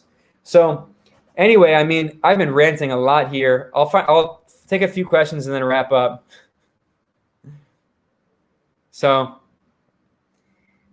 I mean, Esquerdista pointed out, has this comment, Pol Pot took the Cultural Revolution too far. By the way, who supported Pol Pot? It was the United States. Another myth of the Cold War. The United States, and it's kind of complicated, but after the Sino-Soviet split, when China took this hardline ultra-left position of supporting all of these groups that were anti-Soviet because they hated the Soviets so much that China allied with U.S. imperialism. So China and the U.S. supported Pol Pot against the Vietnamese communists, and they waged a war against each other. So Pol Pot did a lot of horrible shit supported by Washington, which you'd of course never hear. So, I mean, that's another classic example. I mean, there's just so many examples. I guess people are saying that my video is freezing here, but I mean, it's Zaki Chowdhury wrote, Ben Norton demolishes CIA oligarchs and scathing rant on NWO. Yeah, I mean, I could rant for another hour, but I'm not going to because we're over 4 hours here, and anyone's still here. I mean, I love you all, but it's kind of crazy that you're still here. Maybe you're as crazy as I am. I can't believe it's been 4 hours. But, someone made a comment here about the Sino-Soviet split. It's complicated, it's very complicated, but maybe we can have a stream sometime. I'd actually love to have a stream with a scholar, like a real scholar, to dig in deep to talk about the contradiction of the Sino-Soviet split, because, there's a lot of things to criticize that the Soviet Union did, but there's a lot of crazy things that China did. And it's really ironic, actually. I'll conclude on this note. The ultimate irony of the new Cold War is that Richard Nixon and with his advisors like Kissinger had this strategy which actually partially led to the kind of internal coup of Watergate, which was the opening with China and meeting with Mao in 1972. And what's interesting is that there were elements of the U.S. national security state that thought that was crazy, and they were very much against it. But that was what opened the floodgates of China allying with the United States and U.S. imperialism against the Soviet Union. And we now know that, for instance, that China even supported Pinochet in that period. Incredible. I mean, so much in the war in Angola and so much stuff in order just to support proxies against the Soviet Union. And it became a really crazy ultra-left extreme policy that ended up allying with imperialism. But ironically, what happened is that Kissinger, when he helped oversee that strategy, he famously warned, he said that it's the enemy of the enemy is my friend. We're allying with Maoist era China to undermine the Soviet Union. But he foreshadowed that in the future, we might have to ally with Russia against China. And ironically, that was the goal of the Steve Bannon far-right kind of wing, is that they wanted better relations with Russia, not because they love Russia. And this is like the whole Russiagate shit. It's not because they love Russia. It's because their strategy was a new Cold War on China, which they ended up launching under Mike Pompeo, who's just a fanatical, mouth-foaming anti-China extremist. Their goal was to try to have better relations with Russia, to try to take on China alone. But ironically, Russiagate and the U.S. obsession with trying to contain all of Russia's neighbors and incorporate Ukraine and Poland and all of these countries to try to incorporate them into NATO and the European Union, as they did with Poland, that ironically they ended up helping strengthen relations between Russia and China, strengthening the bloc of Russia and China as a unified bloc in the new Cold War instead of just taking on China in the new Cold War. So that ironically might have been Russiagate, as dumb and stupid as and as fallacious as it was based on lies and conspiracies. That actually might have helped solidify the China-Russia alliance, which is actually going to be the death knell for US, NATO, EU imperialism, because they could have maybe taken on China alone, but taking on China and Russia together is a whole new ballgame. So, you know, there's a lot to talk about in terms of geopolitics here. But like I said, I promise you all that someone made a comment here. I'll get, if I can find where'd my cursor go? There we go. Marco Vesuvicic wrote, sorry about butchering your name. Check out Carl Za too. He's very knowledgeable on China, US, Russia. Carl is a big friend of the show. We've had him on multiple times. Good friend. Also, speaking of Danny Haifong, another good friend of the show who's now streaming a Black Agenda Report. Perfect.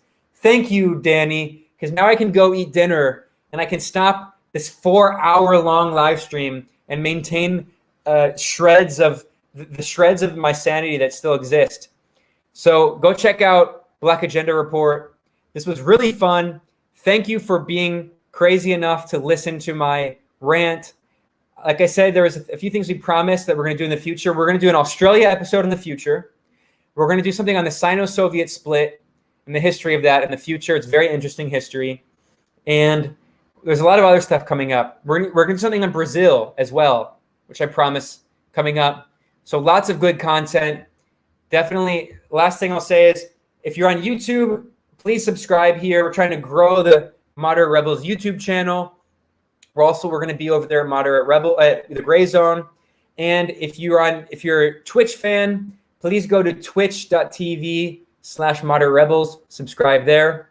And finally, the last plug I'll say shamelessly, go to patreon.com/Moderate Rebels. If you want to support us, you can support the show. We have a new model for Moderate Rebels. We're still going to do, we still do the podcast. And what I'm going to do is, this is a 4-hour episode.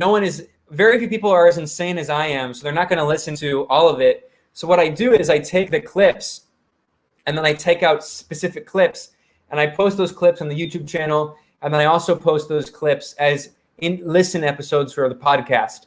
So what we're going to do in the future is we're going to have more live streams, maybe once a week, maybe every other week on Moderate Rebels. We're going to try to do more live streams at the Gray Zone as well. And what we're going to do is we're going to make a long live stream and divide them into smaller episodes.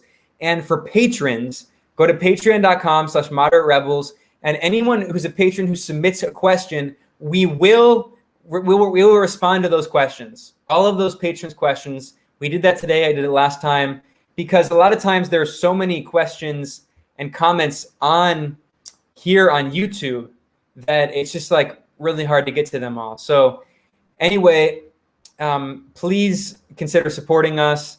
You all rock. I can't believe there are still almost 400 people after 4 hours, but it's been fun. Go check out the other streams. And as always, thank you so much for the support. Talk to you soon.